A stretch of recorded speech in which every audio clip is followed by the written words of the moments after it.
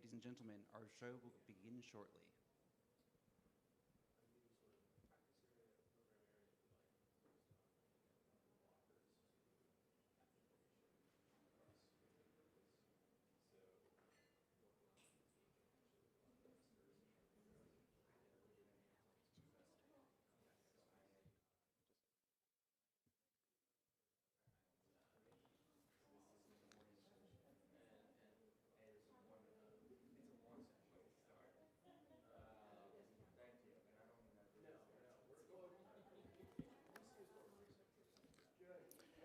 All right, good morning, and welcome to Atlantic Council in New York. I'm Vicente Garcia, Senior Director of Engagement and External Affairs at the Atlantic Council, and we're thrilled to have you join us today for another year here on the sidelines of the UN General Assembly Week. And with Russia's invasion of Ukraine posing the biggest threat to Europe since World War II, worsening food insecurity in Africa, threatening political instability across the continent, and a violent crackdown targeting anti-regime protests in Iran, the issues ahead for the global community to address are growing increasingly urgent. Today, we'll hear from experts and global leaders addressing these issues and how to approach these evolving challenges, including from Deputy Prime Minister Moldova, Ukraine's Minister of Justice, the European Commissioner for Home Affairs, and the U.S. Special Envoy for Global Food Security, as well as the African Union's Special Envoy for Global Food Security, among others.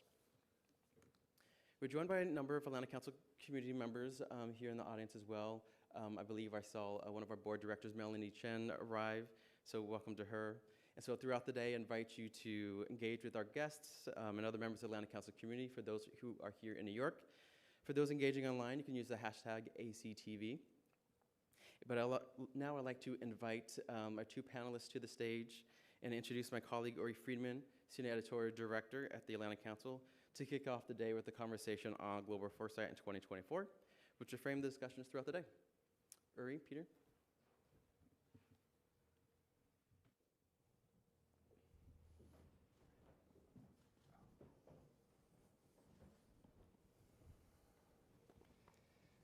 Okay, good morning, everyone. Welcome. It's great to have you. Thank you, Vicente, for those opening remarks. And it's great to be with you here on the sidelines of the UN General Assembly. Quite the week to be in New York and to discuss the issues ahead. So if you look at the topics throughout the day, you'll see a common theme. We're going to talk about the future of food security in Africa.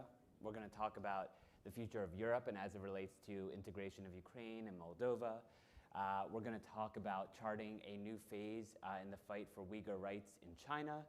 And we're going to talk about the top risks and opportunities in the year ahead.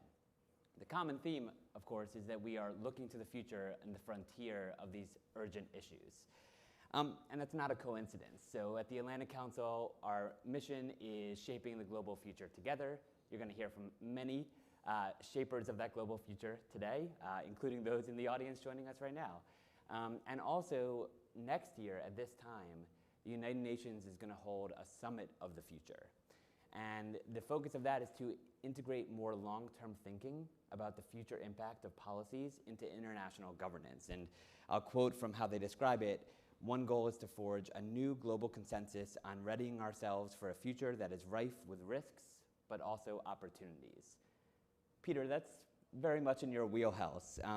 You are the Deputy Director of Foresight at the Atlantic Council Scowcroft Center for Strategy and Security, and a non-resident senior fellow at the Council's Global Energy Center. I'm glad you've joined us today to help kind of frame the conversations we'll be having throughout the course of the day.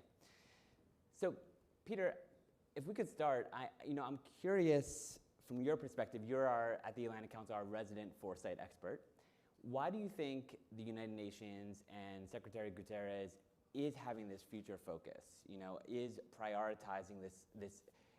The way they frame it is it's not just about the near-term future, it's about future generations today and future generations that don't exist yet, and how our policies impact those people. So what's your sense of why the UN is prioritizing that? And I'm curious if you're noticing any kind of more general uptick in interest in foresight and how it relates to policy. Sure. So hi to everybody, and delighted, of course, to be at this AC New York event today, and to kick it off with Uri and talk about the future, which is, of course, something that we're all concerned about, but also hopeful for at the same time.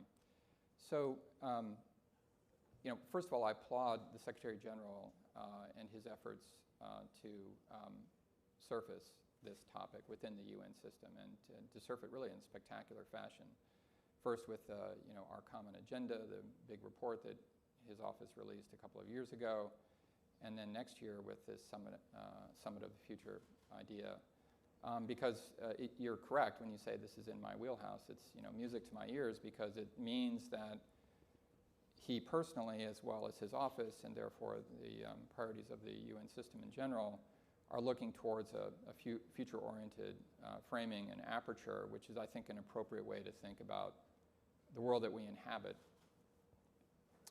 I don't know what specifically animated him to do that. My guess, and I think it's a presumption that is based in part on reading what's in our Common Agenda report, but also what I've noticed elsewhere, is that really when you have turbulence in the global system, you get a lot of interest in my work in my field that I'm in, which is kind of a bad thing in a way, right? When you have a lot of turbulence, turbulence is not always bad, it can be good. But you do get a lot of interest in this line of work, and because that turbulence disrupts our expectations about what's happening in the world and where it's headed. There's always turbulence in the global system, but I think it's fair to say that we've been living through, a good 10, 15, maybe longer years worth of turbulence across many different areas of concern and interest in the world that we can talk maybe a bit more about later.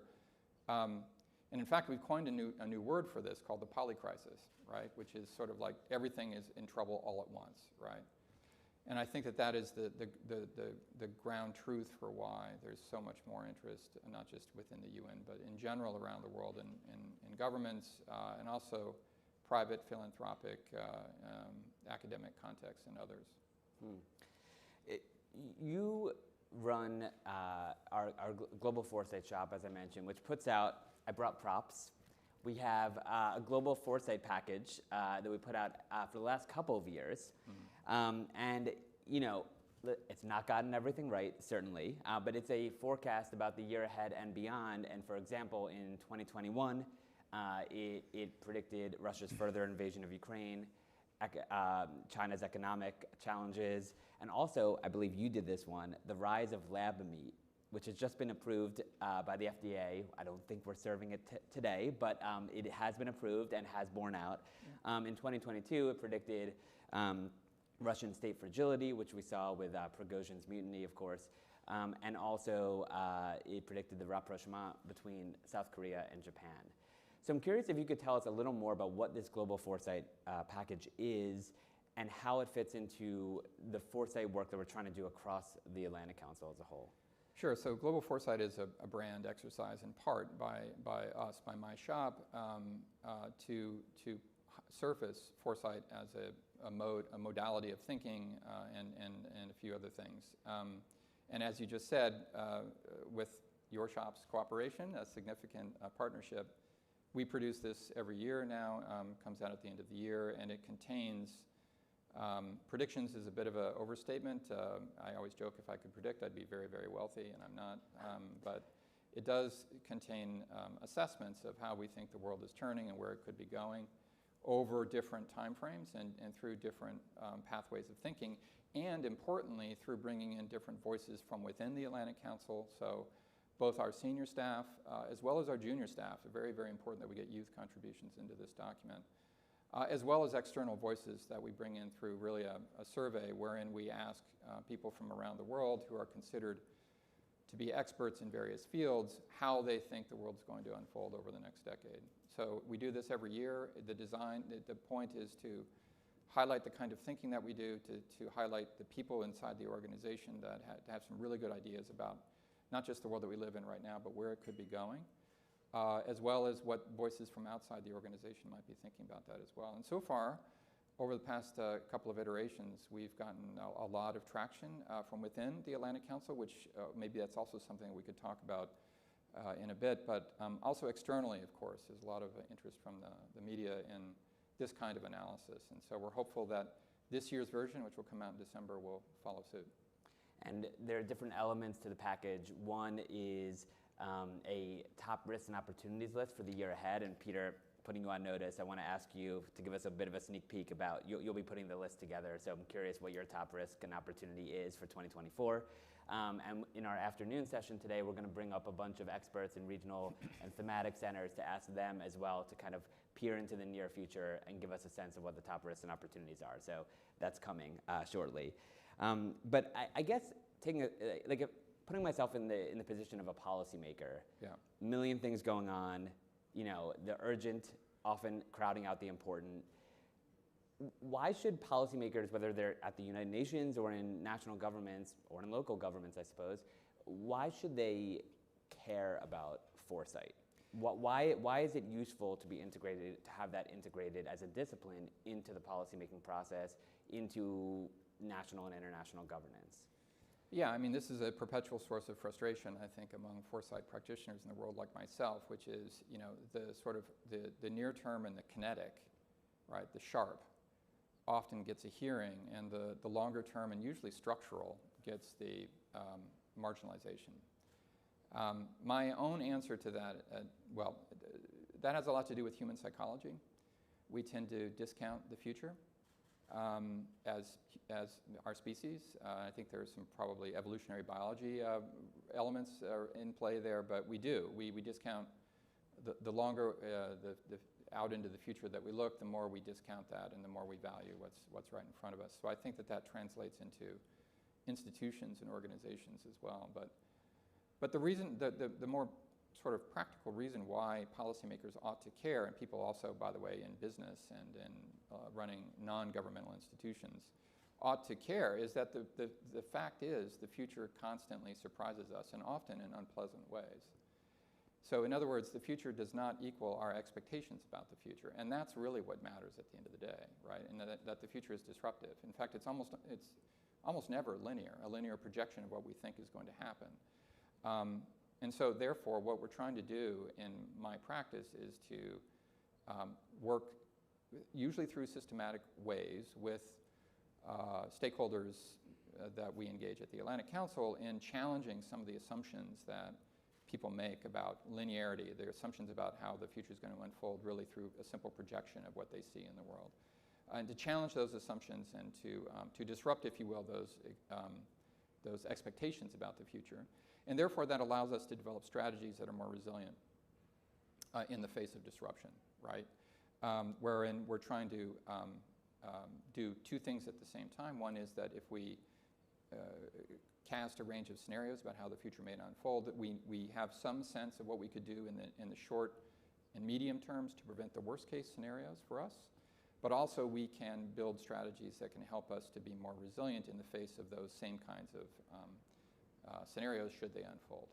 So in that sense, you see foresight as not deterministic, that it's an exercise to give policymakers, they can shape, you can give scenarios for the future, but they have agency, in other words, to shape some of those outcomes if they know what could lead developments in one direction versus another. Is that a fair assessment? It is a fair assessment. I mean, look, it's very difficult to actually control, right? I mean, policymakers are always looking for ways in which they can control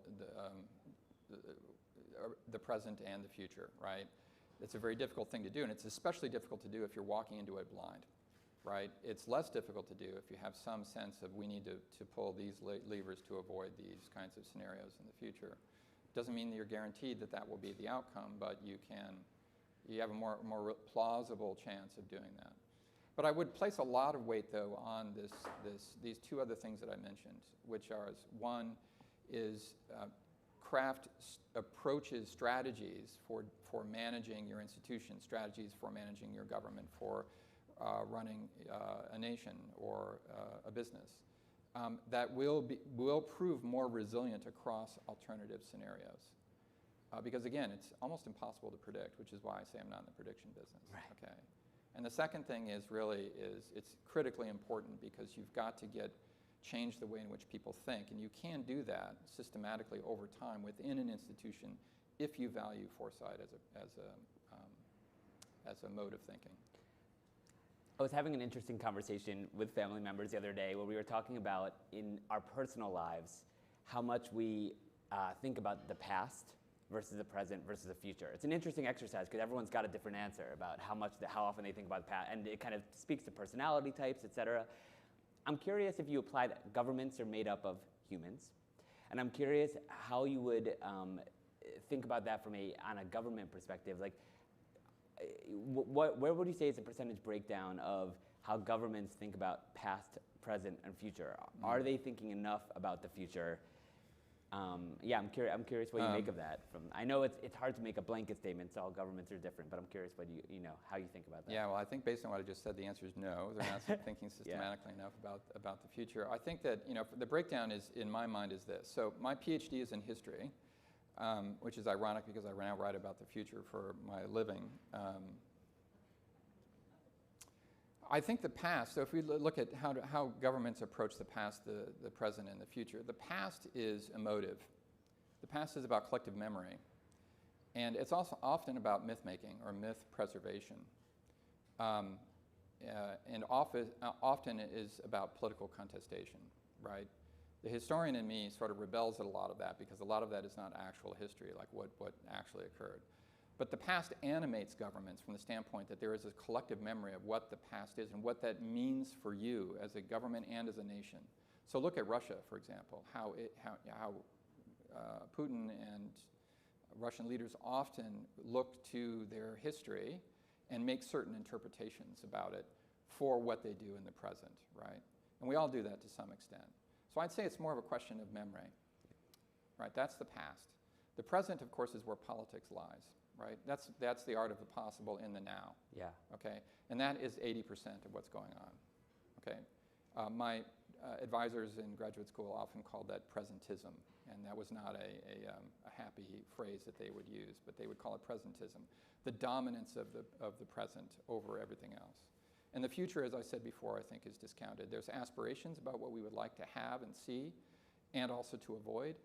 But sort of this systemic thinking about how the future is going to unfold and therefore sort of planning what we ought to be doing and strategizing around that given the alternatives that are in front of us, that is not absent because there is that, including within the U.S. government. But it is, I think it's fairly clear to say that that's, a relatively small weight and percentage. Who do you think is doing this well? Are there certain governments that are kind of modeling how to think about the future to be more resilient? The United Nations is clearly trying to do this at their next year. But are there certain pioneers here that we should all watch and learn from? Yeah, I mean, so look, I don't want to be, excuse me, too negative. The U.S. government does have some outstanding foresight capabilities, particularly in the intelligence community and defense, and a few other places scattered around the U.S. government. Yeah. The trouble they always have, including some people, by the way, who have come and worked at the Atlantic Council in the past, outstanding analysts, no question. They do very, very good work. The question for them always is getting a hearing among, and their ideas being taken seriously. And part of that is simply the scale and the size of the U.S. government. It's so massive that it's hard to do that. But if you sort of skip around the world, the usual answer to your question would be Singapore is one that has taken foresight very, very seriously for a very long time. The foresight shop there is put in the office of the Prime Minister, so it's right next to the Prime Minister. I don't know if that literally is, if you can walk across the office and walk into the foresight director's office if you're the Prime Minister. But the point is that the foresight was put into the Prime Minister's office to assist the Prime Minister to think about, in other words, the senior-most person in the entire government, think about these things that we're talking about here today. So they're usually the one that people point to as saying they're kind of at the forefront of this. And that they also, of course, have the advantage of being a very small government, right? And that's actually to their advantage in this particular case. There are a few other governments that are analogous that are doing these kinds of things, maybe are in the middle between sort of the U.S., what I just described about the U.S. and Singapore, particularly in Europe. The EU tries to do some stuff in this space too. They've got a really, really good foresight shop, but again, the EU is this very large animal. Well, I want to get more specific on how foresight can apply to specific things you see in the year ahead and some of the topics we'll be discussing today. One more, I guess, general question. I'm curious, share what the world looks like through your eyes right now. When you look out in the world and look at trends and discrete news developments, we're always focused on the event that happened here, the event that happened there. I imagine you're kind of sorting things into trends and categories that you're tracking to understand not just where we're headed, the world is headed in the coming year, but where it's headed in the coming years and decades. So what are the categories you're tracking? What are the trends you're tracking that you're sorting all of these discrete developments that happen in our news every day into? Yeah, so there are 5 or 6 big buckets that we're always thinking about. You have to start, given that we're the Atlantic Council, you have to start with geopolitics and the trends that are going on in geopolitics. That's standard IR stuff, okay? That's major power competition. The trend line there is down, unfortunately. In other words, major powers increasingly aren't happy with one another, and that's a problem for all of us. China, of course, is a big topic here here in the States, but I was about to say here in Washington, but we're not in Washington. China, and the reason why China is important is because of how meteoric its rise has been over the last 4 decades since the economic reforms in the late 70s and early 80s, and how it's sort of a rising power, not just any old rising power, but a rising major power. So we look at that, and then also we look at sort of the firmament of sort of coming powers. I'd put India in that category, and sort of middleweight powers, many of whom are increasingly restless with the multilateral system because that multilateral system was designed during a different era when the power dynamics were very different. So that's clearly one. A second would be technology is a category that we're doing work in almost all the time. Tech is a weird one, and the reason why it's weird is that it's both a trend and an uncertainty. Tech is a trend in that new technologies are being developed and scaled all the time, literally every single day, right? But it's an uncertainty. The problem with technology is that it's very, very difficult to plot who is going to invent the next truly disruptive technology, when and where that's going to be done. And even more important than that is the second and third order consequences of tech development. So an example there would be social media, right? So 20 years ago, roughly, when social media was first invented and then sort of with Facebook scaled, if you will, and it became this massive global thing, there was an incredible amount of hope around social media as being this force for it was almost treated as an unalloyed good, that it would be this thing that would give us much more transparency, it would give us more democracy, it would give us more knowledge about the world. Some of those things are true, right? But a lot of those things have turned out not to be true, right? And that was the hard thing, I think, to call. In part because there was so much optimism around it, and I think that optimism actually clouded, I think, our collective judgment. So that's a good example, I think, of tech. It's that tech is difficult to forecast which technology where and by whom, and then what's going to happen as a consequence. One quick question there. Sure. Do you think that applies to artificial intelligence too? Are we being blinded by the current assessment of what it'll be? So I'm what I call a tech realist. I can't think of any technology that's ever been an unalloyed good except for the bicycle. That's the one that I can... Heard it here first, folks. Bicycle. The bicycle. Yeah. Aside from that, it's hard to think of a technology that's... I'm being facetious, okay, so don't... it's pretty good. But it is good. I like that yeah. line. I'm a tech realist because, technologies most of the time, not all the time, but most of the time have upsides and downsides. And you have to walk into an equation where you see it that way, right? That technologies, for example, do, as a matter of fact, create a lot of wealth. The standard of living that we have today in the 21st century, everything that we're enjoying right now is entirely due to science and technology, right? Not entirely, that's not also an overstatement, but you get the point. But there's often a lot of economic turbulence that comes with that, and there are losers in that equation, right? People who are on the downside of those technological disruptions, and we don't pay enough attention to those dynamics, I think, societally. And that's just one example of this kind of thing. So AI, I look at it in those terms, right? So there's a lot of enormous potential for AI to do some very powerful and productive and good things for the world, but at the same time, we all know that there are some very profound concerns about AI, in part because the technology is developing so fast that we don't have a good sense of where it's going and how to control what it gives us. That we do need to take very seriously the notion that we need some governance around this technology. So that's tech. Do you want me to keep going on the list? Give us a few more. So the other big buckets would be environment and climate. So we're clearly overstepping environmental boundaries of all kinds. Climate change is just one of those things. I mean, there's other boundaries that scientists are telling us that we're overstepping. Here we're talking about carrying capacity of the planet, so biodiversity would be a good one, right? Demography is another big category of analysis. Demographic change is usually slower than the other types of changes. If you're talking, for example, about fertility rates, they tend to change very slowly. But some things are a little bit more dynamic. For example, migration can be a little bit more dynamic, migration patterns. Urbanization is also a big phenomenon, mass phenomenon, very, very, very disruptive to the world in mostly good ways. I've written a lot about it, actually. But I do regard it as something you could lump into the demography bucket. And then last two would be society and politics, everything that we talk about when we talk about society and politics, and then the global economy. But the one point I want to say is when you say, Uri, to me, how do I see the world? I do see the world across all those things, but the point is intersectionality.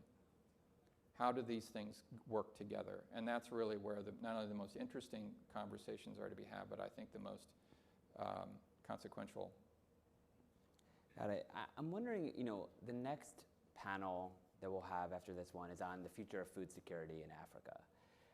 And you, I know, helped lead a conference last year in Bali on the sidelines of the G20 that was focused on food security. You wrote a memo afterwards about the fierce urgency of food security, as you put it, and the need to apply foresight to have transformative, innovative solutions to the complex challenge of global hunger. Yeah. So I'm wondering if we can get specific here. So how would what is a foresight lens on global food security? It's a big, complex global challenge. How would foresight help address that challenge? Yeah, so food is an example of intersectionality that I just mentioned, and really it is a vast food systems, and they are plural, but they're truly global. They're ubiquitous, and they're intersectional. In other words, you bring in to your analysis probably all 6 of those categories that I mentioned.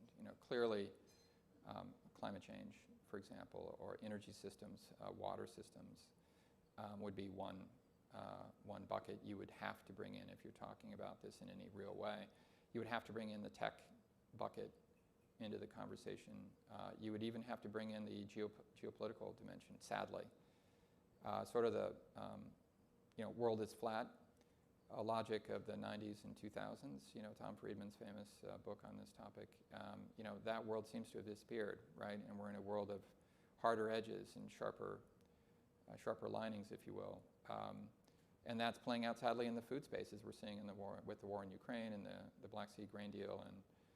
And so geopolitics is now sort of the shadow of geopolitics is overhanging even trade in the most basic of goods, which is food. So the way in which I think about, so if we're going to talk about the long run here, which is going back to the foresight thing, right? And when we start talking about food, I really have to think about it like in really 2 big categories of analysis, and that is what are the trends on the demand and the supply side of food, right? And so on the demand side, we know that population growth in the world is slowing, but it's still growing. And we're probably going to reach around 10 billion, maybe a bit more before population levels out in the world. Everyone needs to eat. And what that means is that you need more calories. And you need also more nutrition. Food security experts will say those 2 things are not the same, by the way, so that's maybe something you can discuss with your food panel later. But calories and nutrition are not the same thing. But if you're looking at just calories, which is the aggregate amount of food that we need to feed that many people, that's going to continue to grow. So demand signal, that's going to grow. So you need a set of food systems that can give you more food in aggregate. Hopefully healthier food at the same time. And those 2 things are also not the same. At the same time, you have a clear equity problem on your hand. This is a demand side thing, right? In other words, there are starving people in the world, there are hungry people in the world. That is unjust, unfair, and needs to be rectified. So it's a bit like maybe the energy equation, right, where you have sort of so-called energy poverty in lots of parts of the world. So that's the demand side. On the supply side, you've got, I think that's where the biggest problems lie. And the supply side, in other words, how can you get more calories, more nutritious food to more people more equitably? Okay, how do you do that given some structural challenges? Now, we all know that since Malthus at least, We've talked about a world in which there have been fears of demand outstripping supply, and I'm not being a Malthusian when I say this, but I'm saying that there is going to be a challenge wherein supply and demand need to come together. And supply, the way in which we've met in rising population and rising wealth in the past is a combination of really technology on the one hand, so improved agricultural implements of all kinds, chemicals and tractors and stuff, but also through expanding the amount of land that we've farmed and ranched, and also the amount of fish that we've pulled out of the oceans, primarily the oceans. Okay, 2 of those 3 things are disappearing or reversing: land and fish. So in other words, we don't really any longer have the luxury of farming more acres, except maybe on the margins, and we also aren't going to get many or more fish out of the oceans. So really that leaves you with sort of the technology curve and also different methods. And you have to be able to produce all of that in an increasingly climate constrained world, which is a major problem going forward.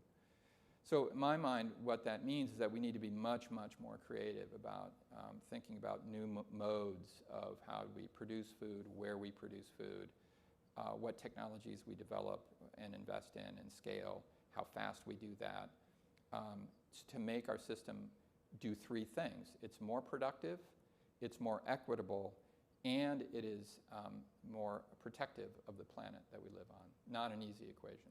Got it. And by the way, on the technology piece of food security, we're going to have the next panel is going to focus on Agritech solutions.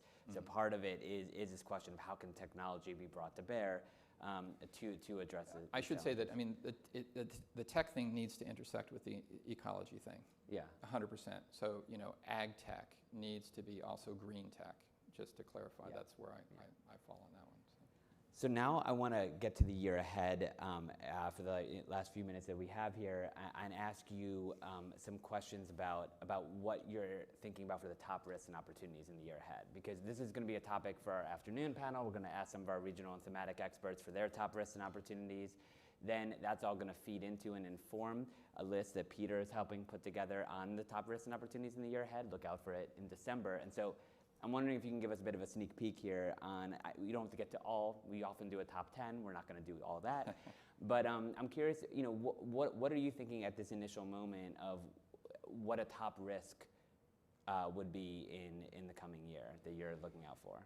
Yeah, so when I answer this question, we've talked about this before already, but risk you have to think about as both probability, it's a combination really of probability and consequence. Right. So the one I'm going to talk about, I think, before I don't want to frighten anybody, but is low probability, low to medium probability, although it's rising, but hugely consequential if it happens, which is why I'm saying this is one of the top things I worry about, and that is armed conflict between nuclear powers in the coming year. I didn't say a nuclear exchange. I said armed conflict between nuclear powers. In other words, a shooting war that is not yet nuclear, but of course, if there is a shooting war war in quotation marks, in other words, some kind of armed exchange between nuclear armed powers that has the potential to rise to a nuclear exchange, right? And I said it's low, but also I said that it's rising, the probability. And the reasons for that, I think, are that, geopolitics, as I said before, we've got this sort of, the major nuclear powers, generally speaking, don't like each other, and that trend line is going down. Okay, that's a problem. Second, we have an actual shooting war between Russia and Ukraine right now that is on the doorstep of NATO, okay? And NATO and Russia aren't exactly friendly these days, and that tension between NATO and Russia is heading in the wrong direction. Third, of course, everyone talks about Taiwan, and the reason why there's so much nervousness about Taiwan right now, in particular, whether it's the coming 12 months or the coming 5 to 10 years, is this perception that China sees a window there, and that window will close at some point in the 2020s. Whether it's the next 12 months is a different question, but in the 2020s, wherein she sees that thinks that China needs to act while there's this sort of window where China is rising and strong and its military is capable, and it can do all of this before effectively demography takes over, essentially, China's trajectory. So that's the third one. A fourth, though, is that we don't talk about, I don't think, enough, is like there are various norms and fail-safes that we're systematically undoing in sort of the nuclear context. So, Russia's been saber-rattling the nuclear agenda for the duration of the Ukraine war, and it's I think discounted quite a bit in terms of the actual use of a nuclear weapon. But nonetheless, the fact that they're willing to cross that norm to sort of even indirectly imply use of a nuclear weapon is, I think, a dangerous erosion of a norm. And then finally, tech is also eroding this equation, going back to the tech thing. I mean, we're building all kinds of technologies now that could easily upset this sort of strategic nuclear balance in the world. Hypersonics is a good example of this. And as a result of all those factors, I think we're entering into a more dangerous world. Whether that turns into a greater risk of an armed conflict remains to be seen. But if I were to go around the world and look at the different bilaterals between different major powers, I think the risk order probably be NATO, Russia first, which means US, Russia effectively if you're talking about nuclear powers, Britain and, as well. But, and then second would be US, China, third would probably be India and Pakistan, then Pakistan and India, and then North Korea and the United States. So those are the five, and at the top of that list, I'd say probably Russia and NATO would be the most likely of those. Do you feel that the probability of that occurring, while you said it's low, is higher than it's higher than it's ever been since the Cold War, or do you think it was higher in 2023, or right after Russia's full-scale invasion? Well, I mean, aside from some really existential crises we had during the Cold War, I mean, the Cuban Missile Crisis was the big example, and a few accidents that we nearly killed every one of us, right? And Berlin, showdown in Berlin in '61, that our president has written about eloquently, the president of the Atlantic Council. Aside from those kind of hotspot sort of moments, most of those, by the way, were in the early years of the Cold War when we were settling down into sort of this stasis that we had during the Cold War. Towards the end, it was a pretty stable system. Yes, we had this sort of shadow of a thermonuclear exchange hanging over us at all times, but the risk of an actual shooting war short of nuclear weapons between the Soviets and the United States was pretty low. So I'd say it's higher now, actually, than then, which is frightening. Doesn't mean it's high. Don't misquote me. It's not high. I'm just saying that it's there, and I think the trend line is in the wrong direction. And if it only needs to happen once, right? Well, the famous phrase is hopefully cooler heads will prevail. And if you do get into a shooting war before you get into the missiles launching, but you don't want to get to that point. Yeah. And lastly, what's the top opportunity you're thinking about in the year ahead? Yeah, so I mean, one of the other things that I'm very concerned about, of course, and I know we all are, is democracy, right? The future of democracy around the world. Democracy has been, depending on who you read, in decline for quite some time, a good 10, 15 years, maybe longer. And next year, there are going to be some very, very consequential elections around the world. The US, India, European Union parliamentary elections, Mexico, South Africa, all have elections for consequential offices. And so I think, it's both a risk and an opportunity. The risk is, of course, that the illiberal forces will succeed. They will continue to take advantage of the fears, I think, that they've been able to help stoke. Economic fears, social, cultural, political fears that a lot of voters have in these places. And they'll win. And what happens after that, if there's widespread illiberal victory, is pretty discouraging. But the optimist in me would say that next year maybe there's a chance for a democratic renaissance and a resurgence, and that's what I hope certainly to happen. I mean, I think that public opinion polling data around the world substantiates the notion that most people want to live in societies that are consistent with democratic norms and rules and the rule of law, as well as you can see in places that I mentioned. Voters,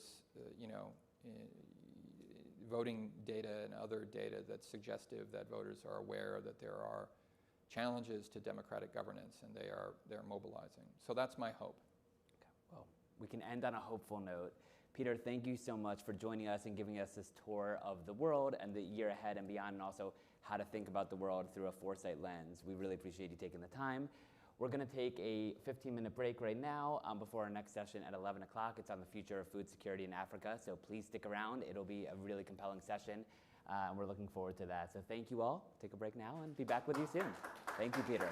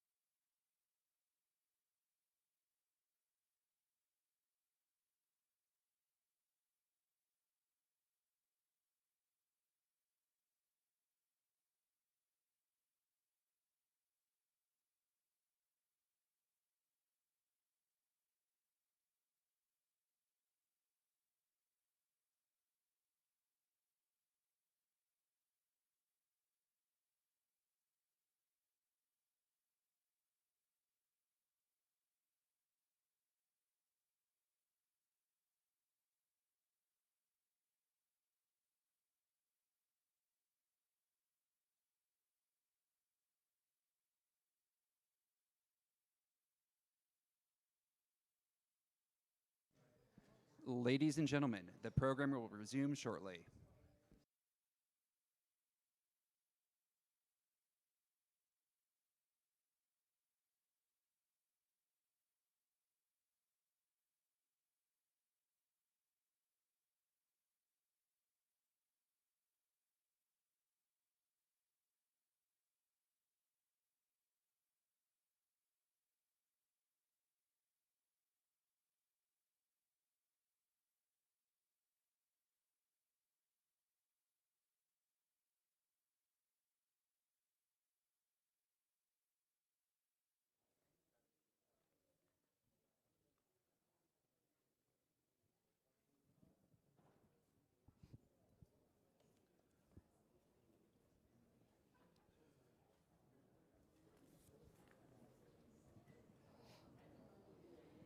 Okay. We start?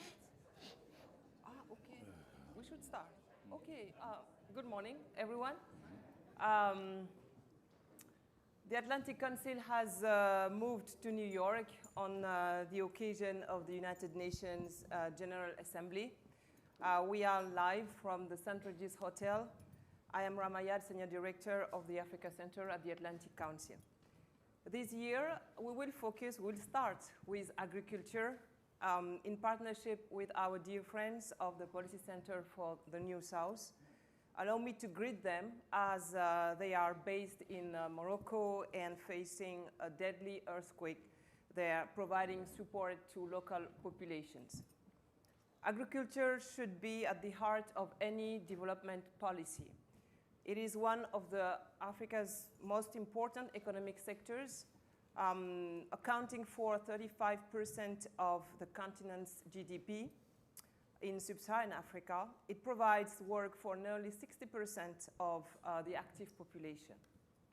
Yet food insecurity has increased as a result of the war in Ukraine and as the prices of food and production surge, not to mention the extreme weather conditions, which when combined with weak local infrastructure and the lowest levels of productivity pose an additional risk to Africa's ability to meet its food needs and objectives. This situation is very difficult to understand because Africa accounts for 60% of the world's untapped arable land in the world. So the continent could feed itself, not only itself, but also the entire world. Beyond emergency measures or short-term policies that seek to address food insecurity, I think it's before all about food sovereignty for the African continent that is at stake here. That is why today the Atlantic Council and the Policy Center for the New South will release together a report on Agritech authored by our two senior fellows, Aubrey Houbi and Fatima Ezara Mengoub. In 20 minutes, they will share their recommendations with you and the panelists we have invited to discuss with them. Before that, it's my pleasure to launch this unique high-level conversation featuring His Excellency Dr. Ibrahim Mayaki, African Union Special Envoy for Food Systems, former Prime Minister of Niger, and Dr. Kari Fowler, US Special Envoy for Global Food Security. Access to land, infrastructure, inclusivity, training, the urban challenge, access to capital and to global markets, certification, productivity. There's a lot to discuss when it comes to food security and food sovereignty. We'll discuss these various dimensions of this critical topic together. Dr. Mayaki, Dr. Fowler, welcome to the Atlantic Council. Thank you. I will start with you, Mr. Prime Minister Mayaki. In June 2022, in Sochi, Vladimir Putin and Macky Sall, with his hat of chair of the African Union, decided to meet to discuss about the food insecurity created by the war in Ukraine. 1 year later, ensured the safe export of Ukrainian grains. Very recently, a few weeks ago in Johannesburg, the president of Russia promised grain shipments to 6 African countries. So as African Union Special Envoy on food security, how do you appreciate these geopolitical moves? Yeah. And we know that you have been appointed in the framework of the Working Group on Food by the African Union. What is your opinion about this geopolitical situation? First of all, thank you really for inviting me. It's a pleasure and an honor. And thanks to the Atlantic Council and the Policy Center when you saw. 3 quick issues. The first one, the African Union thought necessary to engage with Russia and Ukraine, by the way, in order to find a feasible solution to that blockage in terms of grain. It was a decision of the African Union. African Union has a Bureau of Heads of States, etc. So in terms of processes, it was very well managed. Now, the objective was double at the two aspects. On the one hand, there was the diplomatic consideration, and as you know, the African Union proposed a peace plan. And on the other way, there was this response to a request from certain member states of the African Union, especially in North Africa, because most of the wheat Africa imports is imported by North Africa. So it was a response also to a request from the North African states to find a solution. It has not been going very well. I think we see the results from now. But what is also interesting is that the solution that came out, whatever the limits were, benefited much more the Europeans than the Africans. Because we got, I mean, a very little percentage of the grains that were supposed to come to Africa. Now, my second point is that this demonstrated to us, as it did demonstrate during the COVID time, but it's important for Africa to count on itself with its own defined position first, and then partner in order to support the position that it defines. During the COVID time, this is what happened. We had to very quickly think in terms of protective equipments, etc., organize a regional response, and because we didn't have a global response. I think it's a lesson. The lesson that we drew from the COVID, we applied it to food systems. And what is our objective now is really to reduce our food import bill, which is, according to FAO, over $60 billion. These $60 billion come out of African ordinary citizen pockets. So if we could invest them better in our agricultural policies, which have been adopted continentally, it would help increase production and productivity.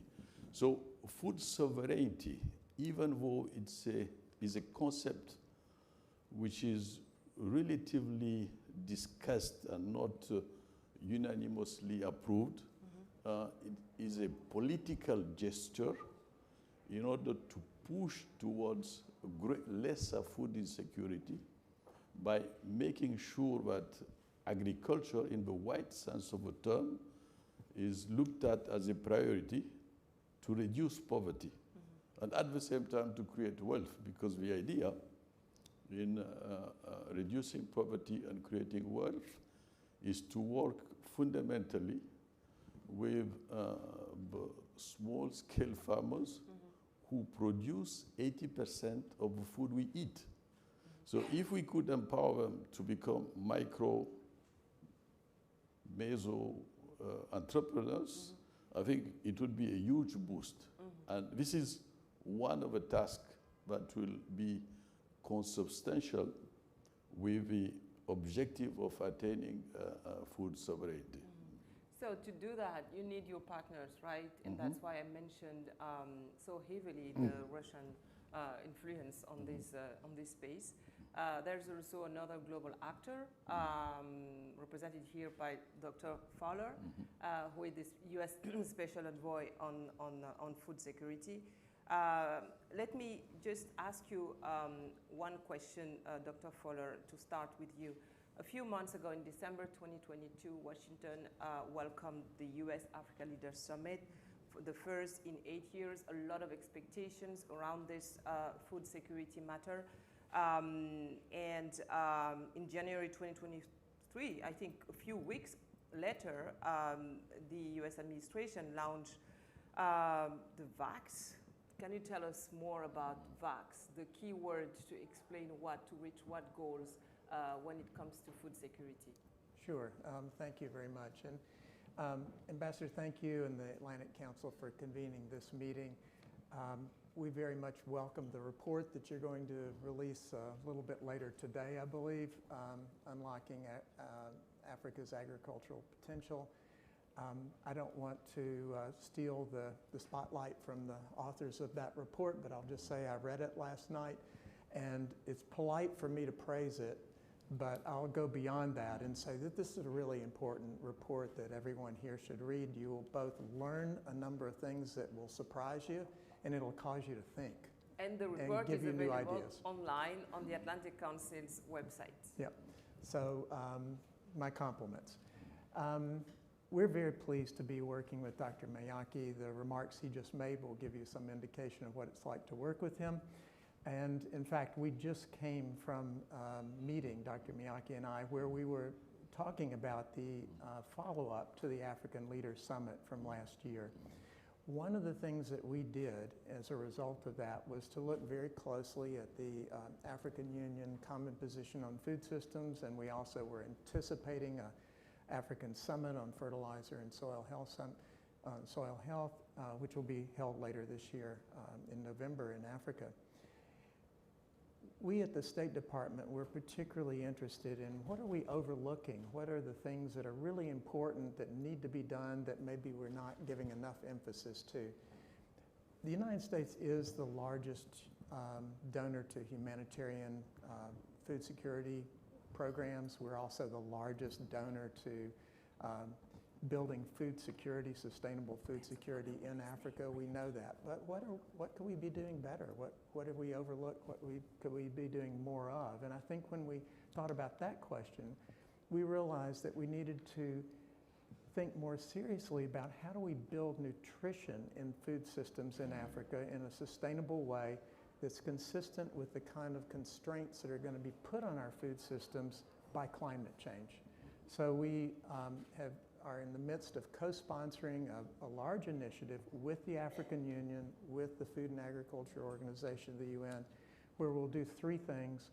One is to identify the crops in Africa, traditional and indigenous crops, that have the most potential for adding nutrition to diets in Africa.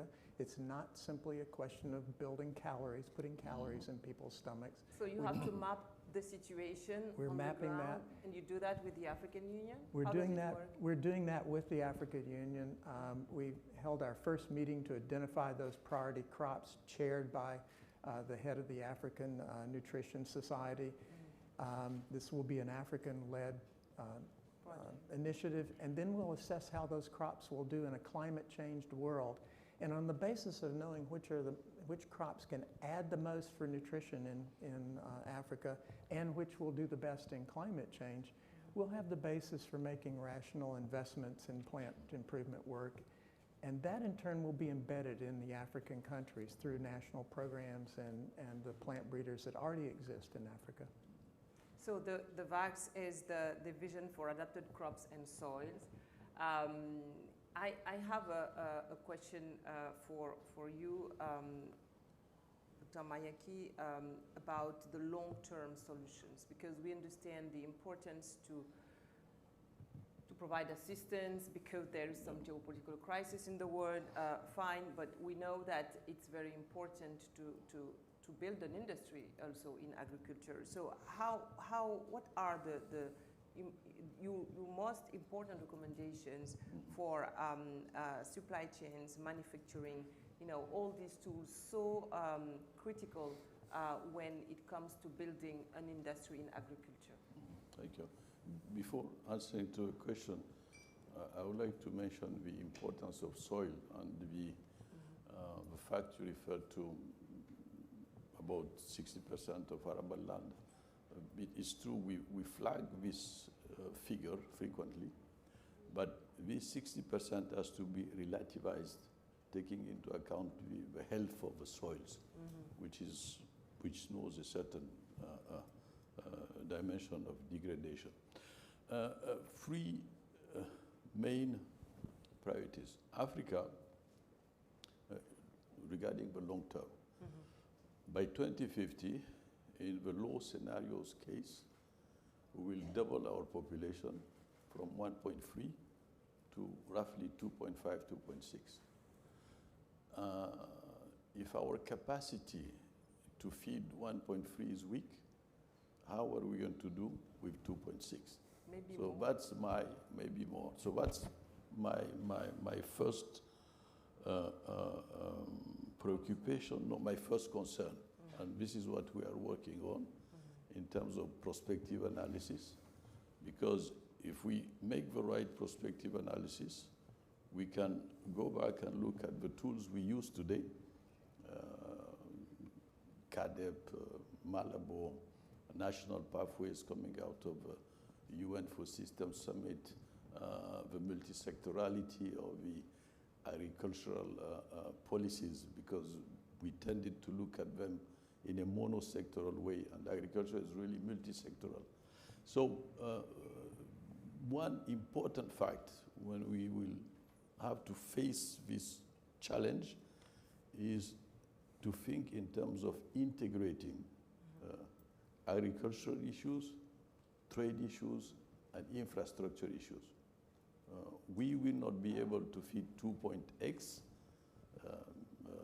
billion Africans if we do not think holistically. And this has to be done on a regional basis. That's my second point. The main obstacle to Africa's development is its fragmentation in 50 plus countries. Optimality is at regional level, not at national level.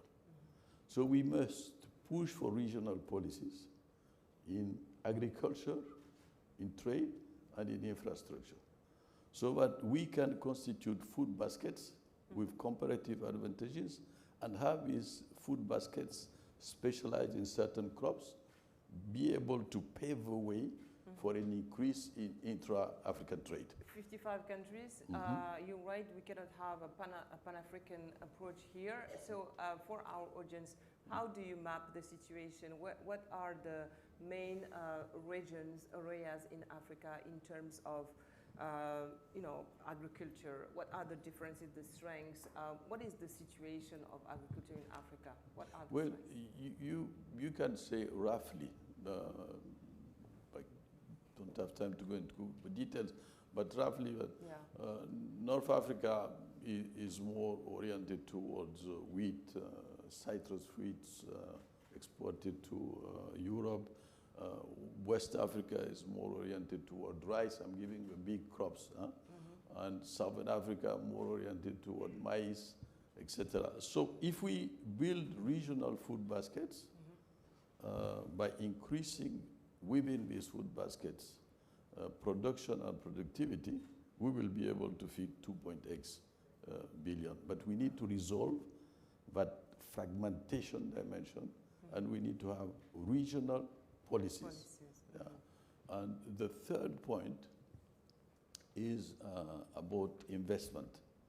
I think if we deep dive into the conception and the details of these food baskets, then we can show to potential investors where they can invest in agri, in infrastructure, taken into account, but evidently we need to do our homework in terms of policy reform, etc.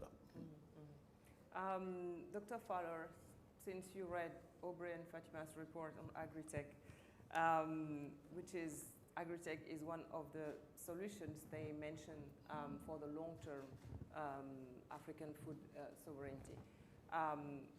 What do you believe in this Agritech solution? And among the recommendations, which one seems the most relevant to you? What about the Indian model, for example, that seems an important role model for the global south these days? Well, I'll start by just picking up on something that Dr. Mayaki mentioned there and adding to it. He and I work closely together. We've known each other for some years. We're, I think, always been aligned. And one of the things that's important with our work with Africa is to focus on the smallholder farmer. There's no alternative that's going to leapfrog over that. It's also to focus on women farmers, and in particular, they account for most of the production in Africa. What I took from, and I'm grateful to Dr. Mayaki for mentioning soil health and fertility. There's no such thing as food security in a land where the soil is degraded or eroded, or where the crops are unadapted to climate change. So we can talk all we want about everything, every other aspect of the food system, but unless we begin to start building the soils and adapting the crops, we're going to run into real trouble. What I really loved about the report that you mentioned is that it gives hope. There were some concrete examples of small-scale businesses that are providing information and services to farmers that you can simply read that report and instinctively know, well, yes, that will work. What we in the U.S. government want to do is to add to that and to help make those kind of efforts more successful. So one of the things that we're doing on the soil front, for example, is to promote much more soil mapping in Africa and much more analytical work, modeling, so that the farmers in Africa, which more than any farmers anywhere else in the world, need precision agriculture. That's a term you generally apply to the United States, where you know the difference between this little plot of soil and 1 meter away and can treat the soil differently. If there's any place in the world that needs that type of knowledge and application, it's among smallholders in Africa. And I think that's the direction we're going, to try to provide that type of actionable information to help small farmers manage their farms and their soil in a better way to promote production and sustainability. And looking at some of the examples in your report, I can see how we can marry what we're doing with some of the work that is highlighted in that report and make both efforts more productive. You too mentioned the importance of healthy lands and soils to reach the goals we share. Dr. Mayaki, what is your appreciation of these international gatherings on climate issues? Is the agriculture sector taken into consideration by these global conversations? And when I mention these gatherings, I think of the recent Nairobi first climate summit, and maybe in December, the next COP28 in Dubai. Is agriculture at the heart of the conversations, and how is it considered when it comes to combating climate change through agriculture? This is a very important question, and I must say that the COP28 organized by UAE will be a turning point in all the COPs that have been organized before regarding food systems. It's the first time that we concretely see the organizers of a COP enhance the issue of agri-food systems.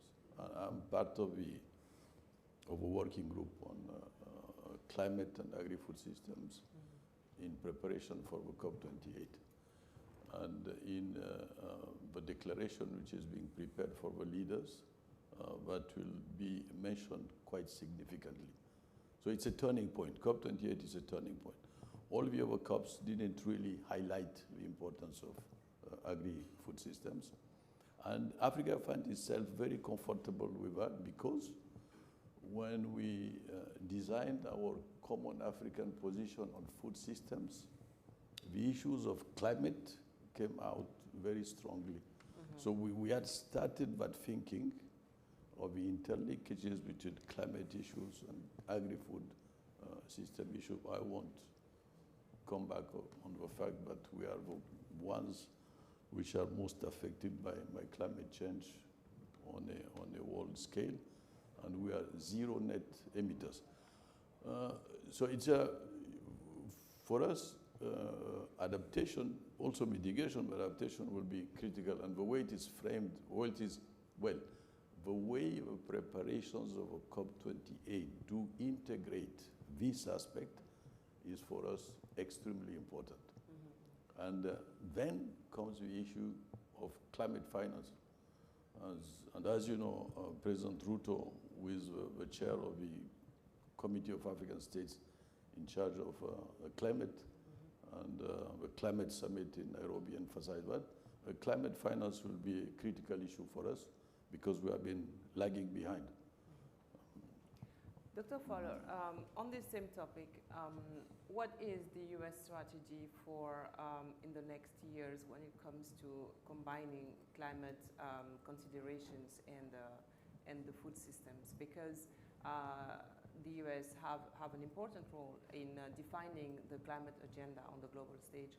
And what do you plan to do for the next COP, and how do you work with President Ruto, who leads the African work on this topic? Well, I think in terms of agriculture and food security, climate is really the central issue. And if you look out into the future, you'll see that there's a need to produce 50 to 60% more food in Africa by mid-century. But if you factor in the kind of hit that agriculture is going to take because of climate change, some of our major crops, in fact, projections are actually in the minus column for some of those crops, that the yield will be even smaller than it is today. So obviously we have a huge challenge. The reality is that neither agricultural systems nor economic development systems or approaches change overnight. We need time to make those changes, and this is what many governments aren't that great at, is making long-term plans and making long-term commitments. And do you involve the U.S. private sector, like U.S. companies, as investors in this effort? Yeah, absolutely, and I hear more and more about that every day, but I think we have to be in this for the long term. We're having great discussions with the African leaders, certainly with Dr. Mayaki on the follow-up to the African Leaders Summit. We want to make sustained commitments to building agricultural sustainability and food security in Africa. My last question would be for you, Dr. Mayaki. You mentioned the Emirates. Land and water seem interesting to many regional powers from the Middle East, and they have a strong strategy to Africa, prioritizing the food systems and the lands. Do you share the fear of these Africans who think that the African Union should better protect the access to African lands and water for African populations? How do you appreciate this debate? Yeah, I think the land tenure issues are very important. It's uneven in terms of quality of policies of land tenure in Africa, but there is a consensus on the necessity to protect the small-scale farmers. And as Dr. Fowler was mentioning today, women are the ones producing these 80% of the food we eat. So access to land, protection, and sound land tenure policies, which cannot be defined without the participation of the peasants and the small-scale farmers. So it's not a top-down issue, it's a top-down combined to bottom-up.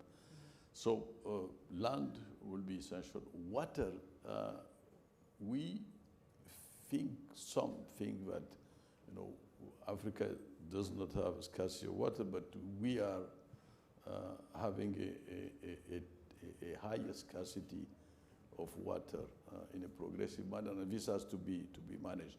So the fundamental point is to think holistically, get agriculture out of a monosectoral issue, insert it in a broad spectrum of policies, and have the necessary political engagement to move in that direction in order not to face governance challenges by 2050. Dr. Fowler, continuing our brief conversation around the U.S. private sector, can you detail more about the involvement of investors, private investors in African agriculture? Is it something? Is it an attractive sector for the U.S. companies who want to invest in Africa? Well, it needs to be an attractive sector. And just last night, we unveiled a joint program that we will sponsor with the government of Norway to provide financing for small and medium-scale enterprises in Africa involved in agriculture to try to de-risk some of the risks that are inherently there. So I believe. And when I talk to different companies, frankly, they're looking for opportunities in Africa. I talk to grain companies, I talk to equipment manufacturers, to fertilizer companies. They're all looking for ways to do that. Yes, they want good business, but yes, they also want to serve the longer-term needs of developing agriculture in Africa. So I think there are a lot of opportunities. I think, again, I want to commend the report that the Atlantic Council did and urge everyone to go online and read it, because it will show a number of very specific opportunities that are available out there, and some new and surprising ones.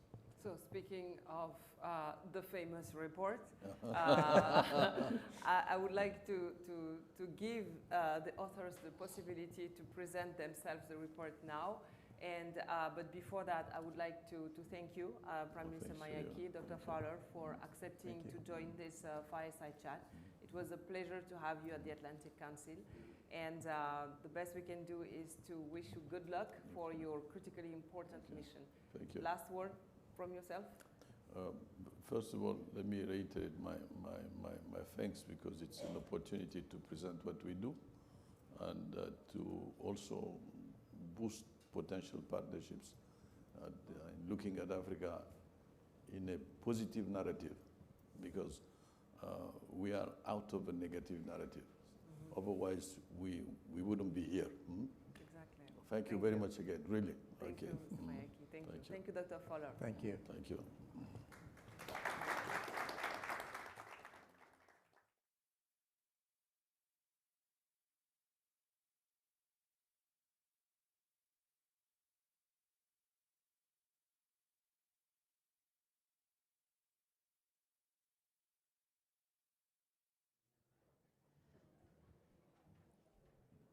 It's okay. We can manage.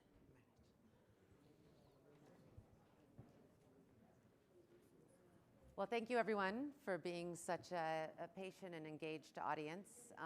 And thanks to our speakers. I think they really set the stage. And obviously, I've been a big fan of Dr. Fowler's promoting of the report, so he's done a lot of my job already. But what I wanted to do is kind of begin a discussion on Agritech in Africa and the potential for ag tech solutions to really increase productivity. And so let me just say a few words about the report. And I know we're going to be joined by one of my co-authors and one of our speakers from Morocco and from Nairobi accordingly.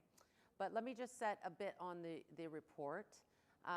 Unlike Latin America and Southeast Asia, African countries have seen a reduction in agricultural productivity since independence, and many have missed out on the green revolution that we saw in the first wave of improved seed varieties and fertilizer varieties that we saw all through Southeast Asia. And part of that is because of the structure of the sector, which I think we'll hear from both Niraj and Ellie later about smallholders. So you have intense informality in the space and fragmentation. So we're talking in the scale of hundreds of millions of smallholder farmers. And of course, that means that they're often operating at a suboptimal and an unproductive level. But we're not really making progress on this issue from a global community perspective. Despite all the activity, it was 50 years ago this year when McNamara, who was president of the World Bank at the time, sat in Nairobi and said, we really need to make progress on African agricultural productivity, and here we are 50 years later having that same discussion. But I do believe that there's kind of a game-changing opportunity right here, which is the digital revolution that's underway on the continent. So we're talking about nearly 700 million mobile subscribers and increased digitization as a result of COVID. And that alone will allow us to think about ways to utilize digital solutions to address the issues for African smallholders. So really this report digs in to looking at the ag tech companies, and we looked at ag tech companies across many emerging markets, so India, Brazil, Bangladesh, Vietnam, African countries. And what we found was that there are basically 4 business models that define ag tech across the world. And number 1 would be access to finance and to inputs. Number 2, an access to information. Number 3, an access to markets. And 4th, an access to a shared infrastructure or shared equipment. And so those 4 business models have defined ag tech operations and companies across the world, and that's true for Africa.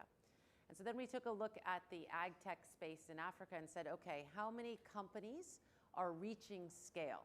So we defined scale loosely and said, we are looking for companies that have raised at least $5 million in their last round and have 50 employees. And we came up that there's 10 on the continent. And we're blessed on this panel to have the CEOs of 2 of those 10 to talk about the aspects that are needed for scale. And then we zoomed in on India and we said, okay, India has often been a good look into the future for African markets because it's a very large market at over 1 billion people. It's fragmented, it has a lot of the same issues, and it's a messy, large federal democracy, which is more applicable to many African countries than, say, a China. And we said, okay, what allowed Indian ag tech companies to scale? And we found that deep connectivity issue about digital backbone with the digital ID, with the reduction of the cost of data, which is my last report about critical connectivity in Africa. So these things are coming together. So it's with that, and later on I can talk about the recommendations we made in the report, but with that I want to jump in to the conversation.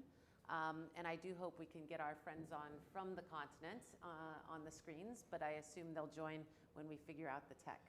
So digital solutions are our friends and our enemies. But I am so pleased to be joined on stage here by, oh, fantastic, Fatima, you're with us, welcome. Fatima is one of my co-authors on this report, and we have Ellie as well. So we do have our friends here. So on stage I have Cameron Alford, who's the Vice President of Compact Operations at MCC, Millennium Challenge Corporation, coming up from Washington with me. We have Niraj Varia, he's the CEO of iProcure. We have Ellie. Ellie, I can't see you. I assume you can see us, but we can see you. And Ellie Polak is the CEO of Apollo. And Fatima and I work together. She's with the Policy Center of the New South on this report to really dig into some of the issues.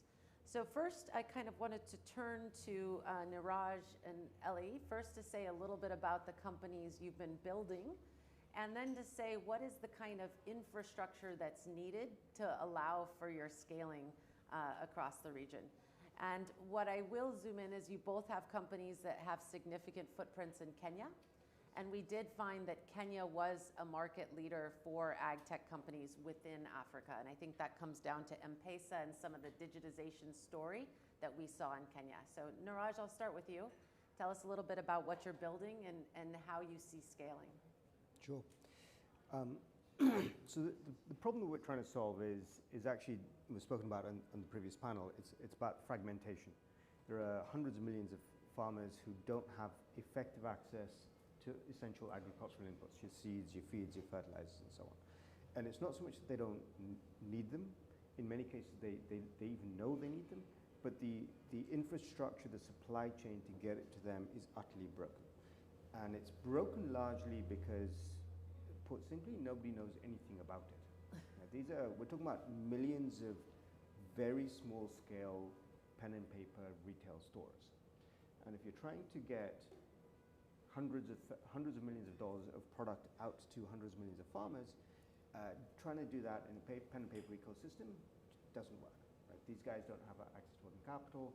They don't, frankly, they don't even know what they're selling and what their inventory is.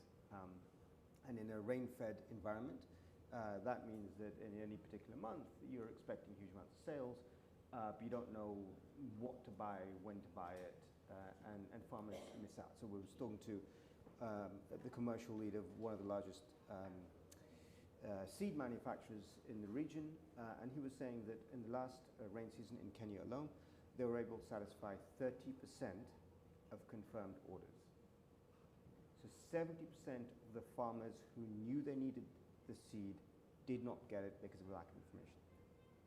So what we do is we digitize those agri-dealers. So we've digitized 25% of all agri-dealers in Kenya, 10% of agri-dealers in Uganda. We upgrade them so that they now are able to make much better decisions, access working capital directly from us and from others. And by upgrading that entire layer and then providing that information to the manufacturers and the distributors, the entire supply chain is pushed up a notch. And what is an agri-dealer? So these are, great question, sorry. These are very small retail stores in a small town that sells, depends on where you are, but in Kenya you've got to be a qualified agronomist or a veterinarian that sells seeds, feeds, fertilizers. In Uganda it's a bit different. You've got to be a trained agronomist who's allowed to sell crop products, or a veterinarian who's allowed to sell veterinary products. Very, very tightly regulated. But essentially these are technical experts rather than business people who are running very informal stores. So that's what we do, and through the agri-dealers that we've digitized so far, those agri-dealers themselves serve just over 1 million farmers across the two countries, and expanding beyond that. Sure. Your question as to how do we achieve scale? Yeah. Well, let's first hear Ellie and what you're building with Apollo, so we can see those two and how they fit, and then we'll talk a little bit more about scale. Hey everyone, thanks Aubrey and thanks to the Atlanta Council for hosting the event today. I'm Eli, I'm the founder and CEO of Apollo Agriculture. Our business is helping farmers make more money. The way we do that is we sell them products, so things like seed, fertilizer, crop protection. We offer them financing that enables them to invest up front and pay when they realize the significant returns at harvest. And we offer them digital advisory and access to market. So Aubrey, across those business models that you mentioned, we aim to provide everything a farmer needs to succeed from seed to sale. But before I founded Apollo, with my co-founders Benjamin and Earl, I worked at Agritech for a while in the US and helped build a company there that put digital advisory solutions on almost 80 million acres across the US. And when we founded Apollo, I think we initially assumed that we might take a similar path, digital advisory. But I think as we dug in more, what we noticed was that the reason farmers were producing far less than US farmers, between 10 and 20% of what US farmers, was because they lacked access to some of the fundamental tools that Niraj mentioned. So when a farmer accesses high quality seed, sufficient fertilizer, the advisory services they need to manage their farm well, and when the weather cooperates, there's every ability for them to produce as much as the farmer produces in the US or other regions of the world. But the challenge is that they lack access to those fundamental tools. And so we bring farmers everything they need to succeed from seed to sale. We provide them the financing that they need to invest, and then we support them as they manage those investments across the course of the season, and we share in that upside. We're operating in Kenya and Zambia, and we have around 300,000 customers across those two markets who are all farmers who are partnering with Apollo to access the fundamental agricultural and financial services they need to invest, grow their agribusinesses, feed their families, feed their communities, and yeah, it's a pleasure to be here today. Thanks for having me. So on both those accounts, I mean, when we look at Agtech globally, it seems that all the kind of business models eventually arrive at providing credit in some way, shape, or form. Because when you say you sell to farmers or ag dealers services, they need to be able to buy your services, and often they are out of the realm of the banking system, or at least not seen as creditworthy or unwilling to use their land as collateral, or all of these issues. So when getting to scale to the point where you are providing enough credit to farmers to be meaningful, what do you need? What do you need to get there? And kind of what kind of partners, particularly in partnerships, US government-wise, are useful? And Niraj, maybe you have some views on that, and we'll come back to Eli, and then we'll hear from Cameron on things NCC are doing. Yeah. The crucial point around scale is, first of all, absolutely the digital infrastructure. So our entire system, and Eli's as well, really works on the massive increase in mobile penetration, data penetration in particular. It's not strong, right? It's not going to work on an iPhone. And so we all have to really compress our services down to work on the data infrastructure of rural Africa. But that is massively improving, which is great. The second thing we need is all these things, the value at the moment, unfortunately, of a single smallholder farmer is pretty low to Agricure, to Apollo, to everybody. And so we need to drive the costs down, but also then accept the fact that our acquisition cost of each individual farmer or agro-dealer is going to have to be spread over a long period of time. Because you're at the last mile, so last mile is always expensive. Exactly. And so what is great, what's been essential for us is that we have actually gotten support from the US government to help finance the rollout of our system, taking us from 10% to 25% today of all agro-dealers in Kenya, and with a view to getting to about 50%. So that upfront capital injection and support is absolutely critical, because that's what makes the network effects kick in. Once we hit 25, 30% of all agro-dealers, to the point around credit, suddenly banks want to get involved and lend to the agro-dealers. Fintechs want to lend to the farmers and use our platform to control the use of the borrowing that they make. But we need to get to that effective density, which does require material upfront contribution. And in the report, we found that there were some keys to scale. One being access to partnerships or ways that you can reduce that cost of customer acquisition. Secondly, and Eli, I want to come in on, is some access to affordable credit that you can on-lend. And I know that you have been working, and both of you have DFC-type relationships. So Eli, maybe you can speak to that as part of your scaling journey. Thanks, Aubrey, and thanks, Niraj. I think this is all only interesting at scale. I mean, if you think about food security impact, if you think about commercial opportunity, we've grown a lot as a business, but 300,000 farmers is a drop in the bucket. And so I think, thinking about how you get 3 million or 30 million, and Aubrey, coming back to your question, if you want to partner with 3 million or 30 million farmers and provide them financing, you need capital. You need access to deep and liquid capital markets. And I think historically, that sort of capital, that deep and liquid capital, just hasn't been there for lending to small-scale farmers. I think we're really fortunate to have partners like the United States Development Finance Corporation and others who see the opportunity that if we can take our machine learning technology, which allows us to assess the credit risk of farmers, and pair it with their access to capital, then we can partner with farmers to give them the financial resources that they need to invest and to grow their businesses. And so I'd really echo what Niraj said. I think we're on a 10 or 20-year journey towards a place where we can float a bond in the public markets and raise that capital for on lending to small-scale farmers. But in the near term, I think that the role of governments, the role of development finance institutions, the role of private lenders is going to be huge in thinking about how do we rapidly scale up these innovations that are really working, like Apollo and Hypercure, and put financial muscle behind them. Yeah, and one of our recommendations is that DFIs do more on lending through Agtech platforms rather than the traditional just on lending through banks. But Cameron, I want to come to you. I mean, MCC has historically worked pretty aggressively across African markets, largest portfolio, and you've done a lot of supporting of infrastructure writ large, physical infrastructure, and beginning to think more on digital infrastructure. How do you see this playing and interacting in the agricultural sector so that these type of companies can continue to grow?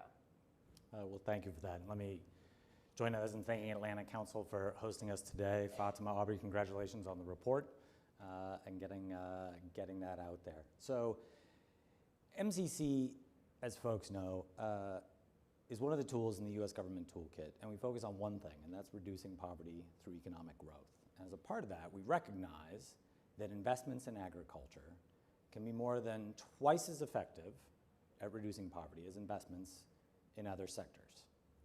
Now, this is working with our partner governments to identify the binding constraints to growth in their countries. What are the root causes around then implementing structural change? And then how do we work with them to implement the solutions that they pick? And I think country ownership is an important part of the model. So as you reference, right, I think many folks would associate us with the hard infrastructure. Yeah, roads. Right? Yes, roads, bridges, which of course is facilitating market access, right? Which is a key part. I mean, frankly, we can solve one part of the problem in getting finance, but if you can't get goods to market, frankly, what was the point, right? So we play a critical role in that, right? We're doing that on the continent that's Malawi. It's a key piece of the Mozambique program that we're about to sign on Thursday, and very excited to do that. But it's not just that hard infrastructure. There are other areas, some of the areas that our previous speakers, the special envoys, spoke about. So just quickly, whether that was reform in land tenure in Morocco, which was a critical issue. Let's use the special envoy's country of Niger, where we've made investments in agriculture, or in irrigation, but including mapping of aquifers and underground resources in Niger and how to utilize that, tackling the fertilizer sector and providing reform there, including incentivizing the private sector to provide, and then through the use of mobile points to get vouchers directly in the hands of farmers to be able to capitalize on the reform in the fertilizer sector. Maybe just one last example on the technology space.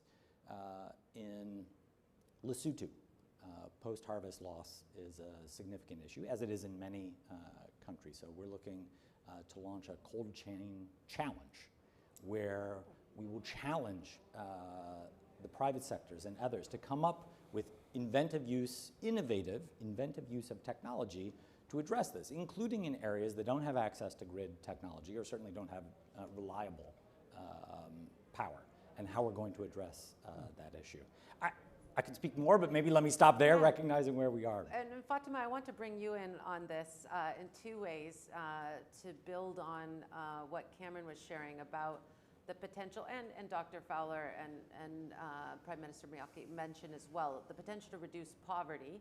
And Dr. Fowler potentially, he specifically pointed out the role of women.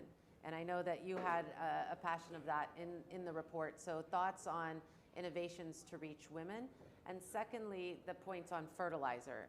You're sitting in Morocco. OCP is one of the world's greatest players in fertilizer, and I know they've done a ton in terms of mapping soil across the continent to understand a smart approach to fertilizer. So maybe you can speak to those issues that both appear in the report.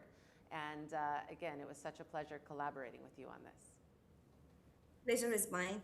So before going into details, I would like to thank you for giving me the opportunity to talk here and to speak about a very, very important very important sector for us in Africa, in Morocco and in Africa. I think before jumping into the women and youth and the fertilizer issues, I would like to add just just one more thoughts about technology and Agritech. We know that in the reports we try to define ag technologies as from a specific point of view, but I join my voice to the last panelist who spoke with spoke about other technologies that are very important for the agricultural sector, such as infrastructure and others, because we know that agriculture plays a very important role in terms of assuring food security, but also in terms as it plays also a role as an engine for the economy because it contributes actively to the value added and the labor markets, which makes it very important. That's why we should look at how should we improve agriculture in Africa, and there are two ways to do this. Either we use more inputs to improve production, which is not sustainable because we know that resources are limited, or we use technology, which is very important because it allows us to manage resources that are limited and also increase productivity. So productivity is not just a matter of technology is not just a matter of using digitalization or numerical objects, but also trying to use tools or other techniques that allows us to improve productivity, which is very important for the agricultural sector, specifically in Africa. Regarding the women and the youth point of view or issue, we know that women play a pivotal role in African agriculture because it contributes to almost 50% of the labor market in Africa, and they also contribute to 60 to 80% of the total food production, which makes them a very important which makes them play a very important role in terms of food production and also in terms of improving productivity. Helping these vulnerable people that are women and youth people could be a very good thing because they are the future of Africa, of agriculture in Africa, and they contribute a lot and actively to improve to produce this value added and also this food that are consumed and even is exported toward other continents. So the inclusion of this specific part of the population is very important for the African agricultural sector. Given the use of the fertilizer, as you know, as I explained, the use of technology is not just about using very specific or high-tech tools. It's also providing the adequate inputs for the adequate for a specific or a local context. We know in Africa there is a high land degradation due to climate change, due to overuse of inputs in some regions or in some specific areas. That's why we should take into consideration the needs that are observed in the local context, and we at African we understand that we need a very local solution for local problems. That's why we tried in Morocco, for example, for the specific example of OCP, we tried to produce customized fertilizers that are adapted for the local context and that answers the needs of the soil quality in Africa. And this is a very important technology to take into consideration because we need this in other inputs. As we know, technologies are are all invented in other countries and imported in Africa, which make them sometimes not suitable for this African context. But when we have innovation in the local area or context, we have most effective solutions that work in the ground. And finally, just to end my presentation, I would like to thank Aubrey for giving the methodology that has been used for the report, because yes, it's very important to point out the successful stories that has been created in Africa, and also it's very important to look to other experiences, such as the Indian experience, from which we can get inspired to create our own story and our own green revolution. Well, thank you, Fatima. It's really a pleasure, and I'm glad you brought up some important points about women. And so I would love to hear just maybe from Eli and Apollo, do you have any specific innovations to reach female or farmers or the youth? I mean, despite Africa's youth bulge, many farming regions are short on labor, as many have moved to the cities. So just curious of whether you've had any innovations in that space. Thank you, Aubrey. Yeah, I mean, I think we're very proud that women and youth are the engine of Apollo. 51% of our customers are women, and we think that is both something that we're proud of, but also should be table stakes. I mean, as Fatima said, women are 50% of the labor force, and so the idea that that somehow less than 50% of women would be Apollo customers, I think would be a shame. And so we think that our female customers are the most important engine of our growth. And I think we've been able to really, from first principles, design a financial solution that addresses some of the core issues that have historically locked women out of being able to borrow. And so I think it's a more detailed conversation, but I think I'd highlight a few things. For example, often a bank might ask for collateral from land or just a banking. And those might be things that have locked people out from borrowing. And so we're able to start from scratch and understand the farmer and their farm and make an underwriting decision on the basis of the machine learning technology that we can bring to bear on that problem. And that allows us to assess people for who they are, their potential, and their potential as farmers. And so I think that's allowed us to really have quite a different picture in terms of adoption of female customers than you might otherwise see in other markets for other businesses. Yeah, so just a closing question to Niraj and then Eli, and then Cameron can wrap it up on potential partnerships of the future.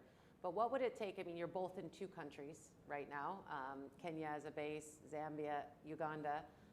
What would it take to go to 2, 3, 4 more countries? I assume that building out, it's not so easy as a just pure fintech play to move to new countries. So we'd love to hear how that growth could be supported. Maybe Niraj, we'll start with you. Sure. So the digitization work, to get to what we've seen is we need to get to about 25% of all agro retailers in the country for the network effects to kick in, for local banks, etc., to really get excited about working through the platform that we're building. On average, we've done some numbers around this. On average, it costs us about $1 million to $1.5 million to digitize that 25%. So is it just financial? By and large, because the technology is largely built, there's a bit of modification to be done. So that's certainly one piece. The second piece is, as we go into new countries, in Kenya, we've ended up having to build a lot of the distribution infrastructure ourselves. In Uganda, we've been able to partner because we have a system that works. And so partnerships with local distributors, local input suppliers, local banks who want to use our platform to reach the smallholder farmers is absolutely critical. So those are the 2 big things. And getting to 2 countries, we can do 2 countries at a time already. So it gives you a sense of the pace that we can move at.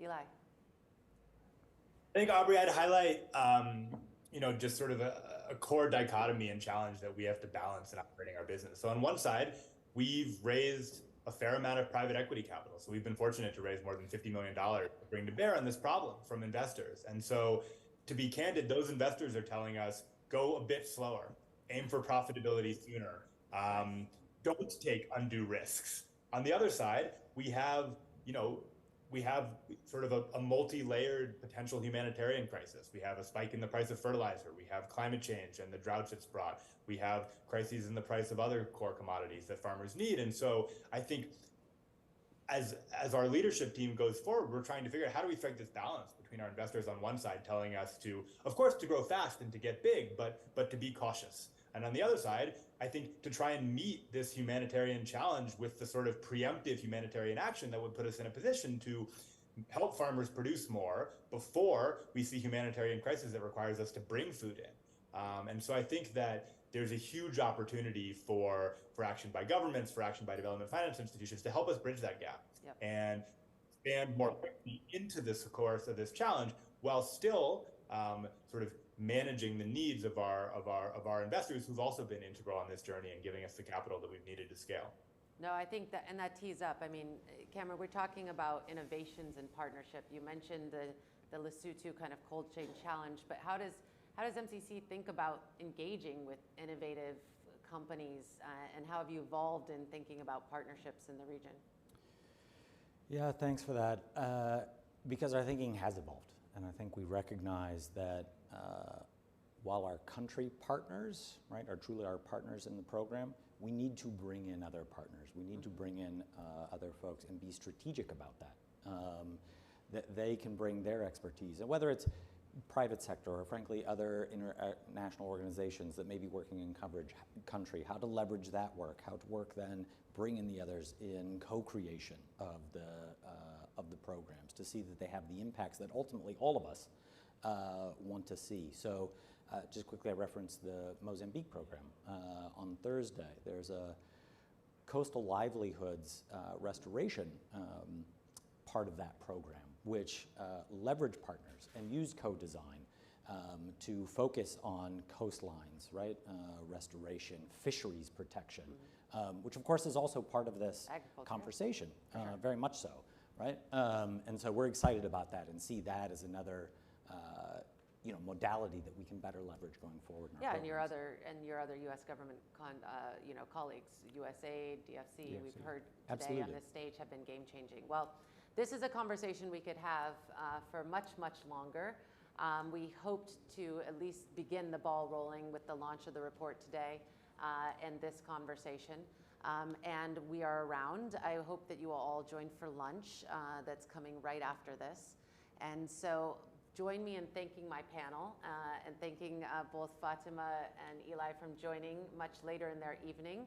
And then we will close today. So thank you again for joining the Africa Center's discussion as part of the Atlantic Council in New York. Thank you. Great. Thank you. Thank you, everyone.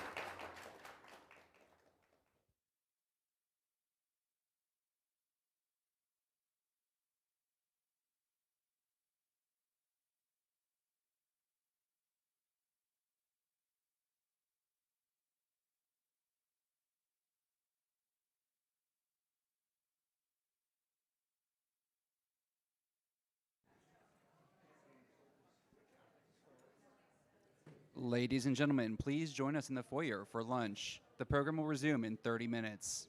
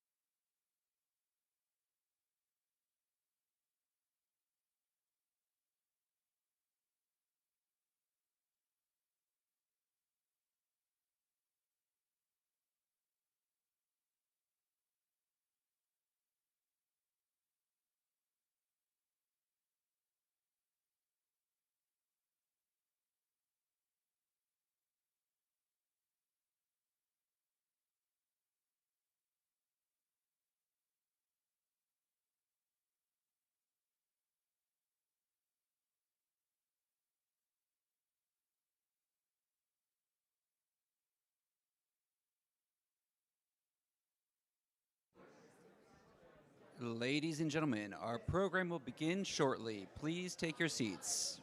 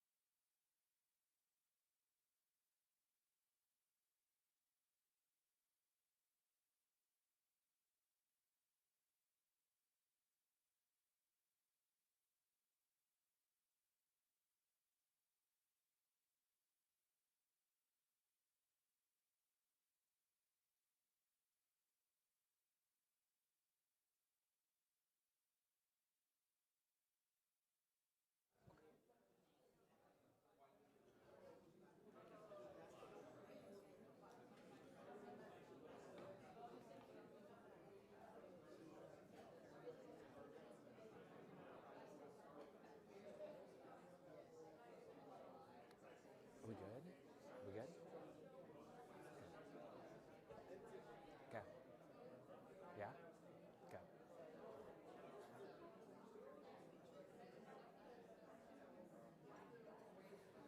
All right. Well, welcome back, everyone. If everyone could take their seats, please. We'll just be starting our next panel in a minute.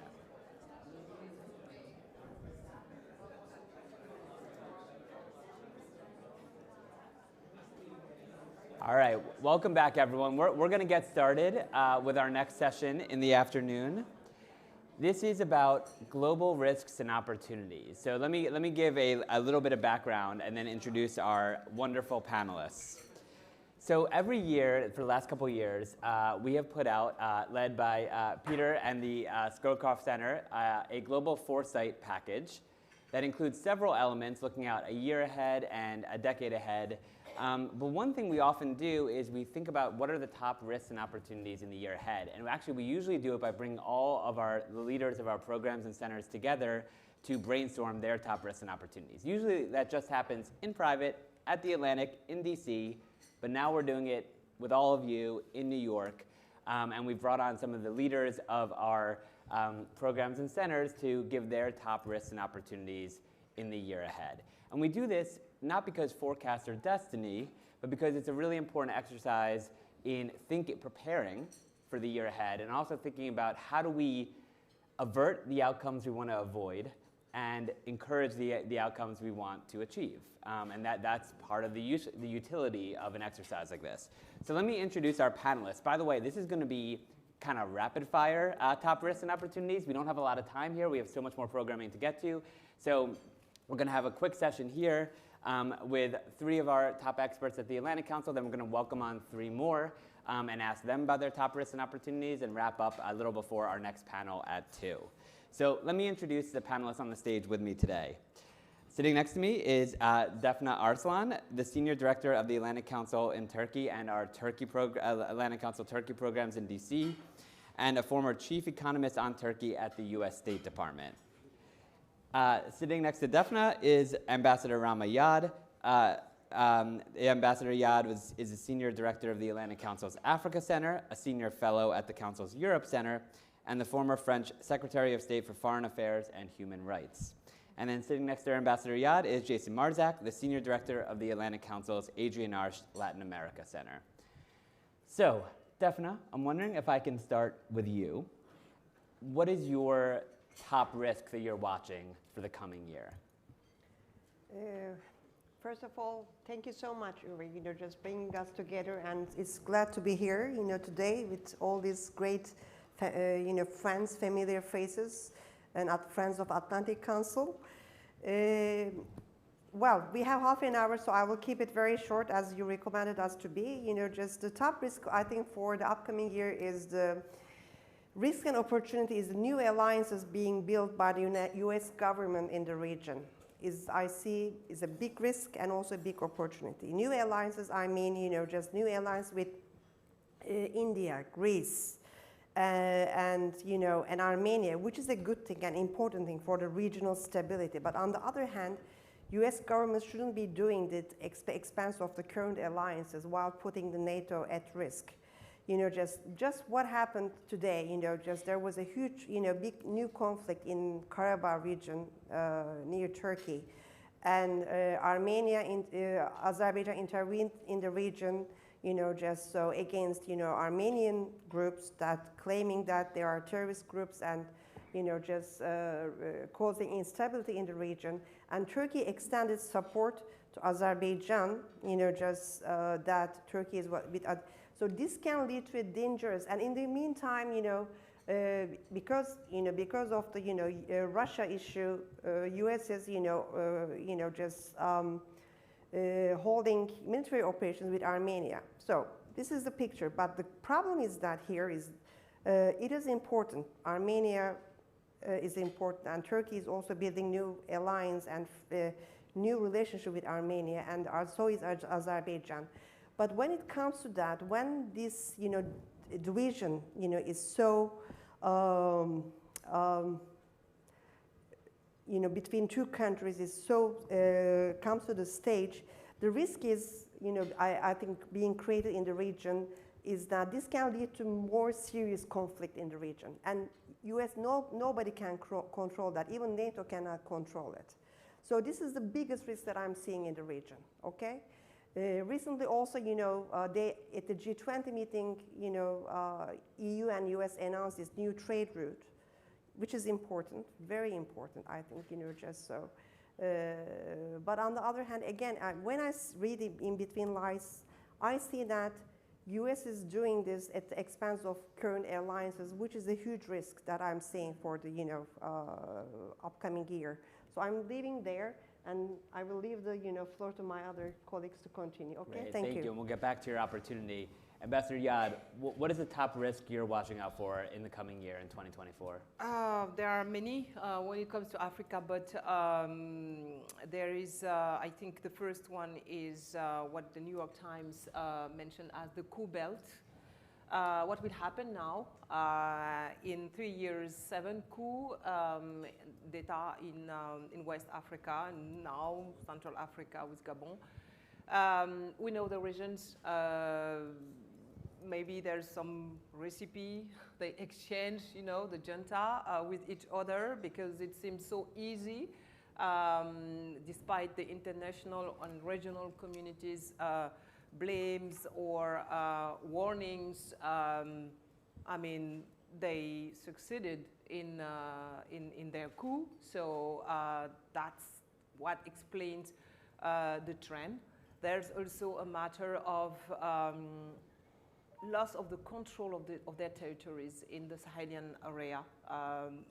Most of these countries have lost the control of their countries. The jihadist movements are gaining importance and influence in the region, which is not the case for Gabon, where there's no jihadist, but it's a specific case. Which means that the third common point they have is that they are former French colonies, and people want change no matter how. That's what we can feel here. But the risk comes from the fact that we don't know.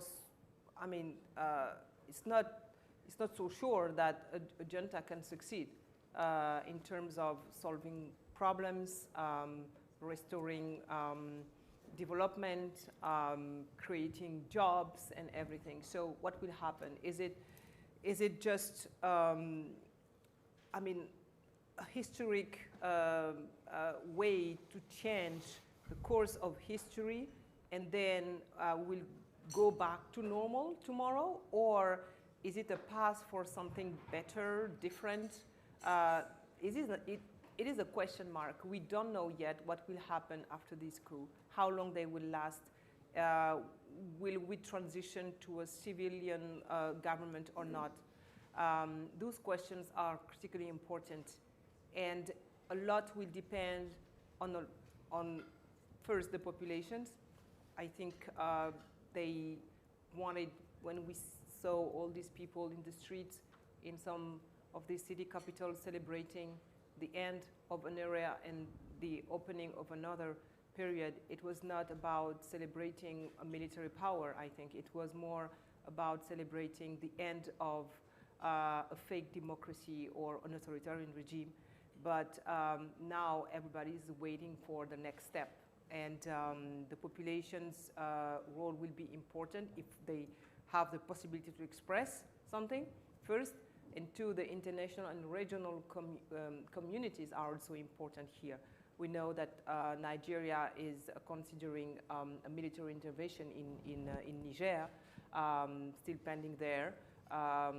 So this is what we have here as a most important risk, at least in West Africa. And do you see it as more, there could be more coups in 2024, like a pattern of 2023, or more we're going to see the consequences of all these coups in 2024 in ways that, you know, aren't apparent right now? There is a third option, the coup in the coup, because some of these countries has experienced this weird situation, like Mali and Burkina Faso, for example. When you take the power without support, I mean solid support, you take the risk to be moved from the power by anyone, anytime. So that's why democracies are stronger when they are not fake. That's very important because so many countries in Africa are presented as democracies and they were not. And that's what the African population wanted to say to the international community. So we don't know. Like I said, it depends on the role of the populations first. Will they have the right to express something, to say their word, to say what they want? The transition to civilian government is so important, and elections is so important, and real election, not formal election just to pretend that we organize an election. In Africa, there's a lot of situations where elections are organized, but it's not about democracy. I don't know what it is, but it's not democracy.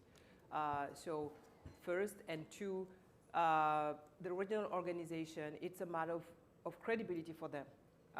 What President Tinubu said, threatening of military intervention, we are still waiting, is something important because the ECOWAS the ECOWAS future and credibility is on the line, is at stake today. And three, what we name the international community, I don't know what it is exactly, the international community, because it's, between the BRICS, it's a lot, but the non-African countries, what will they say? What will they do? That is an open question. For the time being, most of them have condemned the coup, but they have, the juntas have continued what they were doing. Maybe the sanctions can produce an impact, economically speaking, but the question is, what about the populations suffering on the ground from these sanctions? That is a question. And the military intervention. It's unprecedented to see a regional organization intervene in a neighboring country to restore the former constitutional order. Because President Bazoum, we hosted right in this place, you remember, at the Central Juice Hotel 1 year ago, is still under house arrest somewhere with his son and mother and wife. And the situation is like suspended, but we have to figure out how to get out from this situation, because in the meantime, I mean, the African continent has a lot to achieve in the coming years. And I want to come back to that what can be achieved and what the opportunity is. So I'm going to come around for that. But Jason, I'm curious to hear what do you see as the top risk? So Uri, I'm always I'm glass half full, right? So I prefer to talk about opportunities first, but we will talk risk first. I think look at those. I want to look at the risk both from a U.S. perspective of the risk and then a global perspective of the risk. And I think from the U.S. perspective first, it's an accelerated alignment away from the United States. This is from a U.S. not a regional risk, but a U.S. risk, because I think the future of the U.S. is increasingly going to be tied to the future of our own hemisphere and those strong relations in our own hemisphere that we've always taken for granted, right? We've always assumed that we live in a hemisphere that's in sync with U.S. interests, but that might not necessarily be the case in 10, 20 years. But looking to next year, we of course have elections here in the United States, and that will breed uncertainty in the region about what is going to be the future of U.S. policy continuity. Are some of the initiatives that have been launched by the Biden administration, like the America's Partnership for Economic the APEP, other initiatives that we see in the Caribbean, the PAC 2030 initiative, and others, are these going to continue beyond the next year or not, right? And I think that's a risk for the degree to which the U.S. influence and the U.S. partnership will continue moving 2024 and beyond. This is one of the reasons that we're working on a strategy paper with our strategy consortium at the Scowcroft Center, is looking at what should be a U.S. partnership strategy with the region, looking ahead to the next 5 years, because the Americas are going to be increasingly important to U.S. National security and economic security writ large. And so what is that future of that policy continuity, and how will that continuity then shape the degree to which countries in the region continue to look to the U.S. as a partner or continue to look to other countries as partners? From a global perspective as well, one of the things that we've seen over the last 20 years is a real ramp up in Chinese investment in the region, right? Trade that's increased multiple times fold since 2000. But when we look to the horizon, there's the forecast for a Chinese slowdown. Not see the double-digit growth. IMF projects Chinese GDP growth to be at below 4% in the coming years. So that Chinese growth has, of course, resulted in questions here from Washington so far, and the U.S. writ large, insofar as the relations, the investment relations, the trade relations, and whatnot. But also, from the flip side, as you see a deceleration on the Chinese perspective, what does that mean for the growth trajectory for the region writ large? And that could potentially provide great policy challenges. South America writ large, China's become the #1 trading partner for every country except for Colombia in the region. So as you see that deceleration in China, what are the implications for the region insofar as the commodity boom writ large? And then I think just looking specifically within the region itself, so U.S. aside, Chinese growth aside, there are continuing challenges that we see.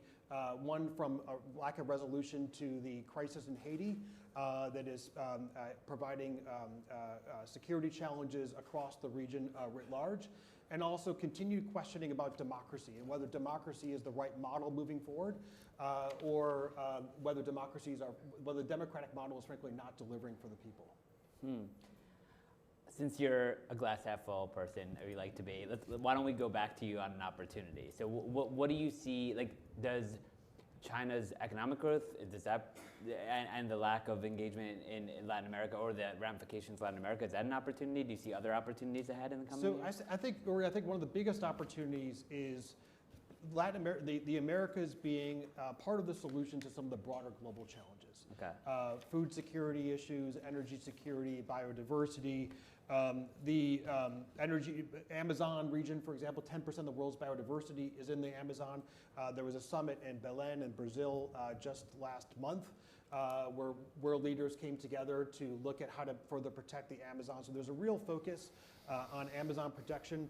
Latin America is also the largest producer of soybeans in the world, accounting for projected to account for over half of the global production of soybeans by 2031, as well as looking at arable land. The region is 1/4 of the world's arable land and 1/3 of its freshwater resources. So as we continue to see the fallouts of the Ukraine war, the Americas are well positioned, Brazil, Argentina, other countries with large amounts of arable land to be able to provide for that food security. And then also on natural resources writ large. 2/3 of the world's lithium reserves are in the Americas, 40% of its copper reserves as well. And so looking at the region as being part of the solution to some of the challenges that the world is increasingly facing, energy security, biodiversity, food security, and also natural resources. So that's a really good point on the solutions. We just heard about the Agritech solution for food security, but here's another thing where Latin American could step in and play a big role. That's really interesting. Ambassador Yad, I'm wondering if I can go to you. What do you see as an opportunity ahead in the coming year? In Africa, there's a lot of potential opportunities. You know, it's maybe I'm hesitating between two. Let's start maybe with that. The G20 permanent seat to the African Union decided a few days ago at the G20 in New Delhi. It's an incredible opportunity for the African Union to advance the African agenda on the global stage. It is a win for India, a country who has been able to speak on behalf of what people name the Global South. It's not the proper name, I'm sure. But that's the first point. The second point is, until now, the African Union was only a guest in the G20 meetings. South Africa was there, but, you know, as a country. So now, with the African Union presence in the G20, Africans will be able to shape the international agenda and maybe advance their own concerns and recommendations, like climate issues, the reform of the international financial architecture, or the debt, or you know, all these topics. But in the meantime, it's a challenge because they have to speak with one voice, 55 countries, which means that the African Commission has to be stronger than it is. So Moussa Faki, who is the chairperson of the African Commission, can speak at the same level like the European Commission's president, Ursula von der Leyen. So Faki, von der Leyen, you see?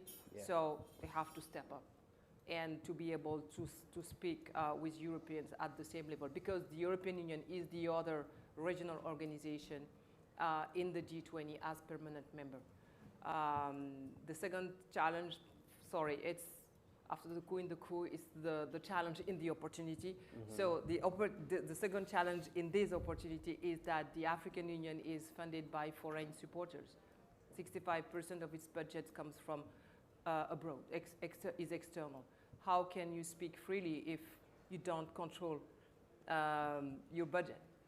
But it's an opportunity because I think it's important to not only to work on the budgetary sovereignty, but also to work on the real seat, the Security Council of the United Nations, because that's political sovereignty.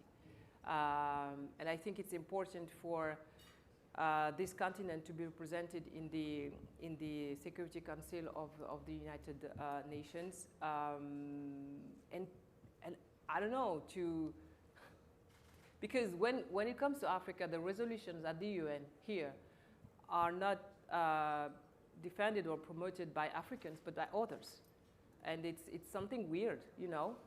So, and this continent will, at the end of the century, 3 billion people.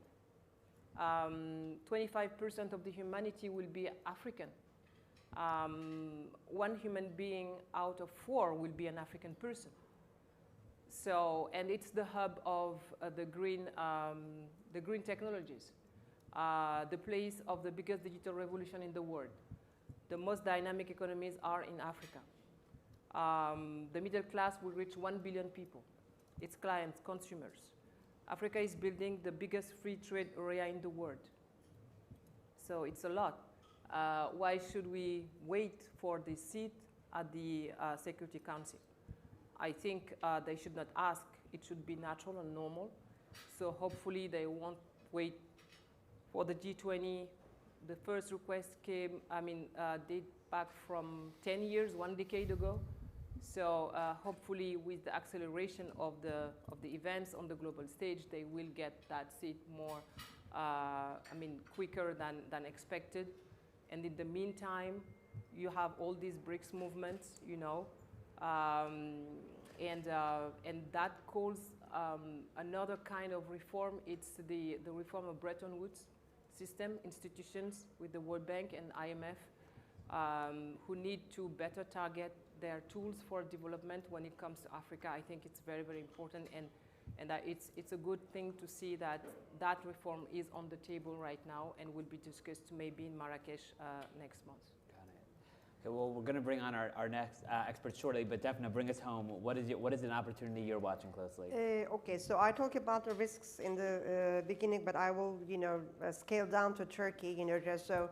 First of all, why we have a Turkey-related center is not part of any geographic center is because it's a very unique country in many ways, and Turkey plays a big role in Eurasia, big role in Europe, and Middle East and Africa. So it is about everywhere, and because of the legacy, it's also a very key NATO ally for the United States and all the NATO countries. And so our mission is, our interest is just to bring Turkey into traditional alliance back to its focus, with its Western alliances, EU, NATO, and now after the recent Turkish elections in Turkey, I saw there's an opportunity, to bring Turkey back to normal level, just not,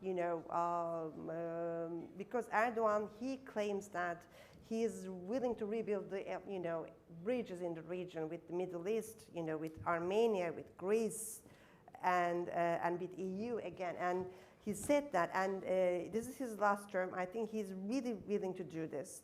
But on the other hand, he's, I think, also waiting a stronger hand from the US, especially, and EU. This is off the record or on the record? So on the record. On the record.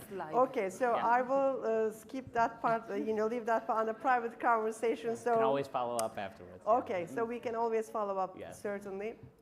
But he really needs, and Turkey really needs a stronger hand from its alliances, just so, because I think by the recent statements and actions, Turkey already said that. And if US and EU gives this hand to Turkey, I think that there can be a bigger opportunity in the region for a stronger alliance, the NATO alliance, above anything else.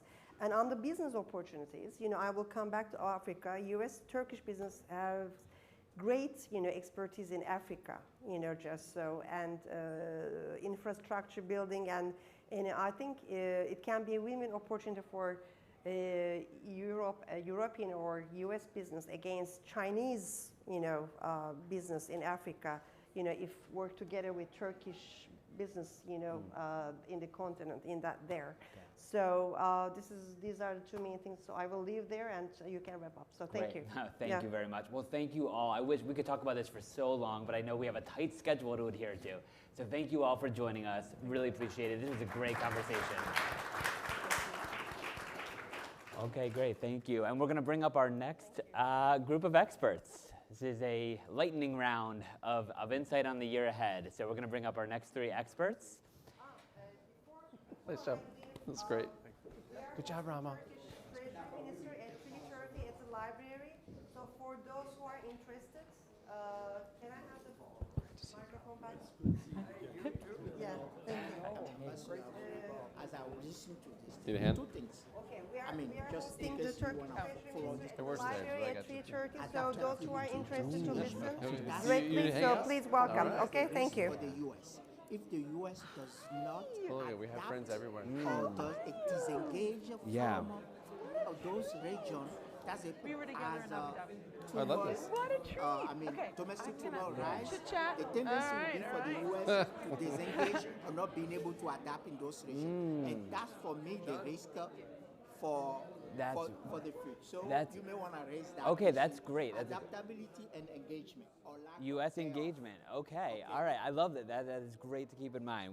I'll see if I can find a way to bring it up. But yes, thank you Ladies very and much. gentlemen, our program will continue momentarily. Please take your seats. Graham, the voice of God. Those lights are something else. Okay. Yeah. All right, let's jump in. We have three new experts on the stage that I'd love to introduce very quickly. So sitting next to me is Ambassador John Herbst. He is the Senior Director of the Atlantic Council's Eurasia Center and a former U.S. Ambassador to Ukraine. Sitting next to him is Dr. Nicole Golden, non-resident Senior Fellow with the Atlantic Council's Geoeconomic Center and Global Head Inclusive Economic Growth at ABT Associates, and a former Senior Advisor at the State Department, USAID, and the World Bank.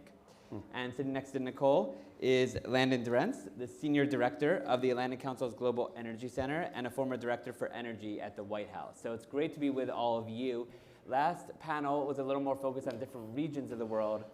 Ambassador Herbst focuses on a region. He's the head of the Eurasia Center, but one of the biggest issues they focus on Ukraine is obviously a very cross-cutting issue. And we have an economic perspective, an energy perspective. We're going to dive into all of that right now. Ambassador Herbst, I want to start with you. So much to think about with the global consequences of the war in Ukraine and beyond. What is the top risk you're paying attention to most in the year ahead? I would reformulate the question. Okay, go for it. The top risk in the world today is a revisionist Kremlin willing to use war to change the global order. If this risk is properly understood, then there's really not a debate in the United States about providing philanthropic assistance on a massive scale to an obscure country in Eastern Europe. The question is, how does America protect its security? How does America defend its prosperity? And the answer to that is we make sure that Putin's aggression in Ukraine fails. This is not a war in Ukraine.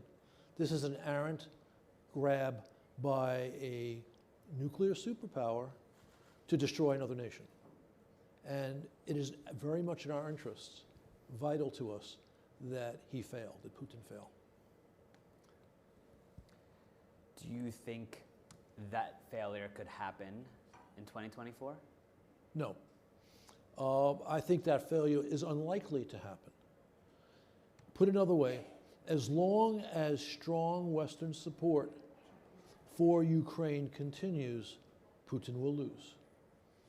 And if you pay close attention to statements coming out of the Kremlin and analyses, even by those who don't have the wit to see the danger to Western interests of a Russian victory, they talk all the time about Putin's confidence that the West will get tired of this war. And again, if we think this is an obscure war, thousands of miles from our shores, which have no impact on our security and our prosperity, that's true. But Putin has not hidden, his senior minions have not hidden their intention to go farther west if they win in Ukraine. So it's very much in our interest to give Ukraine everything it needs to ensure that doesn't happen. And the 34 or 40 billion a year we've given 2 years in a row, economic and military aid, by the way, Europe gives more than we do, so don't fall for that, represents approximately 3% of our defense budget. For that, the Ukrainians are destroying every year roughly 50% of Moscow's conventional military capability. A very good investment in American security. And I just keep hoping that President Biden says it in that way, that clearly, to the American public. He did a good job this morning at the UN, but he did not make this point, which will have resonance in the United States. Okay. Well, I want to come back to you on an opportunity you see ahead in the coming year. But Nicole, I'm wondering if I can go to you next. What is a risk you're watching in the year ahead in your space? Sure, thanks so much. So it's great to be with all of you. One of the main things that I'm watching in the geoeconomic space picks up a little on what we heard from our colleagues earlier in terms of geopolitical and geoeconomic fragmentation. And in particular, what we're seeing and what I'm watching is what that means for de-investment and to some degree capital flight away from the emerging market and developing economies that had been growing rather quickly and contribute obviously so much to sort of global growth as well as stability. So what we're seeing is high risk continuing in these regions driven by persistent inflation, debt distress, which is a kind of related top risk in and of itself, in particular in the global south. The average debt right now, sovereign debt, averages 60% of GDP in the EMDEs, the emerging market and developing economies. And so what that means is that risk combined with conflict risk, climate risk, is meaning, and this geopolitical realignment and fragmentation means that we're seeing a decline in investment. We're seeing a decline and reallocation, if you will, of FDI. And what that means then is you have less investment, you have less output, you have less productivity, and it's creating that circle that IMF researchers estimate could amount to 2% loss of GDP globally, which is actually pretty significant on a relatively short-term basis. So that's what I'm watching, and it's got lots of implications, but we'll get to opportunities. I like to be glass half full as well. Okay, I get that. I don't know why I always start with risks. I obviously need to be more optimistic, so I'll work on that next time. Landon, over to you. What's the top risk you're watching? Yuri, I think, well, first of all, thanks for pulling this panel together. And I love that John points out that we often weight our risks. So, some of these, I'm trying to take a very comprehensive view on this. A lot of continuity with what Nicole just said, because ultimately, energy is an underpin for the economy. We've seen a lot of attention in the context of inflation and inflationary pressures affiliated with oil prices typically, but the energy system writ large, which also reverberates into economic security and tangible security. But it's not happenstance that the UN General Assembly coincides with New York Climate Week. Climate change is an overlay to all of this conversation. Climate change is a global ill that requires a multilateral global solution. So when I think about risk, and something that really came tangibly vivid during COP27, the climate conference a year ago, was this increasing global north-south divide. And I think, from an energy context, Russia, Ukraine, and this can go back to John's conversations, obviously have reverberated throughout a need and refocus on energy security. But there's some challenges and tension that does with countries that haven't had an opportunity to mature at the same scale as the transatlantic partners have. And so what you're witnessing, I think, is a risk of deterioration in multilateralism, BRICS versus G7, and a more myopic perspective, the IEA versus OPEC, and these institutions that really need to be working on all cylinders to drive towards solutions are now becoming a little weighted down by the politics of the transition and the ardent level of policy and how we have to address climate, whether it's coming from Brussels or Washington or Riyadh, Beijing, elsewhere. Do you think there's one of the notes I got from the last panel was that if the U.S. could be more adaptable and engage more, it could mitigate some of these risks. Do you think there is a way that the U.S. can try to, what can U.S. policymakers do to try to avoid the risk you have in mind? I think there has to be an acknowledgement that the energy transition, which is ultimately a consequence of climate change, that we're looking at reworking our economic models and economic systems to accommodate a future that limits global warming. Ultimately, I think we have to make this a very personal conversation about the lives and livelihoods of individuals, about jobs, about the economic base that's going to allow people to set the conditions for that change. So there needs to be, if not empathy, certainly sympathy within the policymaking apparatus. And this is going to tie to my opportunity, which I assume you want to hear about. Go on. When I think about policies like the Inflation Reduction Act, they are an opportunity. They are driving new business models. They're creating incentives for a decarbonization industry. They are bringing capital into markets, but it's being concentrated in transatlantic capitals. It's going to bring wealth back to new energy systems, once again back to the United States, once again back to Europe. Europe a little bit out of necessity as it weans itself from Russia.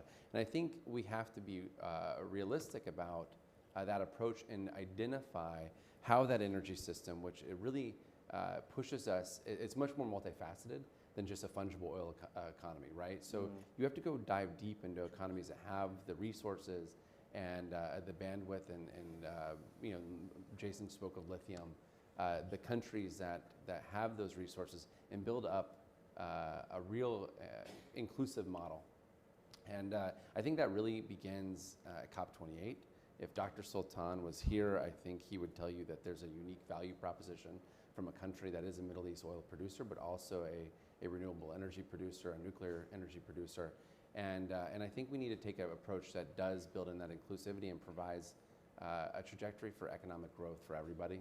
And if we can kind of build that into our foreign policy, our development, extend our development policy outside of just the typical vertical, we can have a lot more impact with the ambitions we have for the energy transition. Got it. Okay. Nicole, what's an opportunity that's on your mind that you're looking out for in the coming year? Well, we didn't plan this, but Landon teed it up to some degree. So my opportunity is based on the fact, it's in the short term, it's based on the fact that women's economic opportunity and participation sort of globally is the opportunity, right? Right now, globally, women's average labor force participation is about 50% compared to men's, where it's 80%. So this is a long term, but I do believe in the near term there is an opportunity for marginal improvement, which can actually make quite a significant difference, not only in individuals' lives, in their families, and in their communities, but when you aggregate that, nationally and globally. So again, if you take, for example, South Asia, Middle East, North Africa, where women's labor force participation, economic participation is less than 25% on average. Again, when you see that change, it can make a big difference. And why do I think that there is room for potential change even within the next year? When you look at, take even the US, for example, where in the last few months, women have rebounded back faster than many expected in terms of having been pushed out of the labor force to a large degree during the pandemic, and are seeing record rates of labor force participation in the US. We're seeing things like policies and investments that are being made and starting to take root, whether that's a recognition and more investments in care, which will open up opportunities for women worldwide to engage in paid work, or more work if they're already in the paid labor force. So that's major, and we're seeing that in the public and private sector. We're seeing it tied, for example, in the US to the CHIPS Act, right? And that incentive that was for companies to invest and provide childcare. So I think there's examples of some of these investments. The World Bank has made a major investment. The US government through USAID has contributed to their childcare facility. And I think we will start to see some of the gains from these kinds of investments and policies in the nearer term that will allow, again, for a marginal but still relevant increase. And the other pieces, again, picking up on Landon, the opportunities in the green economy, when we think about the transition, when we think about the way that women are starting to engage in, worldwide in what's often considered non-traditional workforce, the demand in some of these sectors, whether there are green, whether it's getting back into the demand for care work, as well as providing care, education, and other sectors where women have been either dominant or have been at least able to accelerate. So I think it's a marginal but real opportunity in the short term, and a tremendous opportunity for sort of economic growth and economic output in the longer term. And do you see that as a big opportunity beyond the United States? You mentioned a number of U.S. examples. Do you see that more globally? Do you feel like it's uneven in terms of the opportunity there around the world at this point? Yeah, great question. I mean, it is, it's in, like I said, in some ways there's a broader, bigger opportunity in other regions where the current gap between men's and women's labor force participation or economic participation, whether that's in a small business, whether that's even in income generating farming, right, and agriculture, which is critically important for women around the world and contribute to food security. So the opportunity is bigger because the gaps are starting from a sort of lower point. That being said, I think it will be a slower, a slower pace. Because I'm talking on the opportunistic note, I won't go into the World Economic Forum, that it's going to take us still 132 years to get to parity and gender parity. And there are still pay equity gaps and lots of things. So I do think the opportunity is there globally. I think it might be a slower path. And will require sort of, some different sets of policies. And it relates to all of the other things we've been talking about in terms of, what Ambassador Yada was talking about and the opportunities in Africa. There's huge opportunities for African women, obviously, in particular. And when we think about just some of the other opportunities. And the other thing, the last thing I'd say on that is, I think, again, when we think about women's economic participation and how some of these different policies and opportunities arise, it is different when we think about the investments being made in human capital that really provides an opportunity for young women and young people. But there was a lot of conversations in the U.S. and in a lot of the advanced economies about reskilling and upskilling and better tapping and enabling women that want to work late into in their later years to be able to do so, and investing in their health and ability to do so. So. Long-winded answer to a short question. No, and also, I mean, the World Economic Forum reality check is a good one, because what we try to do with these risks and opportunities, you want to be realistic. We don't want to think about risks and opportunities that are unlikely to occur, and in each opportunity, we have to be realistic about the probability that it will materialize. And again, part of this is an exercise in agency. If we know something is low probability, is there a way to move the needle to make it a higher probability through policy? So it's very helpful. Care, to keep in mind. finance. Yeah, exactly. Landon, one just quick follow-up question for you, and then I want to go to Ambassador Herbst. Do you think there's been like a shift in the opportunities of the green economy that's happened? Have we reached a tipping point where like people are, maybe they were skeptical that the economic opportunities were there, but now there is I know it's hard to generalize, but do you feel that something has occurred in recent years that we'll see accelerate in 2024 in terms of people seeing the economic opportunity in the energy transition? For the last real 10, 15 years, you've seen a transformation just in the cost of technology and deployment. Yeah. And that's leading to a natural transition within the mindsets of definitely consumers in America. How that transitions, regional norms have a huge impact on this. Yeah. Europeans are much more incentivized by the regulatory frameworks, and efficiency rules and laws actually really resonate there. Yeah. The adoption of smart meters and technology to integrate those systems is perceived as a benefit, not necessarily a violation of privacy. So I think we still have a way to go, but that's a luxury in many ways to developed economies. Yeah. And so I think if you talk to the vast majority of the rest of the world, where you're looking at population growth, where you're looking at economic growth, where you're looking at energy growth, maybe it's not as well adopted as we'd like to believe it is. And really what's going to ultimately resonate there are two things: lowering the cost of the technology for deployment so it outcompetes other conventional means, or financing the gap. And so that's really, it's that simple. I don't want to overcomplicate it.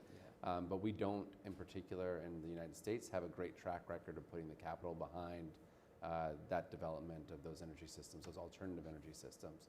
And so I'm a little bit maybe on the bear side on that, yeah. But there is transformation in energy transition. So I'm very optimistic about it overall. We have a great history of of technology and innovation. I think that we're on the cusp of a new industrial base, and some of the policies of the IRA are going to create incentives for a hydrogen economy, for example. But we have a ways to go, I think, for a global adoption. Got it. Just super quickly, closing the digital gender gap is also going to be critical to closing the economic gap as well. Ambassador Herbst, what is the opportunity you see ahead in the coming year? I hate to be a buzzkill, but I can't finger for 2024 an opportunity that will be realized in 2024. Now, having said that, there are opportunities on the horizon. For example, both Ukraine and Moldova are starting accession talks with the EU. That's a very positive development. And over time, and time might be 2 years, they might be 5, we will see both of those countries enter the EU. I suspect it will be expedited if Putin's little adventure in Ukraine were to collapse next year, which could happen, by the way. That's not to say it will, but it could happen. So that's one thing, or two things.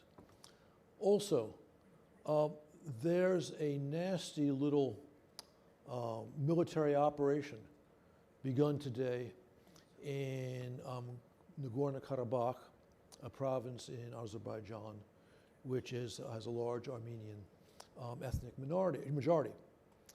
And this is part of an increasingly provocative Azerbaijan policy going back to them winning the war in 2020 against Armenia. Now, that's a nasty fact that I just put on the table, but it is true that over the past year plus, the United States has been relatively active trying to mediate the differences between Azerbaijan and Armenia. I'm not predicting that the nastiness that has been put out today is going to prompt a much more energetic American policy, but it might. And were that to happen, an energetic, creative, and strong American policy, and of course I'm asking for a lot, could she achieve a real breakthrough? Because there are certainly opportunities, in my judgment, to move Turkey in the right direction on this for a whole host of reasons. And were that to happen, opportunities would open. But there too, I don't think we would see that unfold to success in 2024. I see there's 2 minutes. Am I done, or should I make one more point? Yeah, no, please. No, make All right. one more point. Now, this will surprise some of you, and this has a longer time horizon. There's a great deal of talk among people who are following Moscow's war crime-laden war on Ukraine about the eventual fracturing of Russia, detoothing of Russia after this war. Now, I am all for defeating the Russians soundly in this war. But I think that sort of talk is neither helpful nor ultimately realistic. But here's the opportunity, an opportunity which is real but not necessarily likely. It is quite possible that if Putin is trounced in Ukraine, which will happen if, again, American policy at least continues at its current level, but preferably gets tougher, that we might be able with Russia at the end of that war to do what we did with Japan and Germany at the end of World War II, something we manifestly failed to do at the end of the Cold War. What happened at the end of World War II was not just historic, but unprecedented. That bitter foes, existential foes, became friends, partners, and ultimately allies. I don't rule out such a development with Russia. And one reason why that might happen, which of course is not put in the category of opportunities, is that right now with Russia tied tightly to China, right, they're partners. She says they're going to do extraordinary things. Well, if that happens, we're all in trouble, by the way. Even now, Chinese academics, journalists, even a third secretary at their embassy in Islamabad talk about Vladivostok as a Chinese city. In other words, China has revisionist objectives vis-a-vis Russia. There are people in Moscow who understand that right now, but they can't say anything because Putin has this idée fixe about the nasty West and the United States in particular. But this is something which could lead to US-Russian cooperation. But since we're in the land of the possibilities with very bright colors, I also don't rule out, despite what I've just said, that a strong West with sound American leadership that defeats Russia and Ukraine might also give China reason to reconsider its wolf diplomacy, which it has been practicing for the last 10 years, to the dismay of all of its neighbors, if not the dismay of the Latin Americans or the Africans. But then they're not neighbors of the Chinese. Well, it's hard. There you go. Here. It's hard to imagine that kind of transformation in Chinese diplomacy or U.S.-Russia relations, but that's precisely the point of what we're doing here. Imagining things that we otherwise can't predict in the moment to be able to prepare for futures that are very unpredictable. So thank you all so much. That was a fascinating conversation. I really appreciate you taking the time. And we will reconvene in about 10 minutes at 2 p.m. We have another panel coming. A great session on the future of Europe, countering corruption and accelerating the Euro-Atlantic integration of Ukraine and Moldova. Please don't miss it. It'll be a fascinating conversation again. Thank you all for joining us for this discussion. Thank you to the panelists.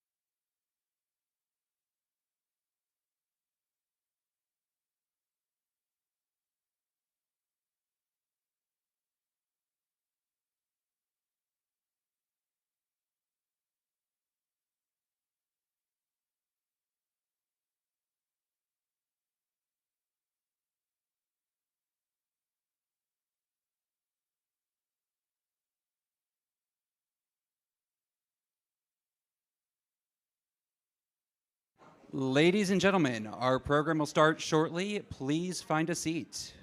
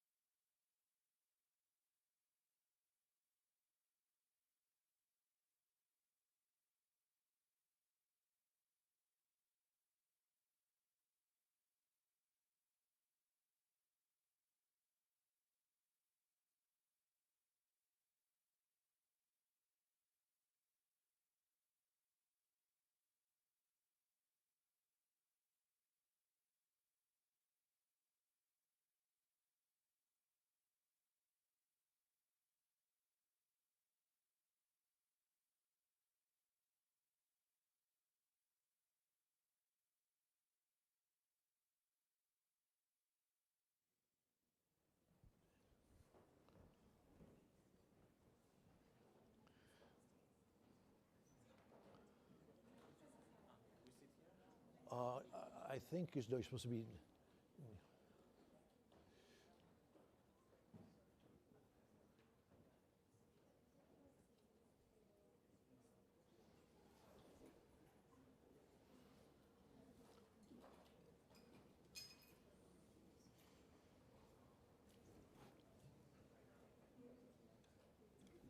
That's right.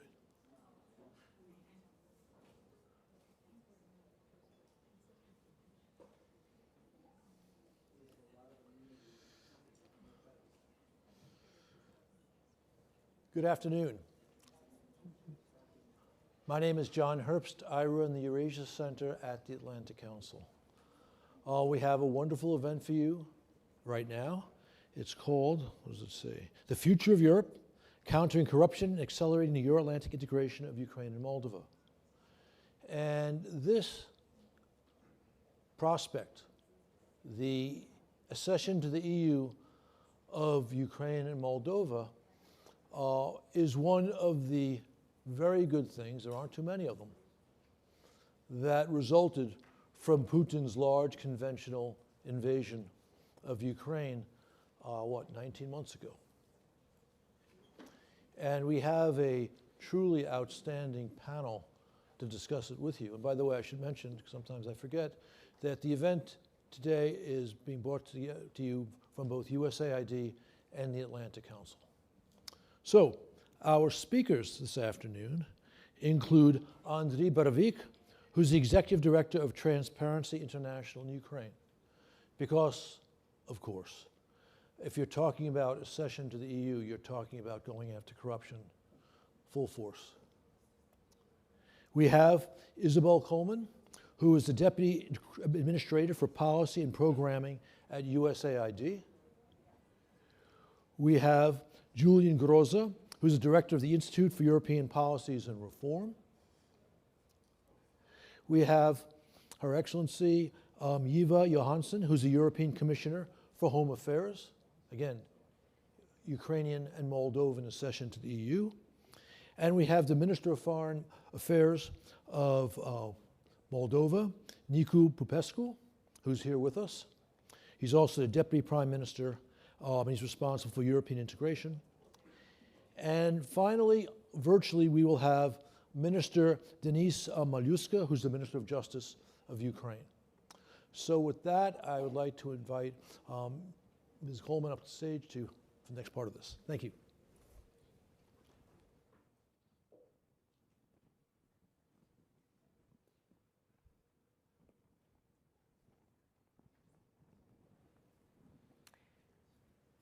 Good afternoon, everyone. Thank you so much for joining us here today. We know what an incredibly busy time this is, so we appreciate you all prioritizing this event. Thank you, Ambassador Herbst, too, for co-hosting this event with us, and a very special welcome to all of our distinguished panelists.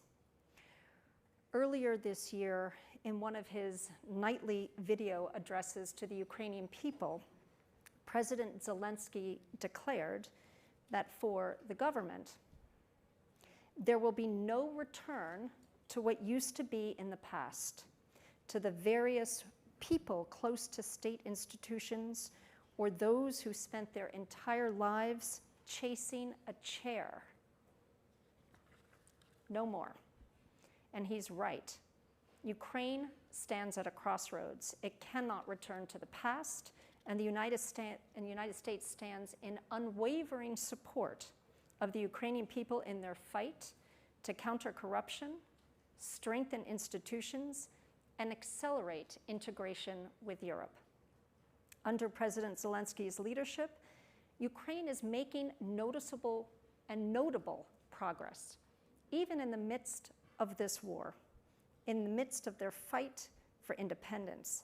The government of Ukraine is rolling out ambitious policies to strengthen integrity in public institutions, to carry out comprehensive judicial reform, and restore a transparent system of electronic asset declarations.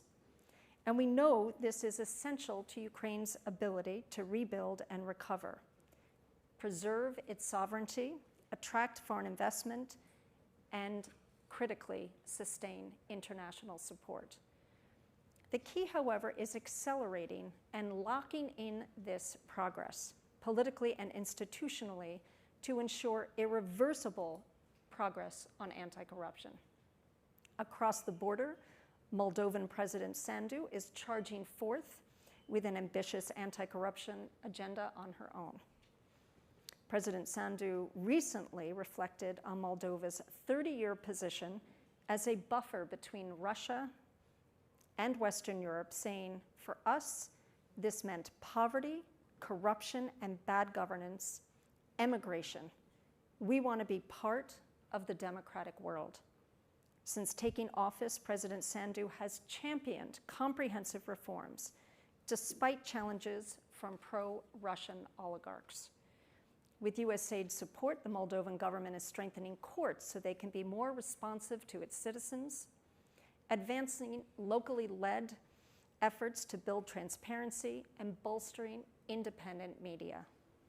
As both Ukraine and Moldova strive to meet the conditions for EU membership in the wake of extended threats from Russia's aggression, and as the European Commission is expected to publish comprehensive evaluations of each country's progress in 1 month, there is particular urgency to these reforms. And there is urgency for us, the donor community, to equip our partners with the tools and support they need to continue on the path towards stronger democracy and European integration. A few weeks ago in Kyiv, Secretary Blinken announced over $200 million in support for accountability and transparency measures in Ukraine. And today, I am pleased to specify that of that commitment, USAID will provide $115 million to support the Ukrainian government's public financial management reforms, digitalization of recovery and reconstruction platforms, such as the new digital restoration ecosystem for accountable management, the effectiveness of Ukraine's anti-corruption bodies, and expanded oversight by civil society. At USAID, we are steadfast in our commitment to helping the people of Ukraine and Moldova achieve the European future for which they have sacrificed so much to achieve. This is part of USAID's broader elevation of anti-corruption as a core development priority. In that vein, today I'm pleased to announce USAID's open call for innovation from the private sector as part of our Countering Transnational Corruption Grand Challenge. Through this call, we will award up to $4 million to support organizations trying to do business differently in Europe and in Eurasia and around the world. We will incentivize the business community to pioneer ways to put their country's wealth to work for the public good, to complement essential government reforms in the fight against corruption. As the international community gathers this week, we have a unique opportunity to strengthen our partnership with champions in Ukraine and in Moldova. Reformers are pushing back against corrupt forces that are highly networked, they're innovative, well-financed, bold, resilient. We must be equally united in our commitment to a more stable, just, and prosperous future.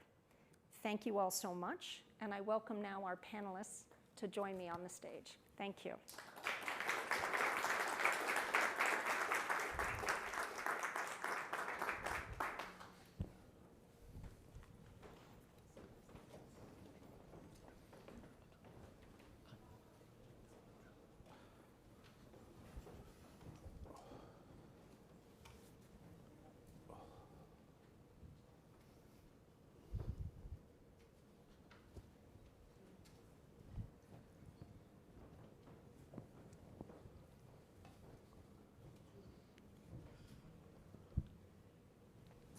Thank you very much for getting us started.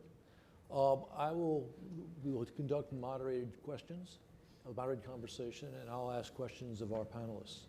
And I'll start with Ms. Coleman. How has USAID supported Ukraine and Moldova in advancing anti-corruption reforms that are integral for European integration? And what activities do you see on the horizon? Thank you. Well, as you heard me just say, we just announced an additional $200 million, which will bring to a total of $300 million in the coming year that we will be investing in all of the anti-corruption mechanisms and institutions in Ukraine alone. And of course, we're doing similar work in Moldova. But I would sum it up in two ways. One is that we are really trying to constrain the opportunities in the first place for corruption. And two, when corruption occurs, to raise the cost of corruption. So on the first side, constraining opportunities for corruption, really pushing for more transparency. E-government, of course, is one tool towards that end of making more transactions online, digital, particularly in the procurement space, which is a space that we know has been rife around the world for corruption opportunities. So it is a vulnerable moment, procurement.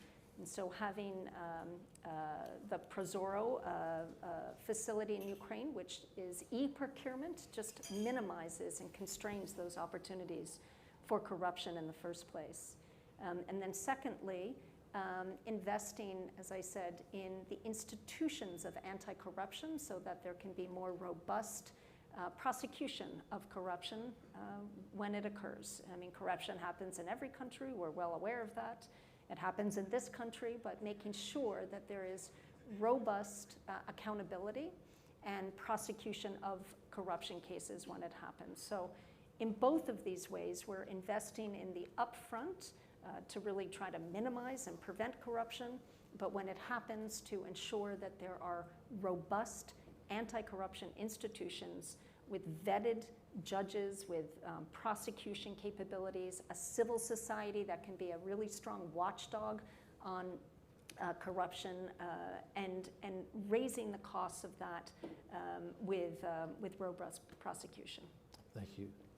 Mr. Minister, what are the highest anti-corruption reform priorities for Moldova right now? And what specific things do you see as necessary to make sure you get into the EU as quickly as possible? Thank you very much, Ambassador Teresa. Well, thank you. It's really, I think it's important before we talk about these things, just to understand the difference in scale of how bad corruption is in our part of the world as opposed to corruption in consolidated democracies. In our part of the world, corruption meant 30 years of lost opportunities and lost progress. Meant major security threats for countries like Moldova, but also Ukraine and many others. Corruption has been an entry point, like an open gate for all kinds of hybrid warfare tactics throughout the last 30 years for a country like Moldova, and it has also weakened the capacity of many countries to defend themselves throughout the years. And corruption really had set big parts of the stage for this very dramatic period in the time of Ukrainian history and European history, where after Russia's brutal aggression against Ukraine, we're witnessing the biggest, largest scale military operations on European soil. And the corruption of the last 30 years in our part of the world has been one of the factors facilitating and actually driving our region to this moment in our tragic history on the European continent. At the same time, it's also very clear that for a country like Moldova, corruption and fighting corruption is the only way to get into the European Union. Our government has been elected 2 years ago with a strong mandate to fight corruption, and that mandate is given in the back and in support of the mandate given to President Maia Sandu, elected 3 years ago. Now a lot of our anti-corruption efforts, well, they result from a desire of the public to combat corruption, but also from the fact that some of the key recommendations from the European Commission given to Moldova on our path to the European Union are related to the fight against corruption. So almost half of the 9 recommendations that we have are linked to the fight against corruption, fight against organized crime, reform of the justice sector, de-oligarchization. As we stand, we fulfilled by June 3 of the 9 recommendations. We showed good progress on 3. Now we're working actually with the European Commission almost daily, and we just shared a big non-paper explaining what we've done over the summer, which is an update on a July paper, where we think that Moldova has done enough and to implement substantially the recommendations of the European Commission, and Moldova is ready and willing, of course, to start accession talks with the EU. Among the highlights, we've been able to progress on the pre-vetting of judges. There's really hundreds of measures we did. We took back the control of our Chisinau airport, from which was under the effective management of an oligarch, and the airport returned to the state, to public control. We've worked with our partners to introduce sanctions against some of the corrupt individuals trying to destabilize Moldova. And of course here, the United States, Canada, the EU have been working hand in hand with us to limit the space and the capacity of corrupt oligarchs to destabilize Moldova. Thank you very much. So, Minister Maliuska, welcome. Same question for you. The priorities in order to expedite Ukraine's entry to the EU on the reform front. What do you see? Well, I naturally would answer that with counting several priorities which are in the area of the Ministry of Justice. And a major one, as you mentioned, restoration of the asset declaration system. Again, given that the war was launched and Russians were close to Kiev, the parliament decided to put the system on pause, and naturally, given the successes on the battlefield, and there was a request from the society and our international partners to restore asset declaration system to ensure transparency of civil servants and politicians. So actually, a couple of weeks ago, the parliament voted and approved the law relaunching the system of asset declaration.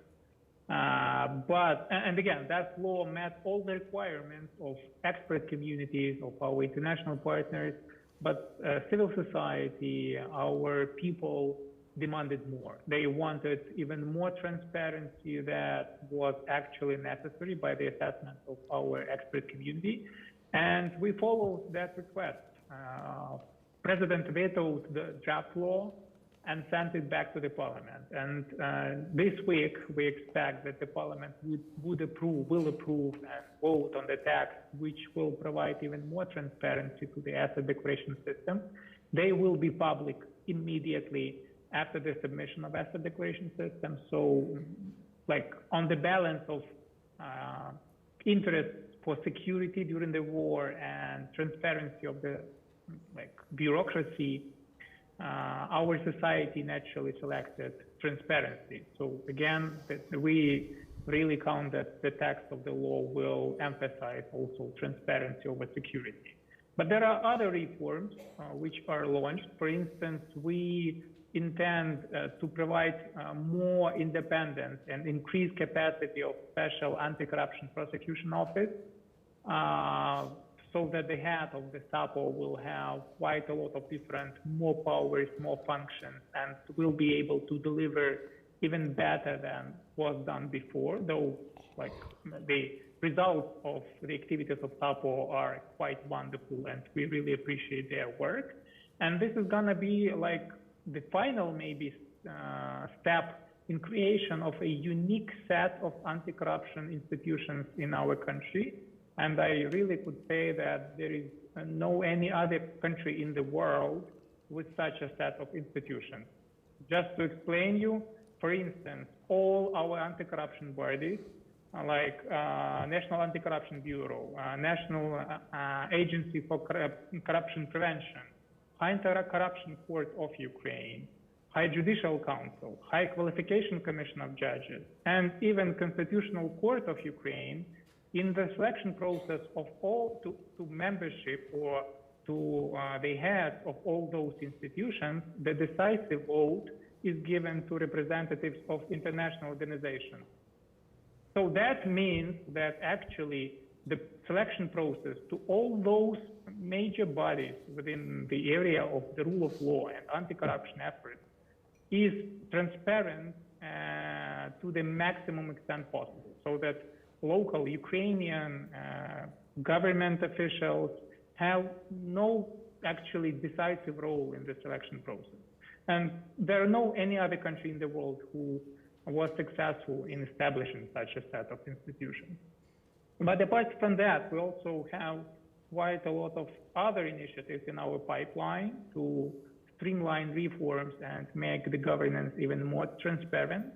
And two major areas are digitalization and privatization. Digitalization actually makes our governance system more transparent, efficient, and well, quite closer to our people, since they feel literally that the government or governmental services are in their pockets. We are everywhere, and we are close to our people to help them. And privatization, actually, this will decrease an impact and influence of the state over resources and decrease the market share of state-owned enterprises in our country. And naturally, that would lead also to the decrease of the level of corruption, since too many civil servants in our country during last decades were more interested in doing business, in interfering with the activities of state-owned enterprises, rather than to be involved in policy delivery. So that will change. Hundreds of state-owned enterprises were sent to state property funds for privatization, and we really believe that that will be quite a successful process, both in terms of additional incomes to our budget and in terms of the decrease of the level of corruption. So again, anti-corruption efforts are a huge priority for our country. This is a priority for EU accession. So in terms of conditionalities of IMF assistance, EU microfinancial assistance, US direct budget assistance, World Bank assistance, all those programs include measures we shall implement aimed at fighting corruption and establishing more transparent procedures to ensure that all those funds we get from our partners are spent properly and nothing is stolen.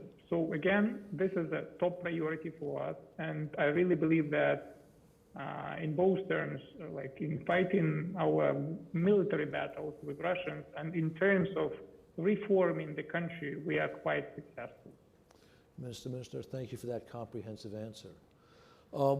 This event is all about corruption in Moldova and Ukraine, which of course has been a blight on both countries since they achieved their independence. But one important reason for optimism, again, in both countries, is that you have an active citizenry. You have a civil society that has been a major player in both countries and have said no when corrupt government officials were saying yes to graft.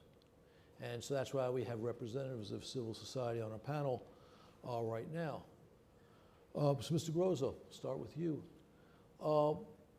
What do you see? Well, first, feel free to comment on your minister's remarks, because that's what civil society does.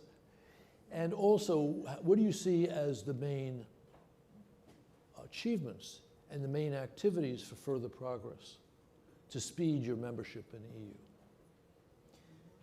Ambassador, thank you very much, and thanks to Atlantic Council USAID for putting together this event to talk about Moldova's and Ukraine's accession to the European Union and anti-corruption efforts.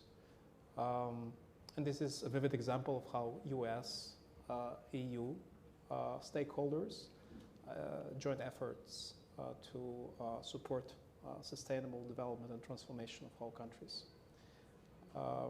And indeed, civil society plays an important role in our countries. We, in Moldova, have a more and more vibrant and more active civil society that not only is contributing, to keep the governments accountable, the central, local levels, but more and more civil society organizations in my country are involved in policy processes, in decision-making processes, in contributing to with expertise and supporting reform efforts.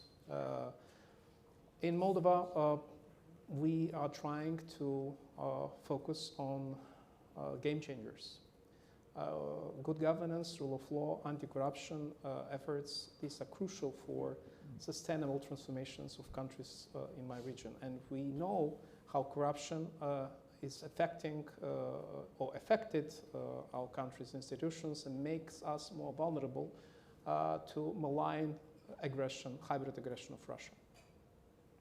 Today, we still face those challenges because as we are conducting as a country, comprehensive, extraordinary reform efforts in terms of, cleaning the justice system, rebuilding anti-corruption institutions, we still face resistance within the system by loyalists of previous, kleptocratic regimes, which is a challenge for the reform agenda. And this is where we try as civil society actors to, bridge the gap of understanding, to reach out to communities, because indeed, when you look at the public perception and support of the anti-corruption efforts in Moldova is very high. It's about 2/3 of citizens who really consider that corruption is number one problem of Moldova.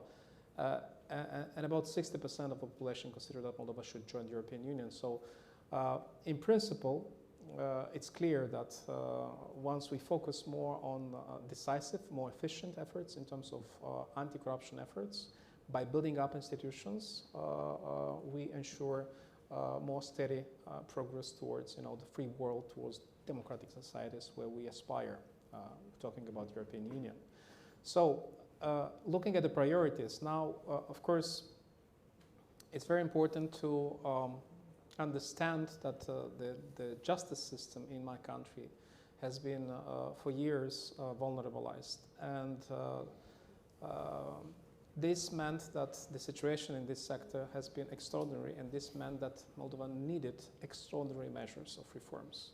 This is why Moldova has embarked on a vetting process. As a civil society representative, we try to contribute with our expertise. We try to bridge with civil society actors from Ukraine, from Western Balkan countries, from Albania, and to see what are the lessons learned and try to contribute to that process. Today, the vetting process is at full speed in Moldova. But again, the way how the system is reacting to that to this effort confirms the need to continue this this reform effort, because still about half of the justice actors want and understand the need for that reform process, but still another part create resistance by various ways. Second, I think priority is very much looking at institutions, building up institutions. In Moldova, for years we have many institutions dealing with corruption, fighting corruption. I think what we managed to do so far, I think, and here the role of EU and US was also crucial, not only in prioritizing what should be done, but also in providing support of how should be done, was to set up and to reinforce the anti-corruption institutions and make sure that they focus on high-level and high-profile corruption. In Moldova, we have, as in Ukraine, an anti-corruption prosecutor office. We also have a National Anti-Corruption Center, which is something similar like NABU in Ukraine. For years, these institutions, even though existing, have not delivered because they were blaming each other for not delivering efficient results. Today, after long process, we can say that we have, at least in terms of competencies, opportunities of legislation, cleared those competencies. And we have an anti-corruption prosecutor office that is focusing on high-level corruption. We have a National Anti-Corruption Center looking at other types of corruption, systemic corruption. We as a civil society, looking at sustainable development, what we try to do is help to reform the anti-corruption prosecutor office by supporting feasibility studies, supporting expertise, and trying to work with stakeholders to deliver. So these are the two things which are currently being as a priority, looking at the cleaning or the reset of the justice system, and second, looking at building up institutions. And here, what is crucially important is to ensure constant support, because the third challenge we face, which is systemic, is very much looking at capacity to deal with many reform efforts in a very difficult environment of hybrid war, basically, where corruption again has been used and is used as a tool of hybrid aggression. And it is very important to ensure this balance between preserving democratic values, rule of law, efficient anti-corruption efforts, and at the same time addressing security concerns. So in this sense, I think what I want to underline here, and it was also mentioned by the minister, is that fighting corruption in our countries needs international cooperation, needs interaction with other partners. And I think it was very important that US started last year the sanctioning policies, which limits this space of efforts today and provides more tools to fight more efficient corruption in our countries. Thank you. And this, of course, helps us to get ready to advance into the accession agenda that we all aspire to now. Thank you. Thank you for that comprehensive answer. Mr. Borovic, the same question for you in terms of what you see as priorities and how you see the government performing. But if you can answer that in 3 minutes, I've got another question which will be very timely. To me, I think I will start with a little bit different angle. Okay, yeah, usually please. we're talking about like what is the priorities, what is good, what is bad. But to be honest, there is no black and white. It's always gray a little bit, right? From one hand, we are really happy that the example with electronic asset declarations is a positive sign, right? But during this process, there was also like a black days, yeah? When the MPs decided to close the registry, but then the society, not even so civil society, but the society, almost 100,000 people signed the petition to the presidential website, said, no, we want to have it open. And there is another positive, like President vetoed. So what I'm just trying to say, we can have as much priorities as possible, but fighting the corruption and building the good governance is always a process. There is no Harry Potter with a magic stick who will just come and say, no, corruption just vanished, no more. It's always hard work of a number of actors in the government, and I always say in any government there are good people. Whatever can be said, there is always an allies of the reforms. So the success for the reforms can be achieved if there is a close cooperation between the international partners, the government, the civil society, and business, depending on the issue, of course. In Ukraine, we started doing the reforms not 5 years ago, but like almost 10 years ago. It's very hard to do all of that when in 2013 we were still in the state of like more closer to the Soviet part than to European. Now I think it's absolutely different. We did such a huge number of different reforms, which I would not even imagine, with all my respect to Western democracies, that is able to be done in all the Western countries. And even during the war, during the last 18 months, and Minister Maluska was mentioning this, but imagine we are in the state of full-scale invasion from Russia, and we're still doing the judicial reform. We're still re-electing those bodies, and we are like came to the point when we will do the reality station and changing the judges. Isn't it just amazing? And many other things which we did. Of course, not without the push from the international partners and civil society, but let's look better at the results. And now finally answering your question very quickly. In Ukraine, as I see, what we do with the corruption, whether use the IT solutions, as was mentioned by Ms. Coleman, or we build up the institutions. What is faster? Of course, someone would say that IT solutions is much faster, but IT solution is just IT solution. Behind any IT solution, there is people. And if we're talking about the Prozoro, was a great reform, but it's only IT system. It by itself cannot eliminate corruption. So we need to build up the institutions. We need to strengthen the control. We need to strengthen the punishment, which in Ukrainian example is fully independent law enforcement agencies and the anti-corruption court. So there is a thing about which I'm really proud about the Ukraine, that despite everything that is happening in the country now, there is things that are really good and can be a good example to Moldova or to any countries who will decide to do the reforms. We can share a lot. Okay, a quick question for a quick answer. We've seen several incidents in the corruption area or corruption-related area over the past 6 months. One were two kind of scandals, one relating to eggs and the other things in the Ministry of Defense, and a well-respected Minister of Defense is no longer the Minister of Defense. Also, very equally interesting, maybe even more, we've seen the arrest in recent weeks of one of Ukraine's most active and problematic oligarchs, Mr. Kolomoisky. How do you see these things in terms of the commitment to reform, again, as you're fighting a war for your existence as Ukrainians? Very quickly, these scandals, if talking about the Ministry of Defense, after these scandals, I'm always saying that scandals are good for the country.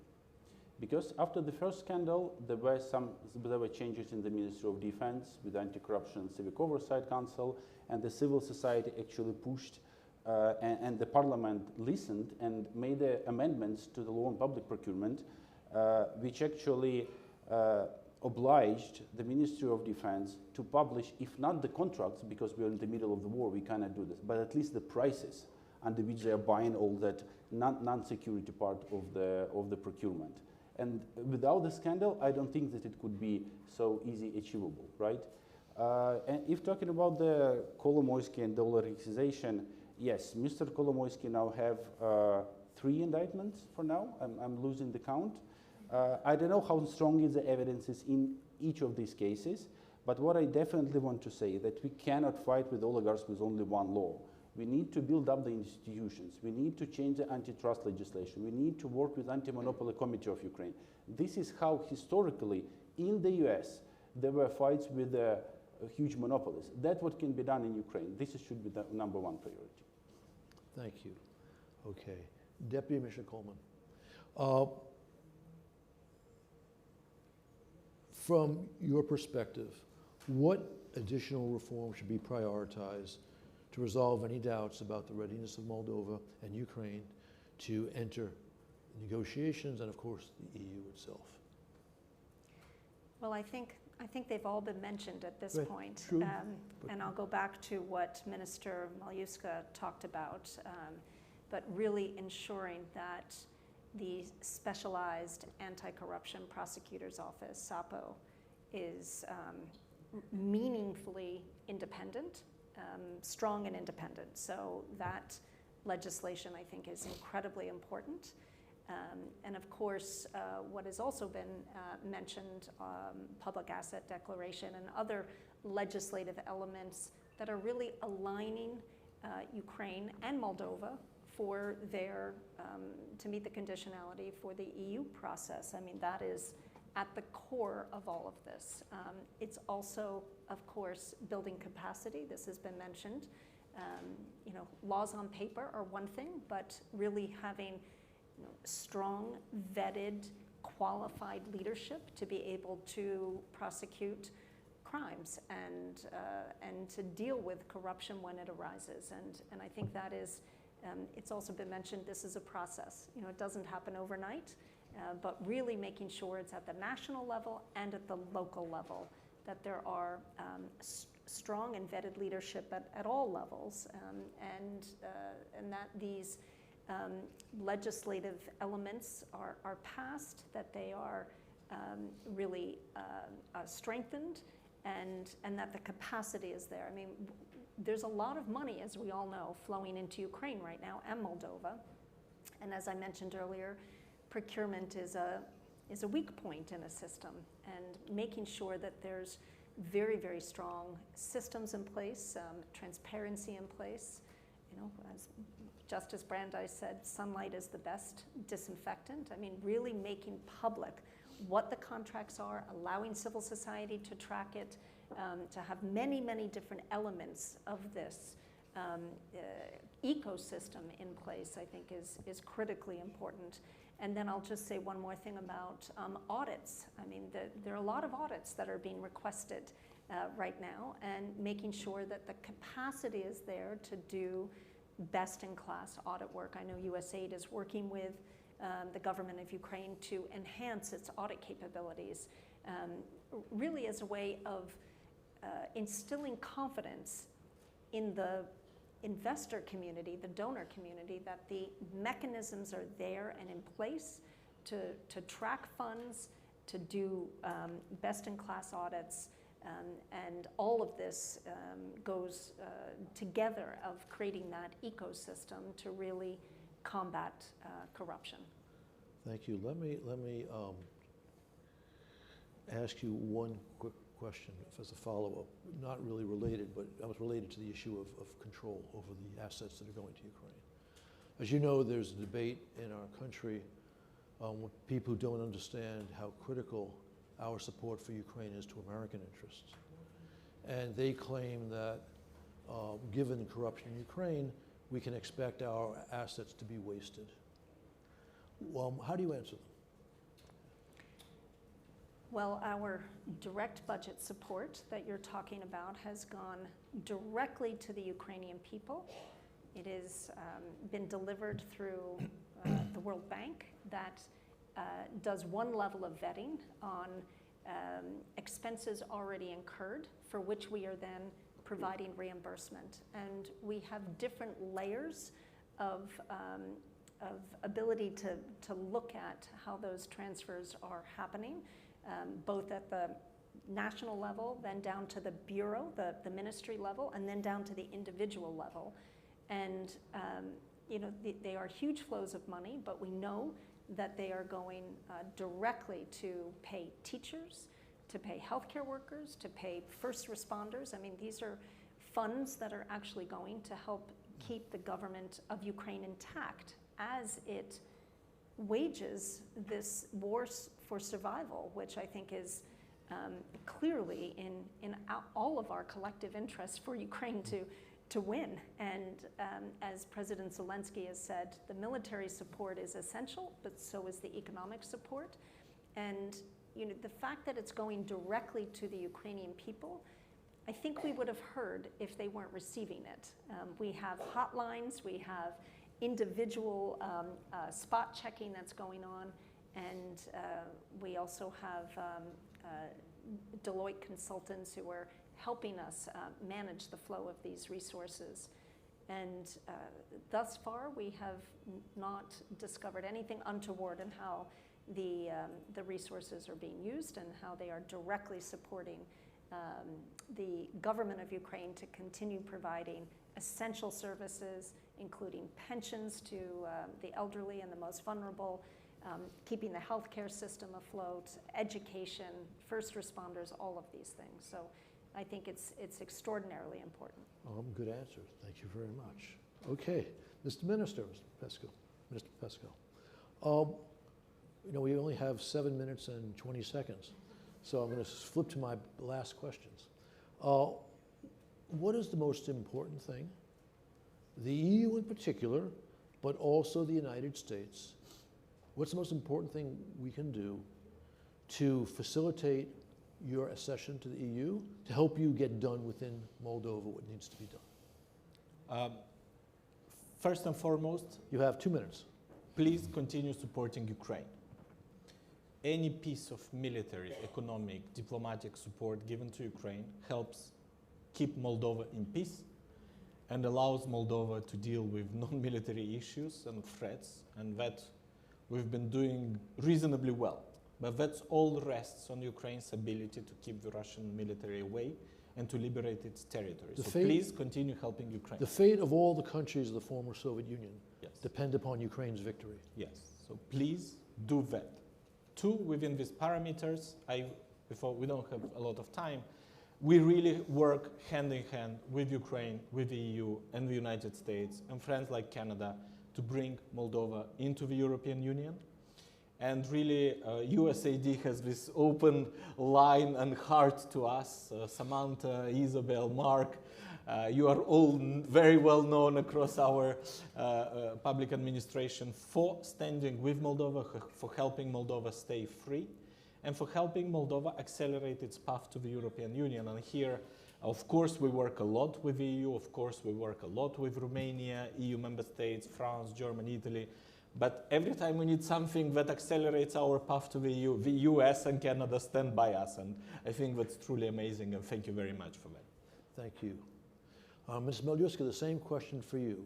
What do you need most from the United States and the EU to help you reform your country and get you into the EU? Well, actually, we have like almost everything we need in terms of the necessity to reform the country. Actually, both EU and US use carrots and stick policies. So on one hand, they propose funding for the budget to keep our economy running, to fund our basic needs, to fund salaries for or assistance to those who need. And on the other hand, those funding and those assistance is coupled with quite significant requirements so that we have to reform the country in a more intensive way and more efficiently and effectively than it was before the war. So it looks like a bit like a challenge, really, so that the parliament has to vote on more number of reforms than before the war. But at the same time, this is a unique opportunity. So what we need right now is actually for the US, for EU to continue our support in terms of the military equipment, in terms of the weapon, in terms of economic assistance, but in terms of cooperation and assistance for the reforms and for implementing better practices in most areas of the policy development. We are way ahead of any Western country.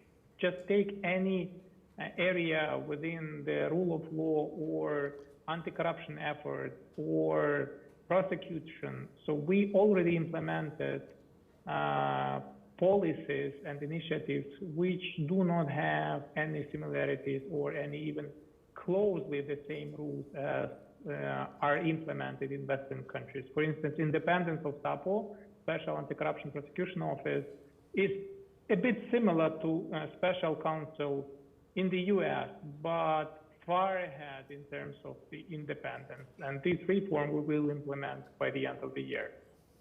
Thank you. All right. Mr. Barovic, what do you see as the role, how should the international community work with NGOs in Moldova to help make sure reform takes place and EU accession occurs speedily? How we should work. I think we should align our efforts together. This is like very general term, but this is what we were doing in Ukraine last 10 years, and it was pretty successful in the sense of the reforms. More on the international side, not always international partners can see civil society input as something necessary. Sometimes it's just a check the box, but so this can be definitely improved. But in general, for Ukraine, I think the main engine for the future reforms will be not even civil society international partners cooperation. Just the start of the negotiation process can be another very good boost. Despite that, historically, for the last 20, 30 years, those countries who are the candidates starting the negotiation period, they like slowing down the reforms in the next 2 or 3 years. But it's different in Ukraine, and believe me, this will be the major push. A quick small question with a quick answer. What should the international community do with the NGOs, and for that matter, local governments in terms of Ukraine's reconstruction? With NGOs building up the capacity, because let's be honest, not only our government capacity is limited due to the war and number of challenges, but the capacities of any organizations is limited. So this is already done, and this is what needs to be done and continue to be done. And I know USAID is paying lots of attention to this. Regarding the local governments, building up their capacity in the sense of the project management, building up their capacity in the sense of opening the information and actually structuring what they're doing in a better way. Because when we're talking about local community, we're not talking about the million cities, we're talking about the villages, we're talking about the amalgamated communities. The reform is in place, I mean the decentralization, but building up the capacity of them to show them that they can have access to the donors, they can have access to international community through the training, through cooperation, through small projects, that's what can be initiated by the international partner. Thank you. Mr. Groza, do you feel that you have the cooperation you need, the interaction that you need with the international community as you, again, work on reform in Moldova and accession to the EU? Absolutely, absolutely. The cooperation we managed to develop so far over the last 2 or 3 years reflects the realities on the ground. Just like in Ukraine and Moldova, there are a lot of things that need to be done in terms of reform capacity. And I think for years, that was something that the EU, both EU and US, was promoting to include civil society in the decision-making process. And I think that paid off because today the civil society organizations in Moldova play a more active role facilitating multi-stakeholder interaction between government, development partners, trying to have their own contribution to the process. And at the same time, I think what it is important beyond this multi-stakeholder interaction, which should be continued and preserved, Andrei mentioned capacities needed to be, needs to be developed further, not only in terms of institutions, central institutions in our countries or local authorities, but building up society, meaning investing more in community, investing more in civil society, investing more in our capacities to ensure sustainable development. And in that sense, I think the effort of supporting capacity building, institutional capacity building of community-based organizations, policy-level organizations, think tanks is crucial, especially at times when all the efforts need to be concentrated in one direction. And I think this is something which is happening both in Ukraine and Moldova. Our countries both want to live in the free world, to build up our institutions, to advance to the EU, and work together with our partners to achieve that. Thank you very much for that answer. We've heard from Moldova, Ukraine, and the United States. Now we need to hear from the EU. Commissioner Johansson, please come up. The floor is yours.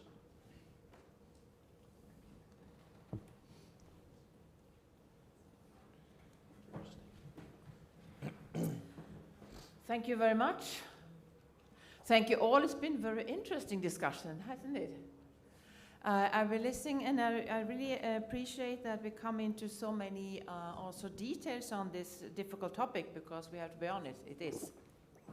I would like to especially thank, of course, Minister Denis Maluška, Minister of Justice, for everything that you are doing. All the reforms, all the efforts, all the investigations in these very difficult times. But also to Minister of Foreign Affairs, Nico Popescu.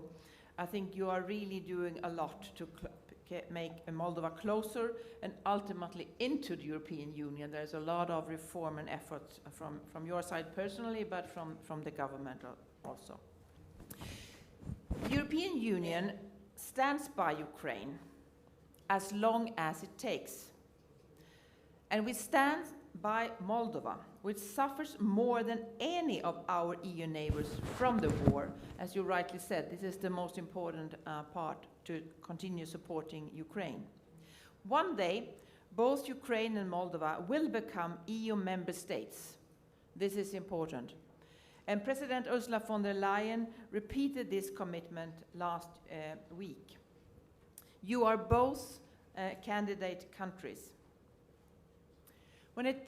On the fight against corruption in Ukraine, we will do what it takes, and we support today from the EU side Ukraine with 50 billion euro for recovery, stability and reform. And we are hosting more than 4 million Ukrainian refugees in the European Union. A European future also means fully supporting the fight against corruption. Corruption is present, as you said, Nico, but what defines us is not the presence of corruption. What defines us is what we do about it. I'm very impressed what Ukraine is doing, and President Zelensky, with the response to corruption. We have seen a lot of efforts and taking a lot of reforms that is ongoing that the minister explained, and taking into account the very, very difficult situation, being under this pressure of this aggression and war from Russia. I think for Ukraine, the fight against corruption is more important than from any of us. For Ukraine, the fight against corruption is a life or death struggle, actually. Putin exploits any hint of corruption. And it's important to remember, if Putin really wants to find corruption, all he needs to do is to look in a mirror. Last time I was in Kiev, I met with the head of NABU, National Anti-Corruption Bureau, the then newly appointed Simon Krivonos, that head of this, and that was really important to discuss directly with him. I also met with SAPO, the Specialized Anti-Corruption Prosecutor's Office, and Alexander Klimenko. I think these both important institutions are doing a great job. Last year, NABU started over 450 criminal investigations. This year so far, already more than 290. Last year, just over 50 indictments against just over 130 people.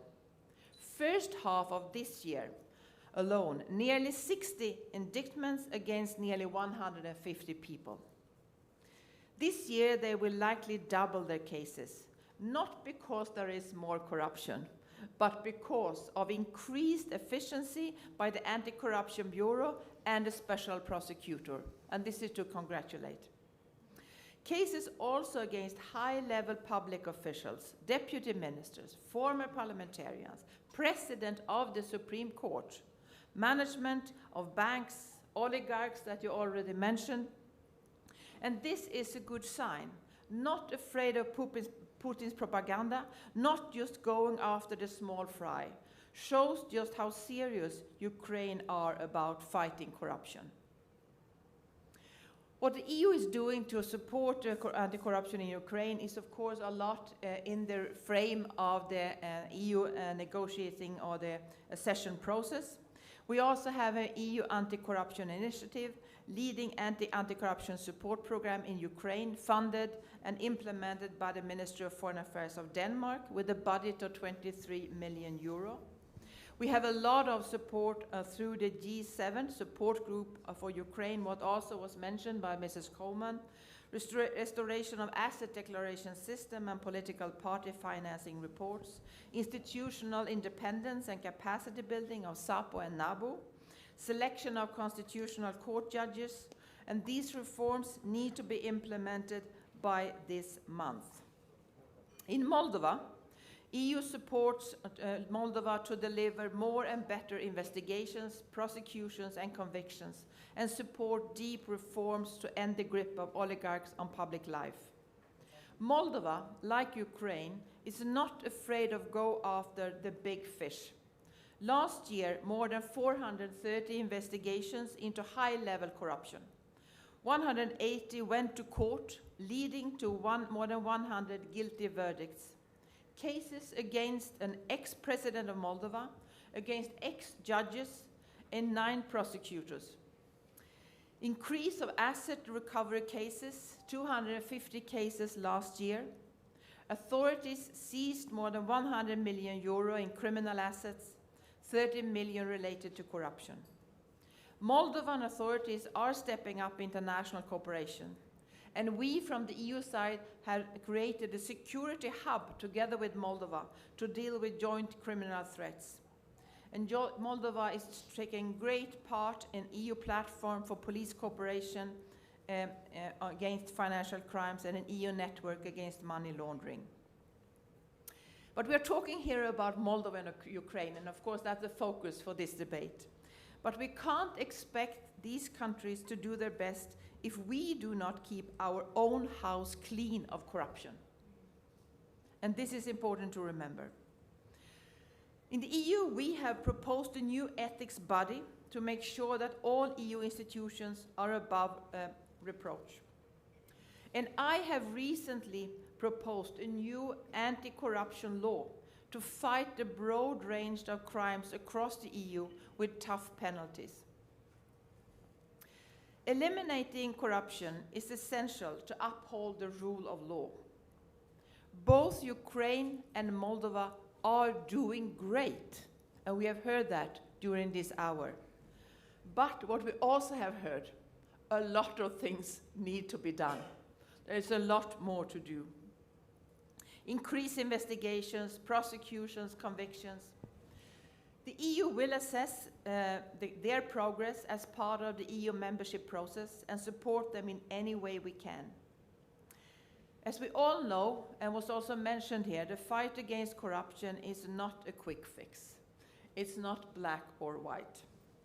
We must be honest, we must be patient, and we must be determined. To those present here today, from Ukraine and Moldova, I say, we will succeed, because we have to succeed. Every step forward against corruption is a step towards victory, and it's a step towards a European future for Moldova and Ukraine. Thank you.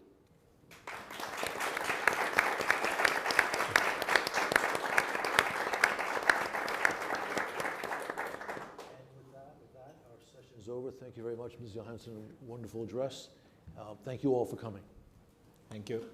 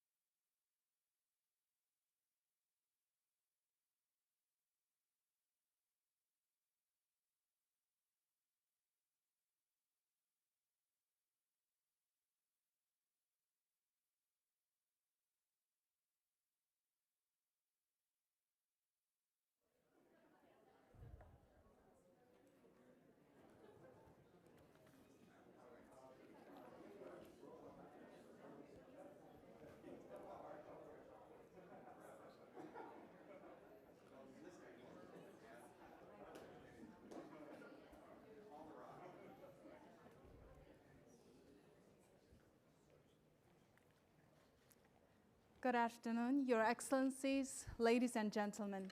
My name is Rayhan Asad. I'm a human rights lawyer of Uyghur heritage, and I lead the Atlantic Council's Strategic Litigation Project's China Human Rights portfolio. It is my distinct privilege to host this event here on the sidelines of UN General Assembly, alongside with my dear colleagues from Human Rights Watch and Amnesty International.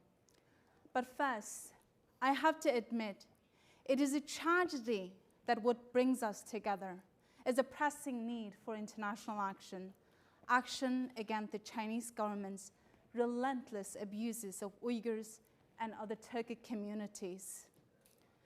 China has robbed us of days, months, and years of being with our loved ones through mass detention, imprisonment, lengthy sentences, and separation. My brother Akbar suffered in a concentration camp since he was unjustly detained in 2016. The magnitude of pain and trauma China has inflicted upon families like mine, upon the Uyghur community as a whole, is immeasurable and guaranteed to reverberate for generations to come. But I also have to admit that it gives me hope that we have convened here to recognize that the very need for international action, despite the Chinese government's best effort to prevent member states from attending our event, to silence foremost human rights experts. In fact, today we made it to the New York Times live UNGA coverage page.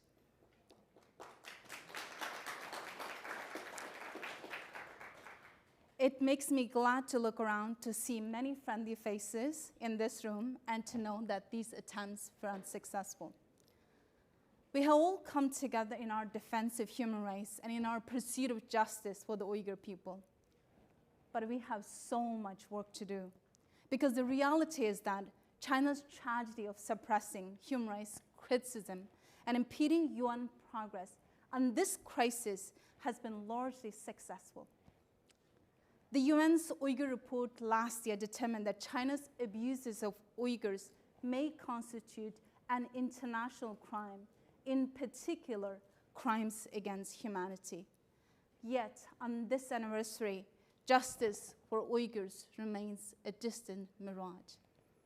Justice delayed as justice denied. We gather today to urge UN member states, the same nations that have acted decisively against other atrocities, to satisfy the need for international action.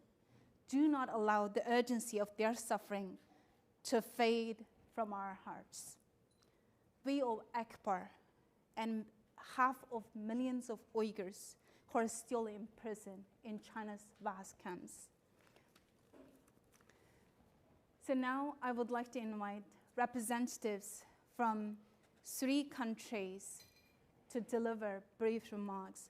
But before we do that, I want to thank Jacob Blossom Institute for their generosity, which made this event great success. Ambassador Bess Van Schaak, Ambassador at Large for Global Criminal Justice, U.S. Department of State, and Peter Loffelhard, Head of Division Directors for Asia and Pacific, German Federal Office, will make quick, brief remarks. Thank you.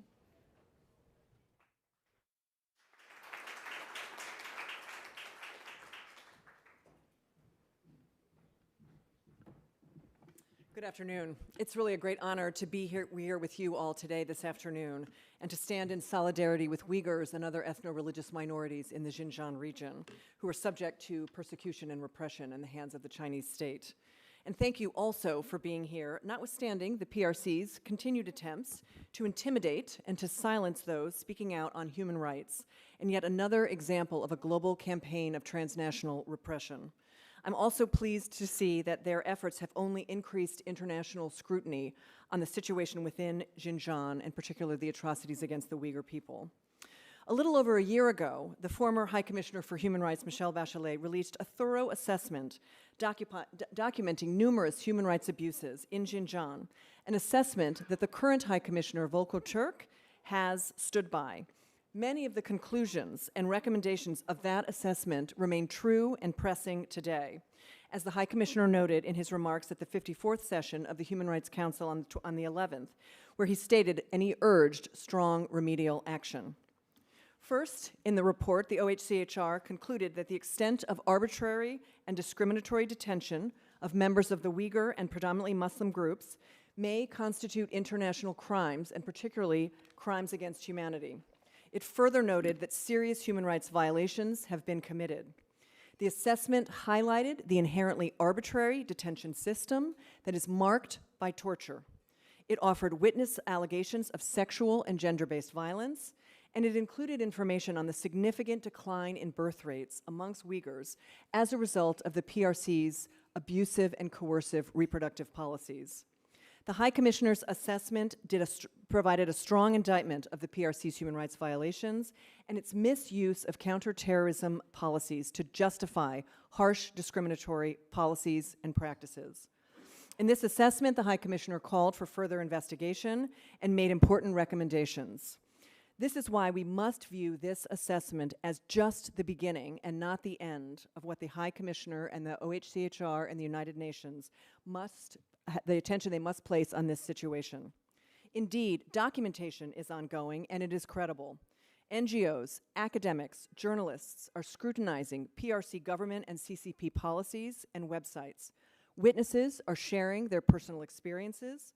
Rights advocates are collecting, analyzing, and preserving information, including from satellite imagery of detention centers and of Muslim cemeteries and mosques that have been leveled or desecrated in what appears to be an ongoing campaign of cultural destruction. In addition, supply chains tainted with forced labors are being tracked and analyzed. In 2021, the United States enacted the Uyghur Forced Labor Prevention Act, underscoring our commitment to combating forced labor, including in Xinjiang. From June 2022 through July of this year, commodities shipments in excess of $385 million have been denied entry into the United States for violating this new law. Last year, 2 Uyghur organizations filed criminal complaints in Buenos Aires, Argentina. I've met with the prosecutors and activists there who are working on this brief under the universal jurisdiction provisions of the Argentinian Constitution. And Uyghurs in Turkey filed a criminal complaint with the Istanbul Chief Prosecutor's Office, accusing PRC's officials of committing genocide, crimes against humanity, torture, and rape in Xinjiang. But more can and must be done internationally to shed light upon and to respond to these grave concerns.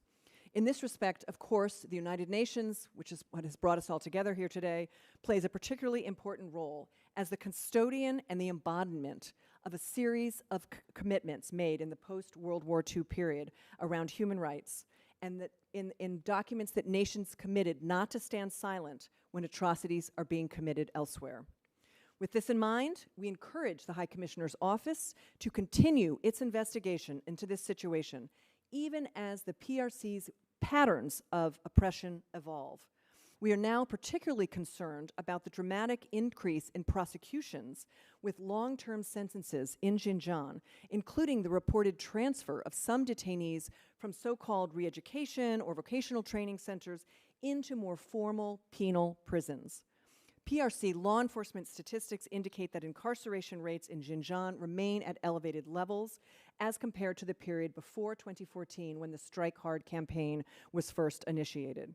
Data from human rights groups indicate that of the more than 15,000 Xinjiang residents whose sentences are known, more than 95% of those convicted, often under very vague charges like separatism or endangering state security, have received sentences of 5 to 20 years and in some cases of life.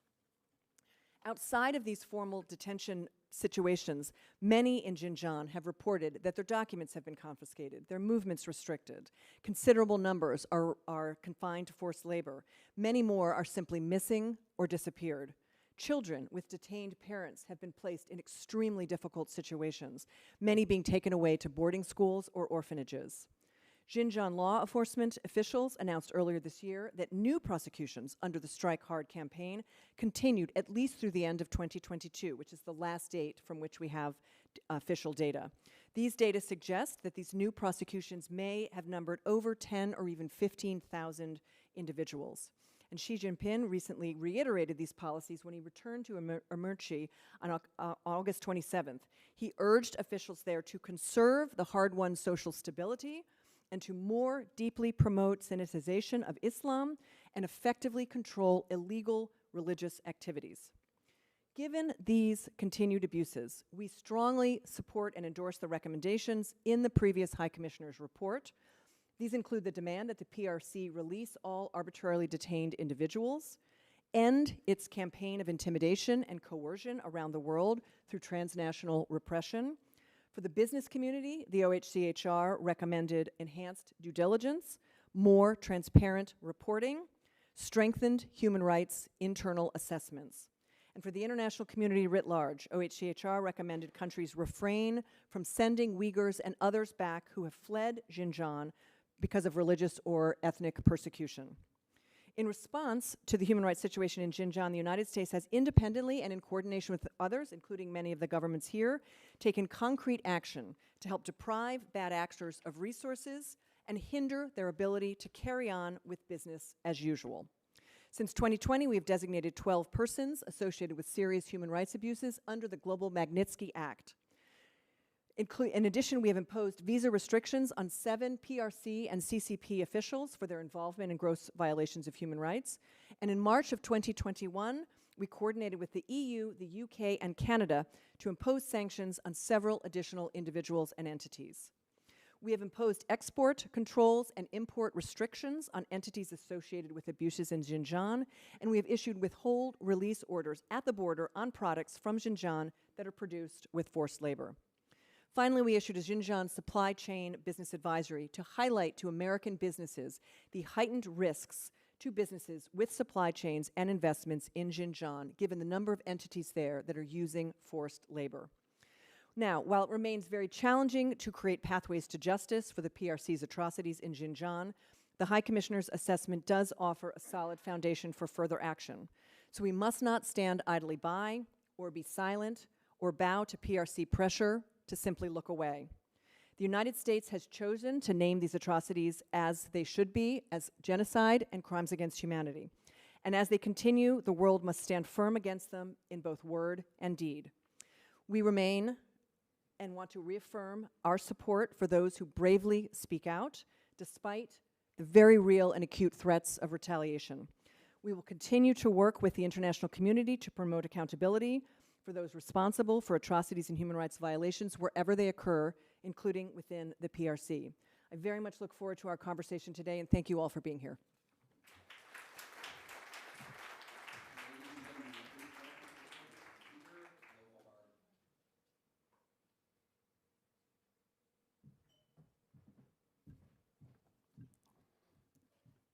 Excellencies, ladies and gentlemen, thank you, Rayhan Assad, Sophie Richardson, and Agnes Kayamar for organizing today's exchange. Let me start with one obvious but central reminder. Human rights are universal, inalienable, indivisible, interdependent, and interrelated.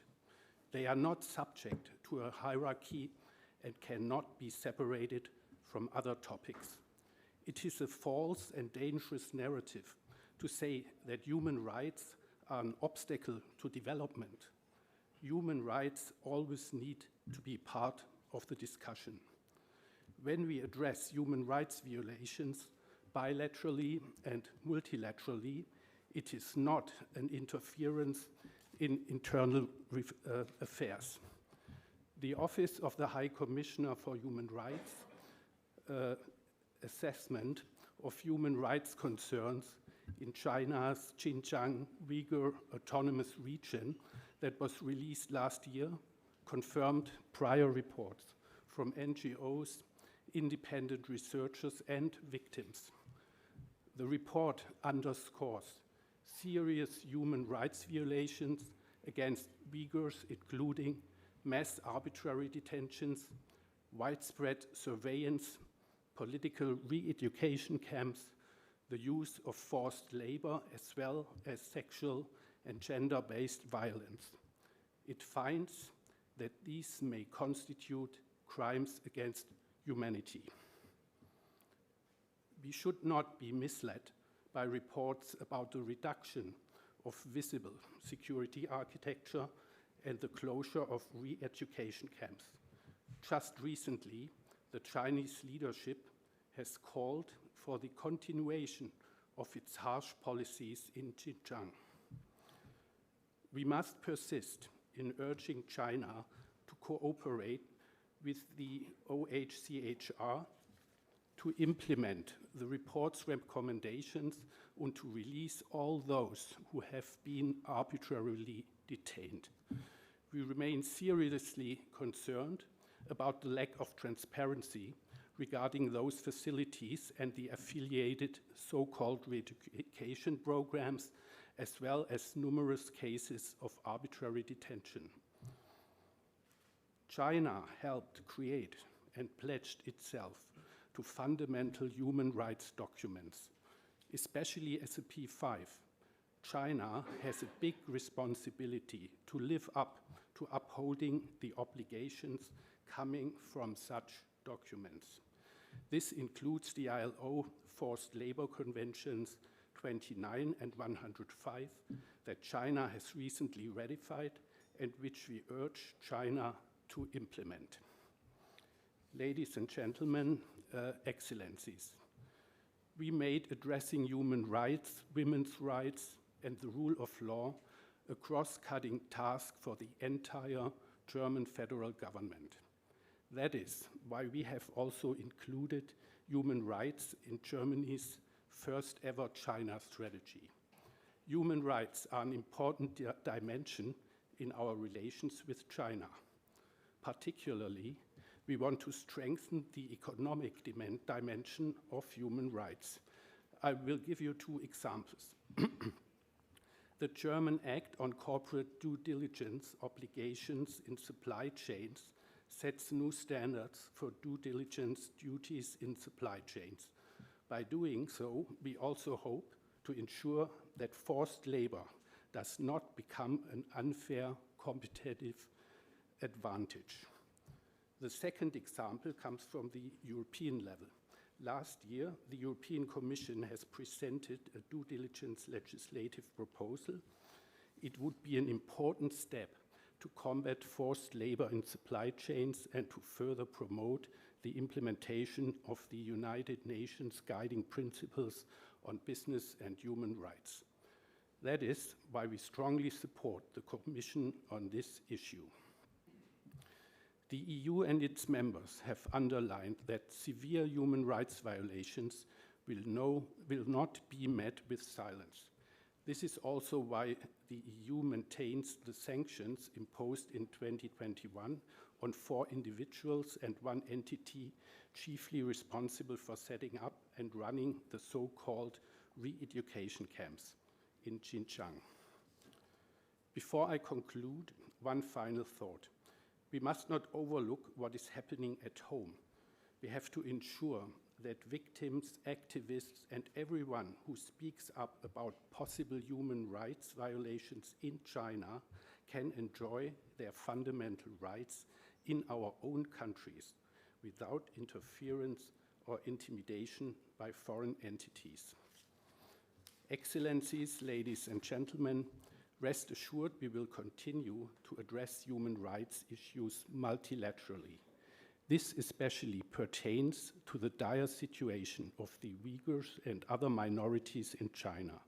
We hope that others will join and support respective statements and initiatives in the future. I thank you.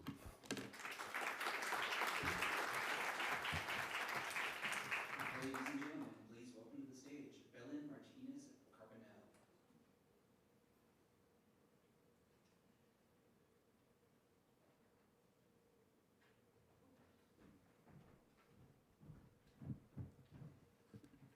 Okay.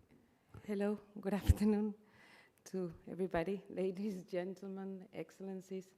First of all, a big thank to the organizers, to Amnesty International, Human Rights Watch, and of course the Atlantic Council for bringing us all together to discuss this very, very important topic that we would not like to be missed in the number of topics that are being discussed this week here in New York.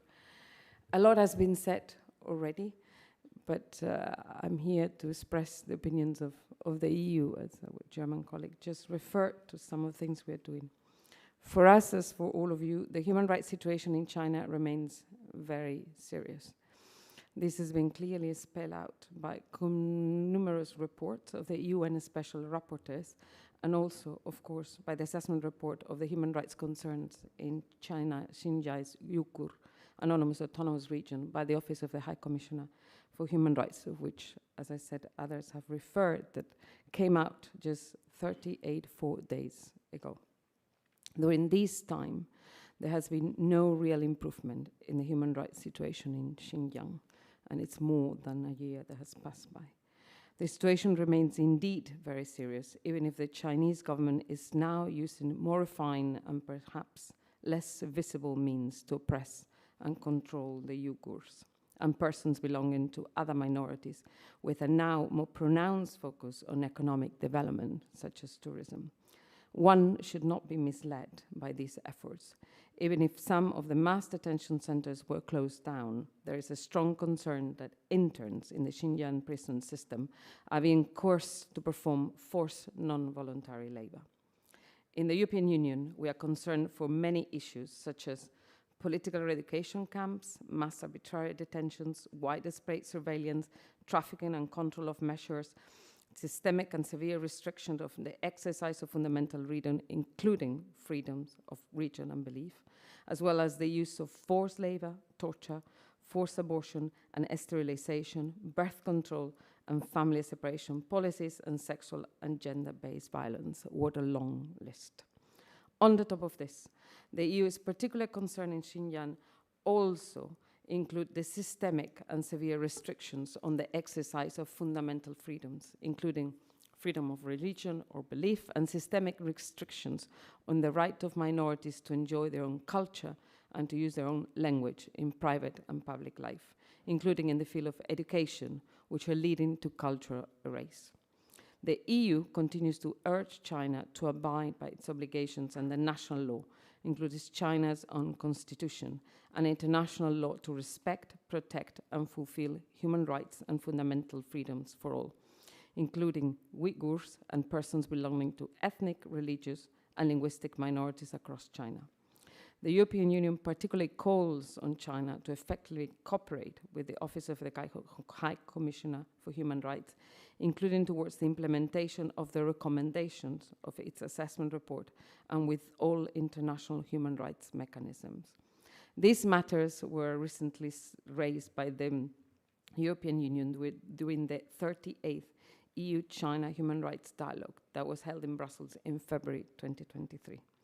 Rest assured that we will continue to raise these matters bilaterally with China, including at the highest political level, such as the potential EU-China summit coming, as well as in other multilateral fora, notably the Human Rights Council, the UN General Assembly Third Committee, and in our dialogue and cooperation with the Office of the High Commissioner of Human Rights, and in the context of the upcoming UPR for China. Furthermore, my German colleague has referred to the EU legislation, and the EU is committed to legislative action as well to take human rights impact related to business activities, including forced labor impact for China and for all the countries in the world. EU law already requires EU companies to carry out due diligence in certain sectors, such as the regulation of conflict minerals, and to report on the sustainability aspects of the operation, such as the directive on non-financial reporting.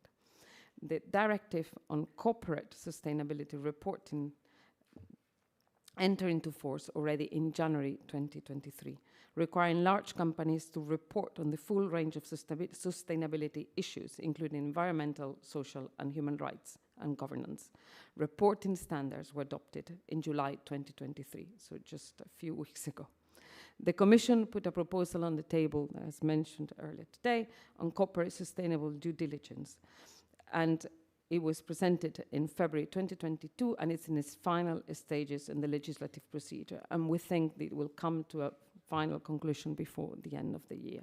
that's the efforts that the Commission, Council and the Parliament are working on. In September 22, the Commission also adopted a proposal on EU forced labour regulation, which will lay down a provision of making products made with forced labour available on the European Union market and exporting them. The proposal is undergoing legislative procedure, is a bit more delayed because it came a bit later, but the institutions are working hard to get it adopted soon, and we think it will contribute to eradicate forced labour from the value chains. With all this, we hope we can support the external dimension of our supply chains originated in third countries. The European External Action Service, which the institution where I work, is working hand in hand with the Commission to ensure the consistency of these initiatives with the overall EU external policies and its effective implementation in relevant areas, including all the work that we do in third countries. Thanks a lot.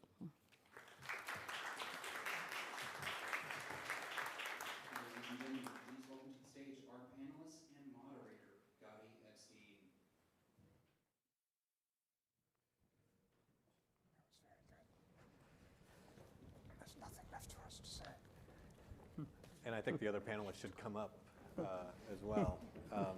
Hello, everybody. Thank you to our speakers. Thank you to the Atlantic Council, Amnesty International, and Human Rights Watch for organizing this today.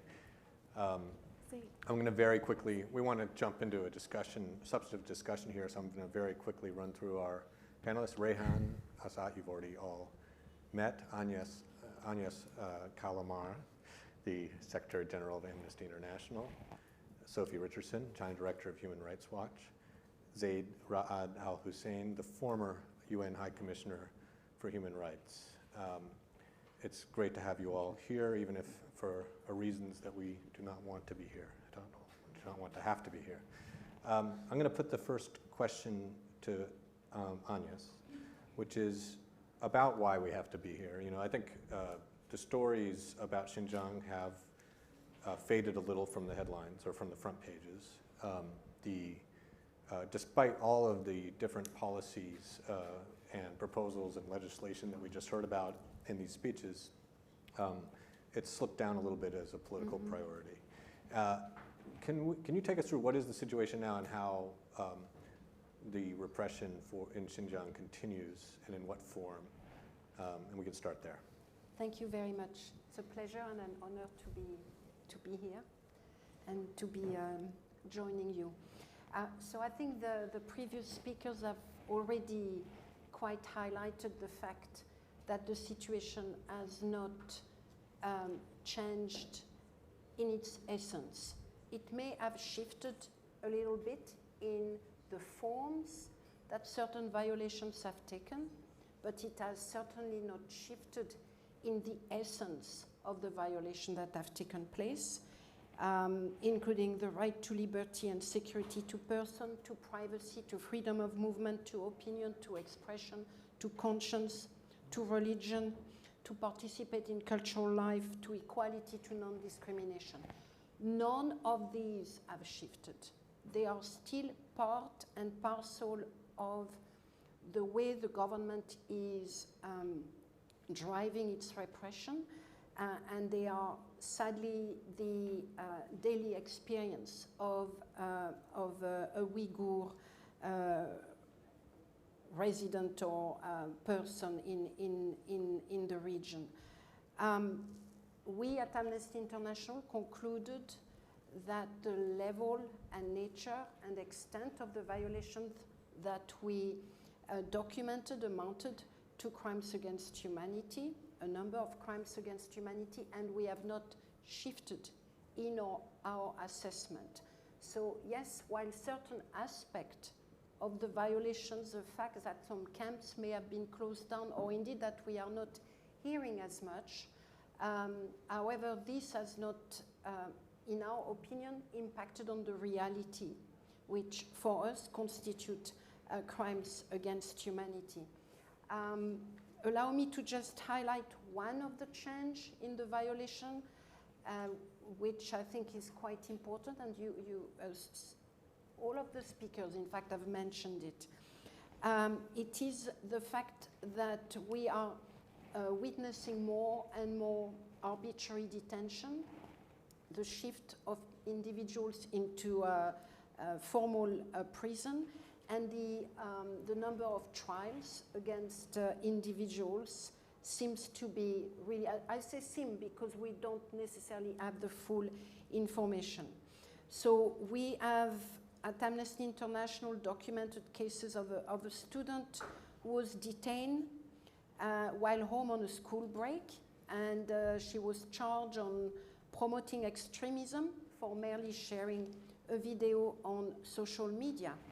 We have another example of a student tried for separatism after more than a year in pretrial detention. We only hear about the fact, several months after they occurred. We do know, though, that this last individual has been initially sentenced to 5 and now to 10 years in prison. We know, based on the information that we have gathered, these are only 2 examples, and that these are the tip of the iceberg, and that the multiplication of those cases indicate that the conditions for human rights violations to continue and to recur have remained. And that was one of the conclusions of the OHCHR report. I also want to highlight the fact that one of the engines of those violations, which is the national security and counterterrorism legislation that has been used to justify the internment of up to 1 million Uyghur and other Turkic Muslims, that legislation has not been amended or revised. It is now being used to justify the prosecution of dozens, hundreds, thousands of individuals, and what we believe to be an intentional handing down of harsh sentences to Uyghur individuals in particular. Yeah. Sophie, I want to follow up on some of that.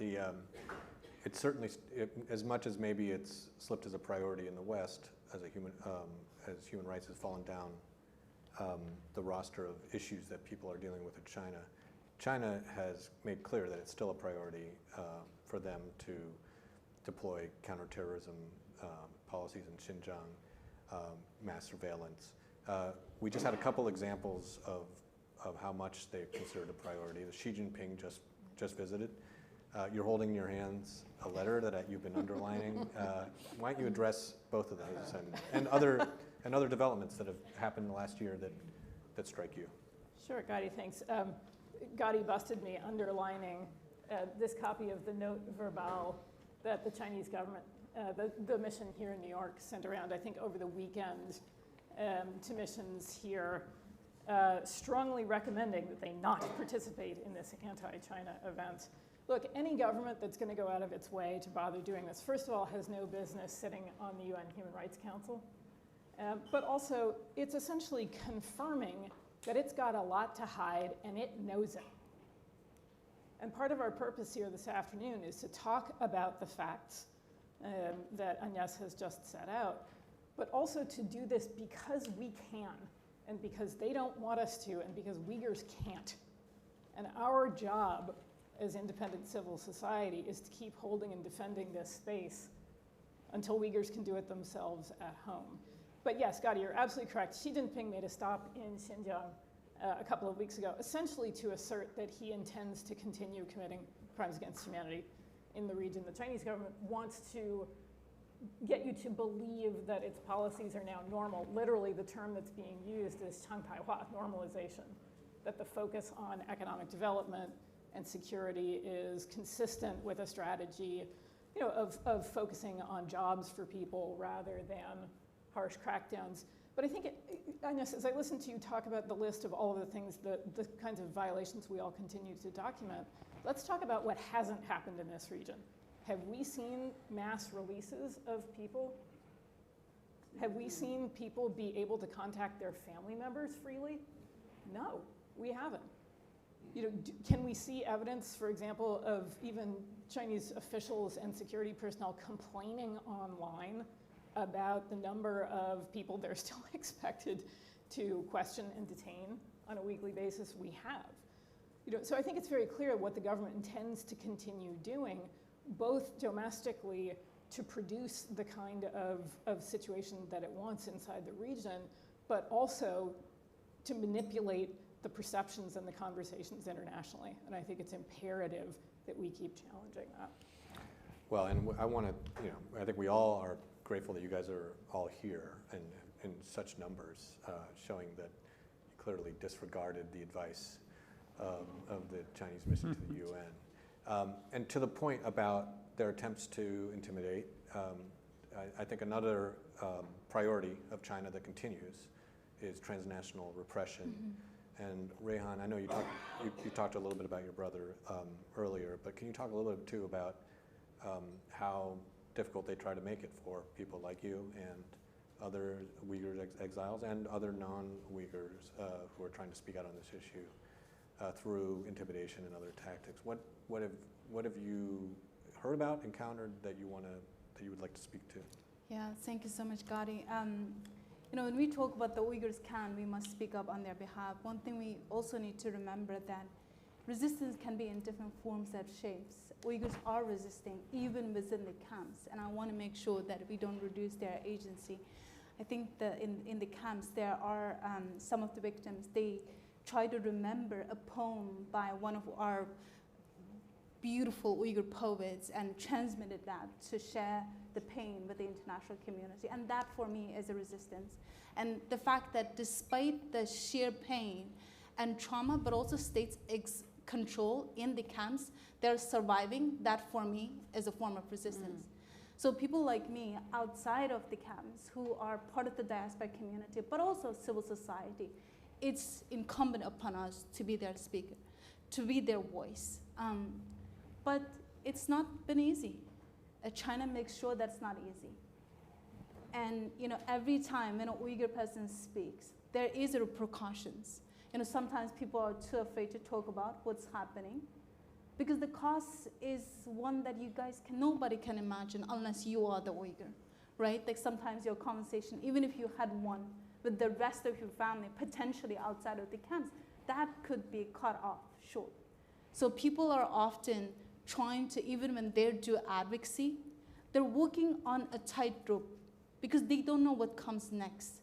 So we're using not only our body as a form of resistance, we're risking even our lives here. That's why it's called transnational repression, international repression beyond its borders. Uyghur Americans living in America, they're still subject to China's long-arm reach. And what they are using is our families, our loved ones, their lives. They're literally keeping them as a hostage. So there has been so many ways. I do say that Interpol is one of the mechanisms China has utilized in its international repression. We do have Uyghur activists, Uyghur human rights defenders who were just transmitting to different countries. Morocco is one of the examples where they ended up being detained. And China used that so masterfully. And these international institutions supposed to protect human beings, not to lend itself as a tool for international repression. So those are just mere mechanism.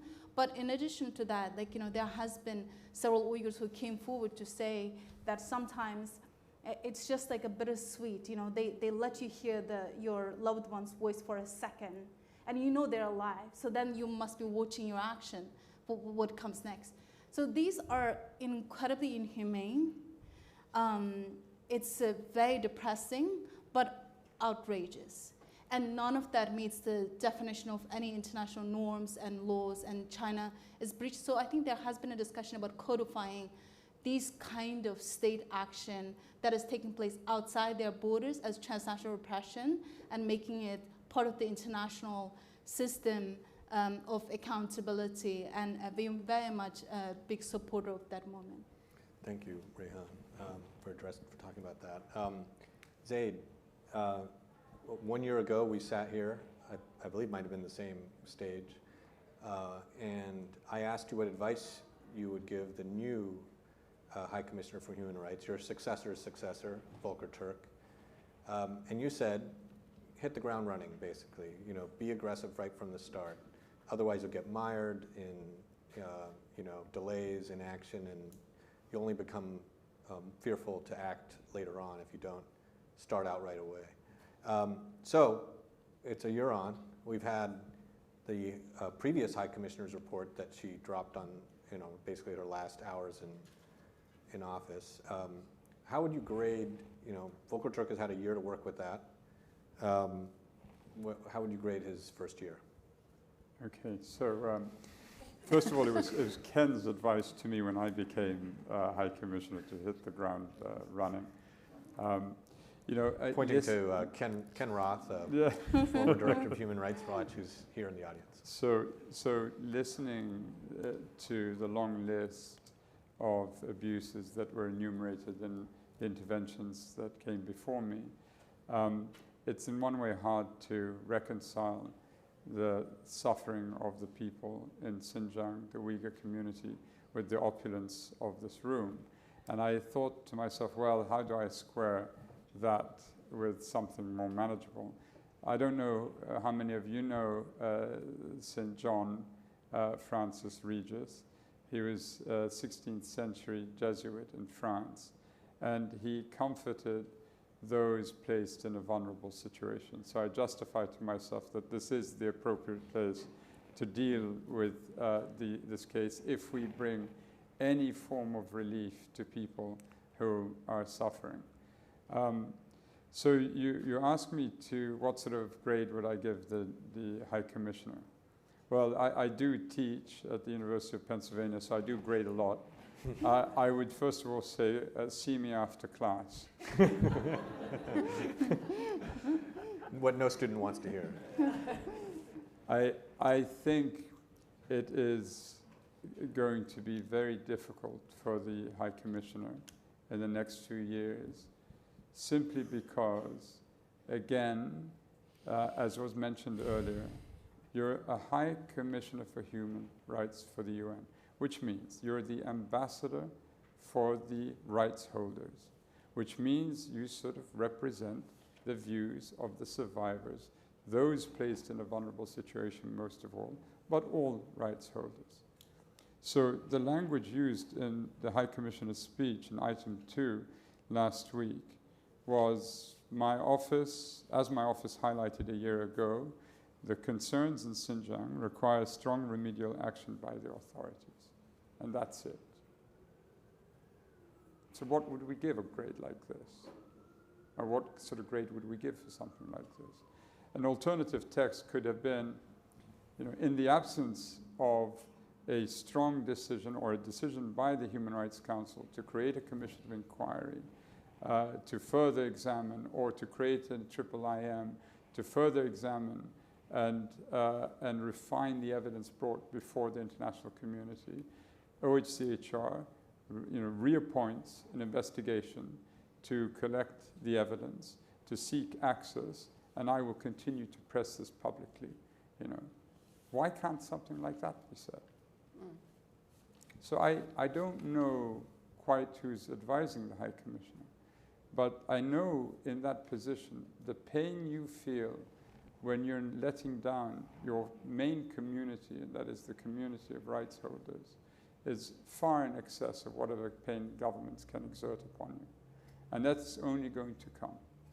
And so I think whoever's advising the High Commissioner, it has to be stronger language than just saying they need to take remedial action.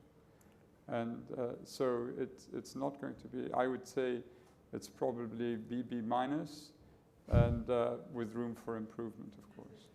I know that a couple others might want to jump in here. Agnes, you've had a front row seat. You were former special rapporteur for extrajudicial executions. You've annoyed China yourself in that role. Can you speak to what you think of how Volker Turk has done in his first year? What would you say to him now? Yes, I think I would also want to focus on the other part of the UN system.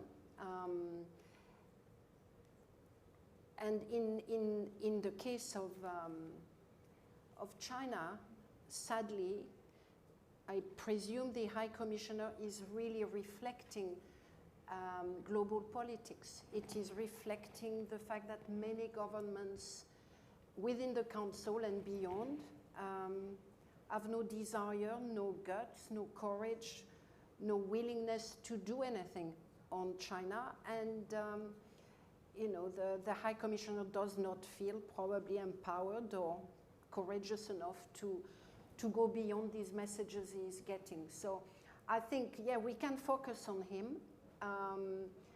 I think we need to also really try to understand why it is that so many governments are moving, first of all, are not here. So probably I've heard that the message loud and clear, and why they have not supported the attempt last year at the council to do something. So to me, that's as important a question.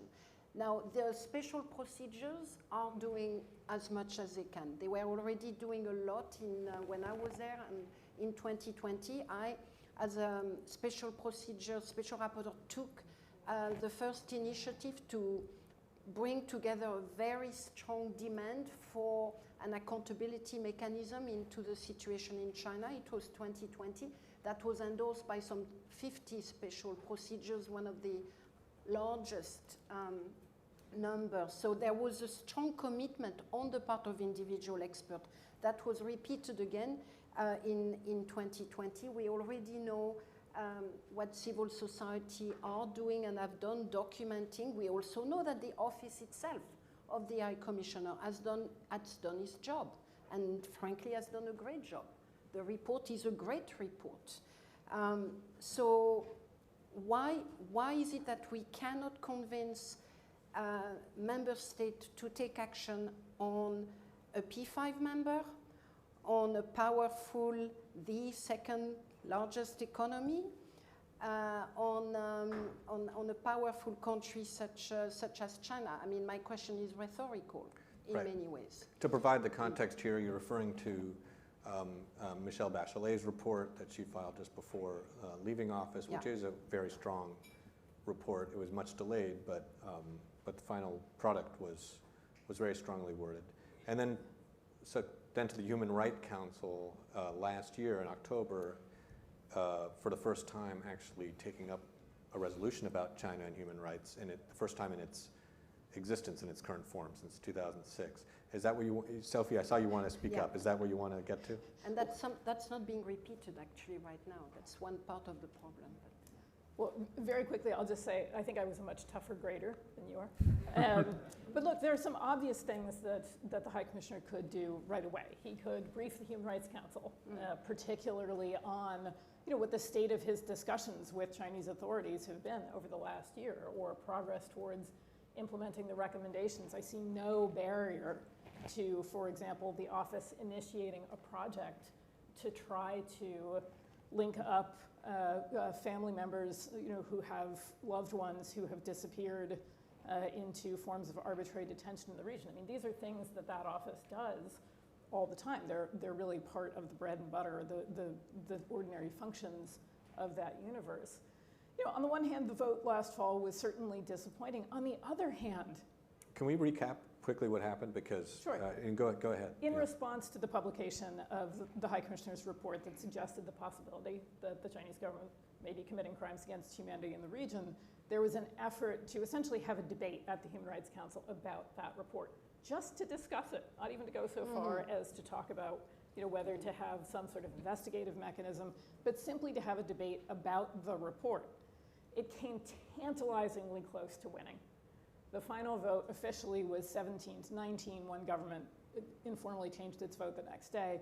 But never have we gotten so close, right? Never have we gotten so close to holding the Chinese government accountable for its conduct, or having a discussion about that scope and scale of abuses.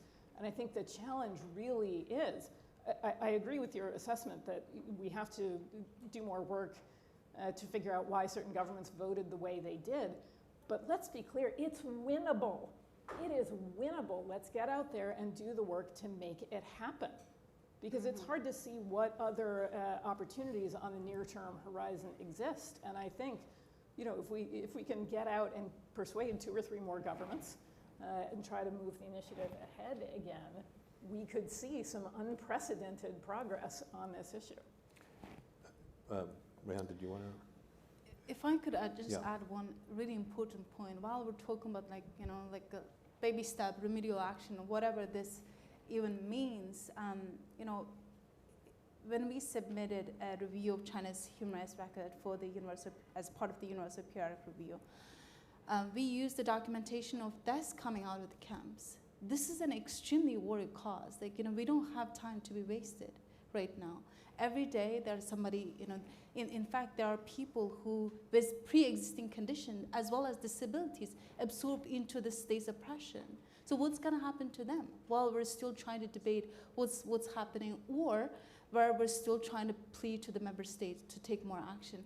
And funnily enough, when I meet member states, like individually, everybody express, we're with you. But when it comes to vote, we don't get the same support. And ultimately, it's China is putting more pressure. But this is a collective action problem. Because everybody, this is a prisoner's dilemma 101, textual definition of that. If each state is afraid, then there won't be action to be made.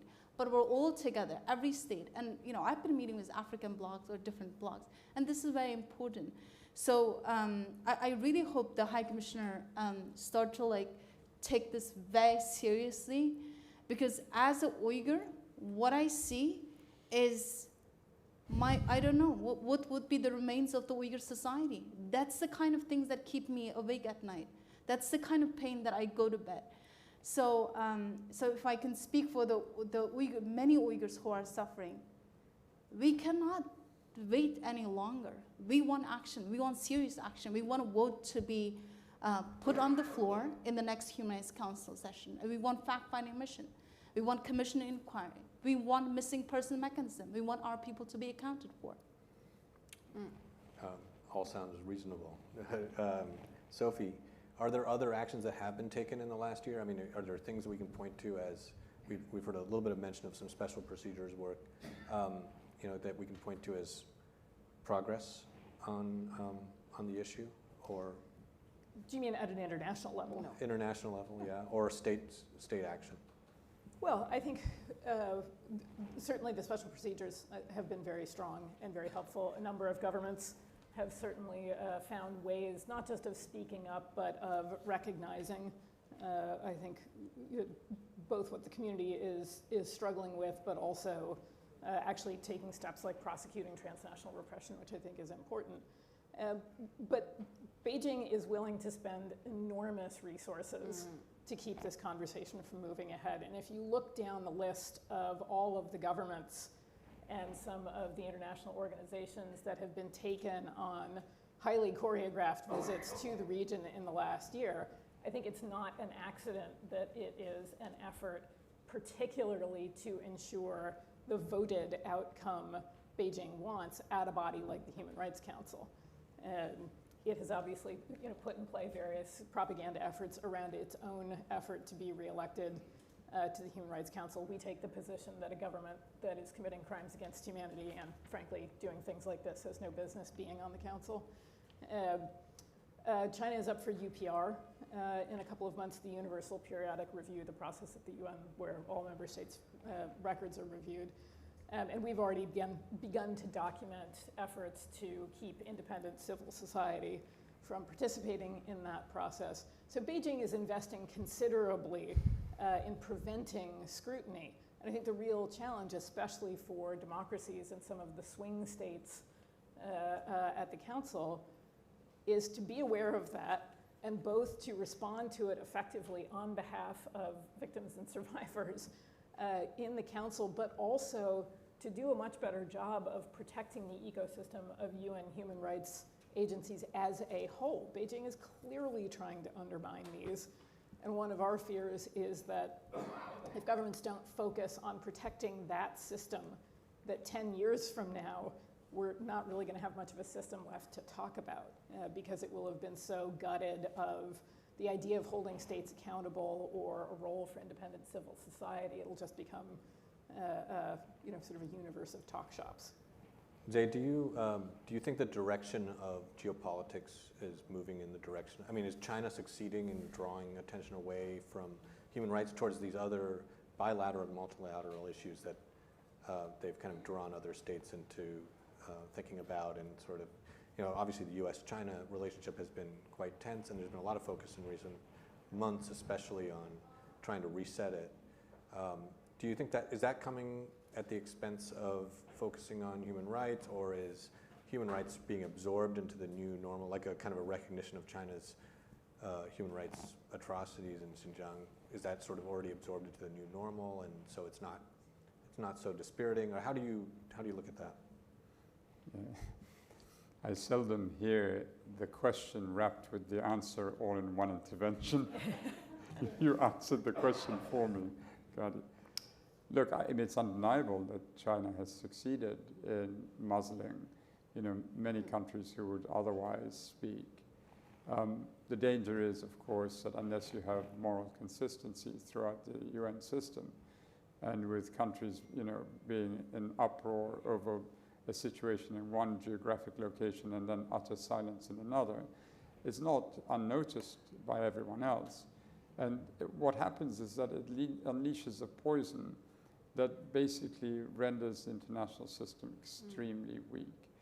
You know, when speaking about climate change, and I've done a lot of that today, and I've spoken a lot about the pandemic, I contrast those systems, which are very weak when compared to human rights. You know, what we have in human rights with the Universal Periodic Review, the Human Rights Council, the special procedures, the treaty bodies, the linking up with national human rights institutions, regional bodies, regional courts, is an elaborate and really strong system compared to what we have in climate, what we have in health, and in other parts. But if the member states of this, of the international, or let's say of the UN, are not taking care to preserve the human rights system, the one sort of emblem of how one could do things, then much else will begin or continue to rot. You know, we speak, just to sort of contrast this, we speak of, you know, having some sort of regulation on AI. When the scaffolding is so weak everywhere else, what on earth makes one believe we can do that? Or prevent the eruption of new conflicts? And so where are we headed? You know, these may seem to be narrow points, but where are we headed? We're headed, if you don't stop this slide, we're headed to a mass panic soon, probably, and anarchy soon after that. I mean, that's a very grim view. But every contributing failure has its price. Yeah. And the ultimate price is paid by peoples around the world who wanted to live in peace with their rights, you know, and their livelihoods intact. And so, you know, all of these are contributing factors. And those who do not want to take up their responsibilities in the Human Rights Council are contributing to its failure. And so, you know, it's fairly grim. And I honestly, Gadi, sometimes I turn up on panels and people say, oh, you know, you're such an Eeyore, and, you know, it's so negative, and, you know, you need something to, you know, improve people's morale. And I said, well, if people want to feel better, we should, I mean, I suppose I can recommend medication, or we should all be medicated or something. But the facts are the facts. And the truth is there. And I think, you know, you know, I meet with a lot of young people the whole day today. And they all sort of want to speak out. And I said, speaking out is not saying something that everyone else is saying. It's speaking when no one else dares speak, like Agnes Kalamar does all the time, and Sophie, and, you know, so many people here. Ryan, you know, you do this, Ken, Felice, so many people around in this, and that's how the world improves. You know? And with no malice. We want justice for the Uyghur people, and we want those held accountable. But there's no malice toward, you know, the Chinese people writ large. I mean, we respect their civilization and their contributions to humanity, and, you know, and to portray us as notorious anti-China people. No, we're pro-people of China who have been removed from their basic access to their rights. And that's, I think, who we stand with. Very well said. Agnes, you wanted to follow up on that? Yeah, two or three things. First, I completely agree with Zaid.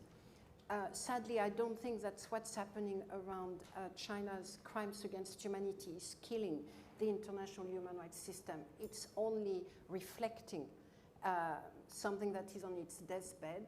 It may be contributing to killing it a little bit faster, but it's, you know, it's really a reflection of an international system that is all about transactions and double standard. So that's, you know, and that's also part of the explanation, in my view, as to why some states are reluctant to take action, not just because of the pressure from China, but because they don't want to be part of this zero-sum game between the two countries that are vying for hegemonic, you know, power. So that's the first thing. The second is that it does not mean that nothing can be done. I think China really doesn't like when the situation is talked about openly, publicly, when we have reports coming up, when journalists talk about the situation in, of the Uyghurs or other situation in China. And maybe there has not been enough of that over the last 12 months. So I think we really need to call on all actors who want to do more to use their platform and to use it much more powerfully and effectively than they may have done thus far. I think with a few exceptions on the part of human rights organizations and the Uyghurs themselves, the last 6 months have been a bit quiet on the side of the media, governments, and so on. It's not a reproach, you're doing quite a bit, but I'm just saying, you know, putting out information and reports, really, the Chinese, like every government, don't like to have their image and reputation, you know, put for everyone to see. Thirdly, I think we need to really challenge the fact that right now, for international justice to be delivered, you need too many nation-states involved. There is not enough autonomy, there is not enough mechanism that allow for international investigative, an international investigation to take place. Yes, special procedures can do that, and maybe we should invite them to do more on China, actually. I think that's one thing that, in addition to doing those joint statements, call on them to do some more reports. They don't need to be invited by China to actually do a good report. I've done something, and I know it can be done. So, not on China, but never mind. But what about imagining IIIM that can be just, that can be demanded or put into action without member state or large number or certain member state approval? I mean, we really need to start reimagining the international justice mechanisms outside this obsession with, you know, territories and nation state. And it's not there. We don't have that. We have international advocate, international expert that can do a bit, but we need to really push that. And there was a conversation, and there is an ongoing conversation on creating a more standard-based kind of a IIIM. And I think, you know, that could be, where are you? I'm pointing to Stephen Rapp. No? Exactly. So I think, you know, these are the moments where we need to say this is why we need to be able to call on those mechanisms. And of course, member states need to be mindful of the fact that it could turn against them. But, you know, if they really truly believe in it, let's do that. Well, you have said in the past, I know that China is determined to try and remove kind of human rights from the multilateral system. That certainly doesn't help when everyone's in the West is being quiet about the issue, as you say, for the last 6 months. So hopefully we can be changing that conversation. We have, I just wanted to notify the audience, we'll have a Q&A coming up shortly, so get some questions ready. We also have, I think this is a good time to reach out to the audience. There's a couple representatives here who want to give brief remarks from the Netherlands and from France. If you can identify yourself. From France? From the Netherlands. Okay. And you can, I think you're going to come up, you're going to be given a mic. Yeah. Thank you very much for the floor. Just on behalf of the, sorry, not prepared for this. On behalf of the Dutch government, thank you very much for organizing this very important event. Thank you for giving me the floor so I can also make known that the Dutch government didn't take heed of the note verbal that we received. The role of your organizations keeping the light on this important situation is crucial, so thank you again for this interesting panel. We've taken note of all the important comments that were made. The UN report of last year remains the important basis for the Netherlands. The vote result regarding the resolution in the Human Rights Council last year was very disappointing for us. The Netherlands sees the Human Rights Council as the best place to provide further follow-up to the report, but it's important to keep voting ratios in mind. We are looking at other options as well with like-minded countries to give follow-up on the report. This is a challenge, and that would be my question to the panel as well, if you have any input or ideas on how to do this.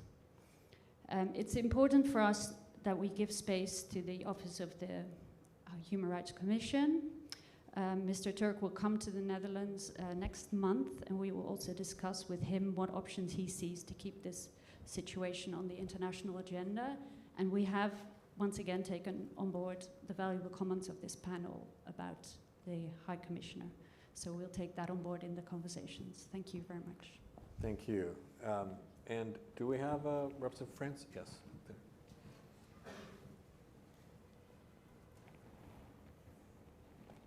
Thank you very much. I'm Delphine Borion, the Ambassador for Human Rights from France, and thank you very much for this debate and for a very important issue. And of course, France is also very concerned about the situation of human rights in Xinjiang. We have expressed this concern very often, both officially, also in bilateral discussions. We are also concerned by lack of reply of Chinese authorities on individual cases that we have raised. Also, there's some issue that we have also raised here, the extraterritorial practices. So a question to the panel on also the evolution of the ground. What you see as evolution of the ground in relation also of the closing of banalization of the camps in Xinjiang, and also the delocalization of forced work in other regions with Uyghur persons. Thank you very much, and thank you again. Thank you. Does anyone want to take that topic up? Go ahead, Rhea. In terms of what's happening on the ground is that there are changes that take place because of the international scrutiny and criticism, but some of which is very cosmetic. That means that maybe some of the so-called re-education camps are closed down, but the prison camps are expanding. It's becoming more permanent, and they are just like 2 years ago, last year, there was a report about China building new camps with more permanency. That means that the state is intent to keep people as where they are. Right, so I think that's something that we really need to keep in mind.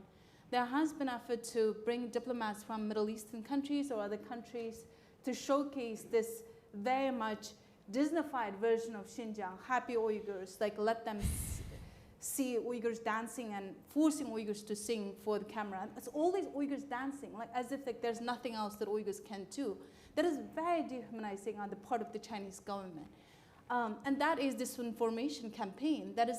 But these diplomats, any person, any individual with common decency and intelligence can see. They're seeing what China wanted them to see. These are staged camps and people who are actually forced to do what they don't want to do, because otherwise their family members would go into the camps.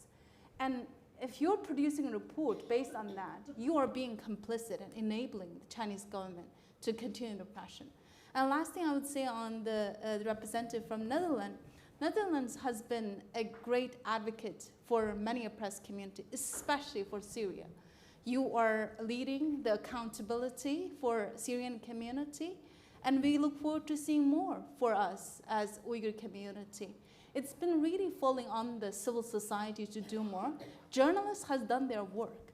We had independent Uyghur tribunal who also came out with their decision. And member states, especially Western democracies, I really hope we stop paying lip service to the Uyghur community.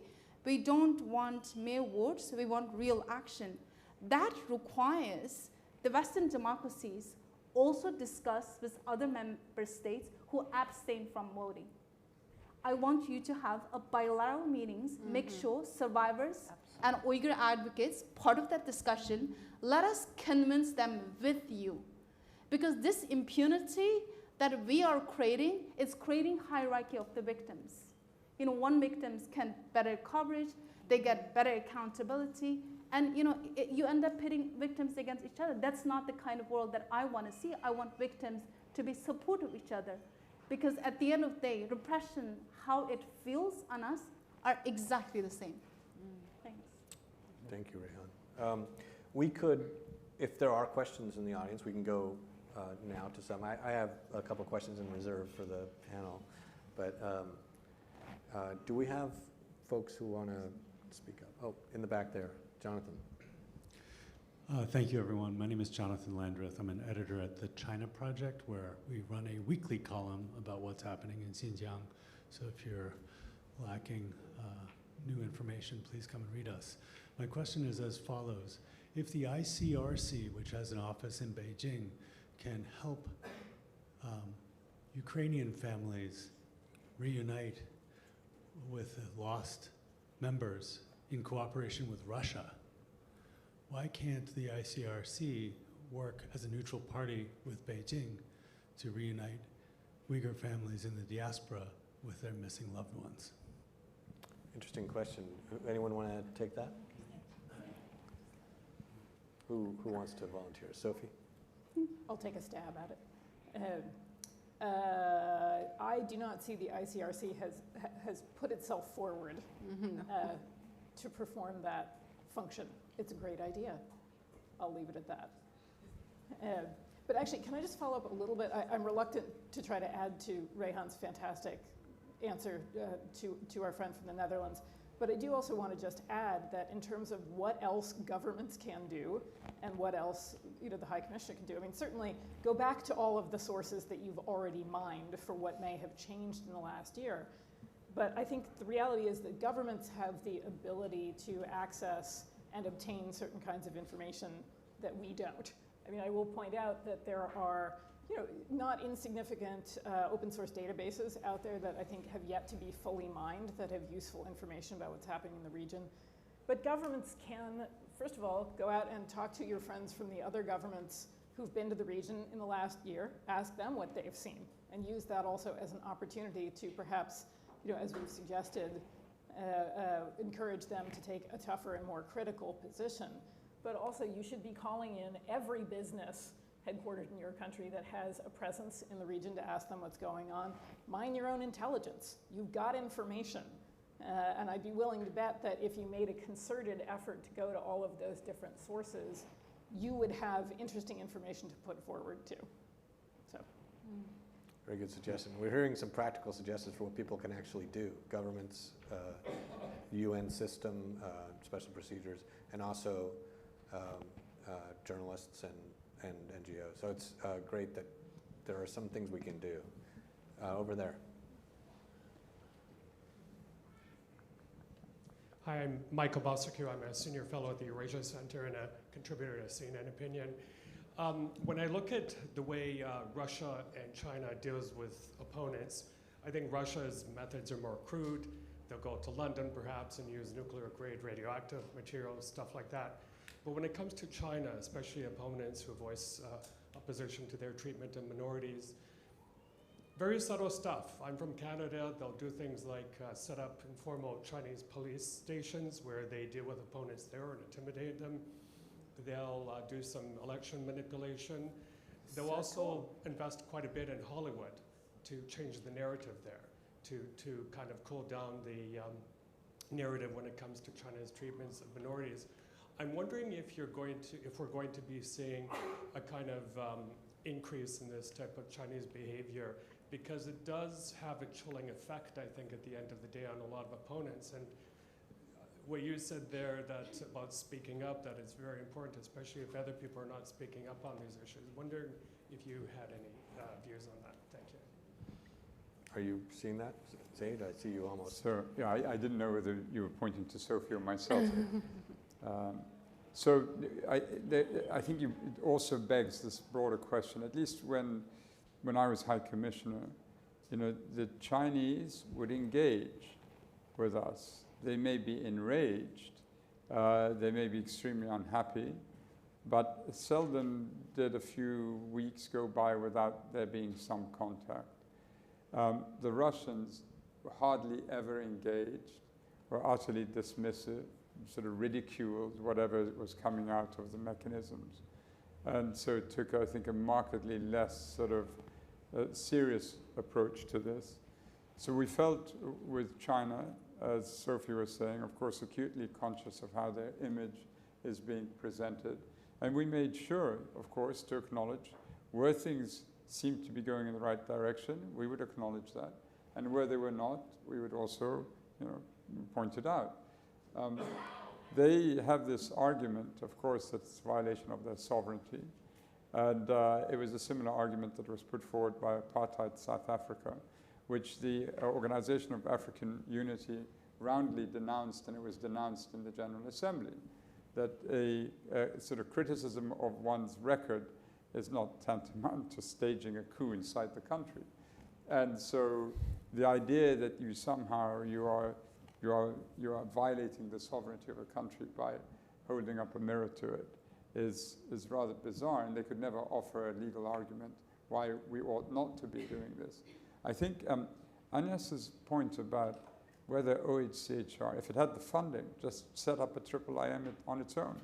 I mean, I like the logic there, because unless prohibited by a specific mandate, you could probably do it.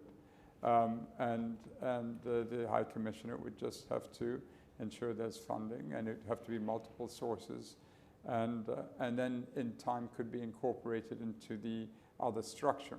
Mm-hmm. And that, I think, is something worth exploring. Let's take another question. Let's see if anybody has. Go ahead. So I'm Jonathan Bass from Jewish World Watch and Simon Wiesenthal Center. So we sponsored the first two Uyghur women who testified in the China Select Committee, in front of the China Select Committee. And surprisingly, one of them, after she testified, her family was targeted in China and killed. So when you say, why don't people speak up on behalf of the diaspora, it's because those families are targeted. I was with the head of the UAE China Commission on Trade, and he was a Uyghur, and when everybody left the room, he said, I'm grateful for what you guys are doing in America. We just can't do it here. I have 800 family members, and if I say anything, they target my family members immediately. So I think it's difficult for the diaspora outside of the US to speak up. We honored Nuri Turkel, who was the Uyghur head of USURF in LA at Warner Brothers Studio last year. And the Chinese sent operatives to the event to photograph and monitor each person that attended the event. So they're here, they're everywhere, and they do take action against it. So how do we get our government to stand up and protect these Uyghur families in a louder way? Nuri Turkel cannot get his mother out of Xinjiang province, even being the head of USURF for a year. The head of USURF, she's still there and treated quite harshly. So, Rayhan, I imagine you've had some conversations with folks in the U.S. government about this issue, and Sophie, you as well, probably. Yeah. Go ahead, Rayhan. I would say that despite them, you describe all the risks that Uyghurs face, and I don't think it even begins to paint the full picture as to how much risk there is. But despite that, not only the Uyghur diasporic community are speaking up, and this is not just in the US, this is in Turkey, in countries that I would put at a heightened risk jurisdictions. In fact, there are Uyghur researchers who are producing reports. They're not just the activists, they're doing the actual work. They're lawyers, they're engineers, they're using every knowledge they have to illuminate the truth on the ground. So we are doing a lot, and I am incredibly proud of being Uyghur.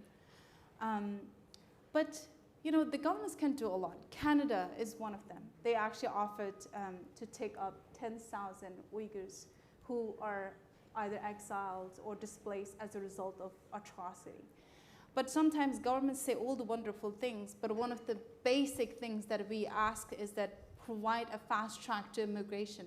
Allow Uyghurs who are forcibly being deported or face the risk of deportation in countries like Egypt, there has been many precedents for that, to come to the United States or to other countries. But immigration is always a very sensitive subject. And when it comes to Uyghurs, then we're creating a different system. You know, and when it comes to this, like, you know, we need to really wear our values. And I think President Biden today said it pretty exactly about, you know, if we don't wear our values, what kind of world we're going to create. So if government do decide that this is determined, this is atrocity, crime, and genocide, then we want to see these policies being implemented as well. Sophie, I think it's an excellent point about, you know, there's quite a few China hawks, and there's no shortage of them in DC. A number of those same China hawks are people who are immigration hawks. Have you had conversations with some of those folks and about trying to square that circle and maybe create at least some opportunity here for Uyghurs to? Yeah, I mean, they're very sort of yes, but conversations, and they can be frustrating. Maybe I'll just leave it at that. You know, people will say, yes, of course, we want to try to help out a particular community or a particular individual, but we're not going to get behind a policy that would broadly allow larger numbers or particular groups of people easier access to a particular country. And it's a pretty consistent conversation, essentially, from one democracy to the next. But on, you know, on the question about individual cases, you know, it's relatively rare that I've had the experience of having a government official say, no, we're not going to talk about that. And indeed, I want to acknowledge some diplomats who have gone to, I think, pretty extraordinary lengths to try to free or help mitigate the suffering of individuals, family members. It never rises above other priorities as political leaders see them in the bilateral relationship with Beijing. We have time. We only have a couple minutes left. I'm going to take one last question, and we'll see if we can have a quick answer, and anybody else who wants to wrap up. Thank you. My name's Jen Robinson from Dowdy Street Chambers, and I'm a member of the international legal team for Jimmy Lai, who's in prison in Hong Kong, facing life in prison for his pro-democracy activities.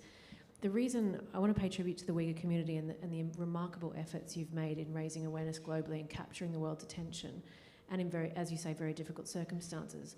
But I wanted to ask the panel about this transnational question, transnational repression question. It's come up now 3 times. We've been suffering all kinds of threats. The Hong Kong authorities have accused us of criminal offences for addressing the UN. The Uyghur community faces this too. What can individual governments, and from a multilateral perspective, can we be doing more to push back on China's attacks on those who seek to raise human rights issues against China in international forums? Who wants to take that? Should we give it to one of our UN alumni? Well, Agnes? I mean, transnational repression has become a priority for Amnesty International, including with regard to that originating from China. We experience it a lot, shall we say, in Asia, in fact, far more than in the Western world. The only way we can really, in my view, respond to it effectively is if we hold the line on international law, and we don't. Transnational repression is an extraterritorial crime. It's a form of aggression committed on the sovereign territory of another state, And no state thus far has taken the action, the legal action, in response to this kind of international crime. And maybe we would want to see Western governments in particular really looking at that crime through those lenses and taking resolute action, which so far they haven't. If you remember, one of you mentioned at some point those prison. I mean, this is extraordinary when you think of it. It's mind-blowing. You have your own prison outside. What's happening?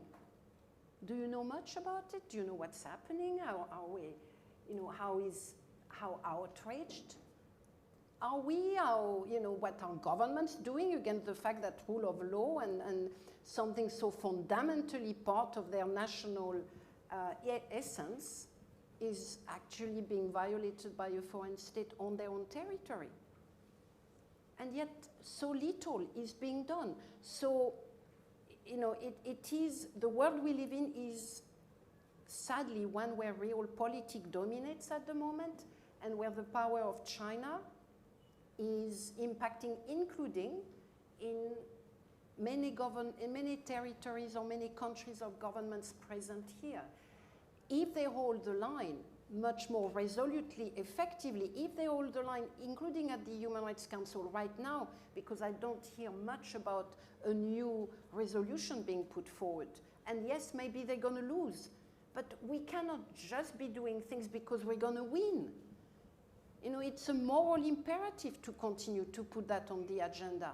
By not doing it just because we may lose, we may not have the point, we may, because of our economic interest as well, we need to decide what it is we really want, what kind of world we want to live in and leave to our children. And yeah, we can put the blame on a lot of other countries, but I think if those countries that have a little bit more economic might, that have a little bit more political ascendancy, where to hold on to the line, to see that as a long game, not to try to get a short win, then maybe we have a chance. Maybe we have a chance. Rayhan, do you want a last word quickly? Or? I also want to ask a rhetorical question. If we in the free society felt the impact of the transnational repression, imagine the Uyghurs who are held up in the camps, who are not only indoctrinated, but the state always exert their control and surveillance over them. I want us to think about that. I think that is incredibly important. And last thing is that China, every time when we raise the human rights issues, they raise the flag of non-interference. But what they're doing in the sovereign countries against citizens of those countries, to me, that is interference. And that is something that countries need to protect their own citizens. That's the first step. That's the note to end on, I think. We cannot forget the actual people living under these conditions in Xinjiang, the Uyghurs, and also, as Anya's put it, the world that we want to have. So thank you, all of you, and all of you for coming today. I hope that we've kind of come away from this with some calls to action and take some actions. Thank you. Thank you. Thank you.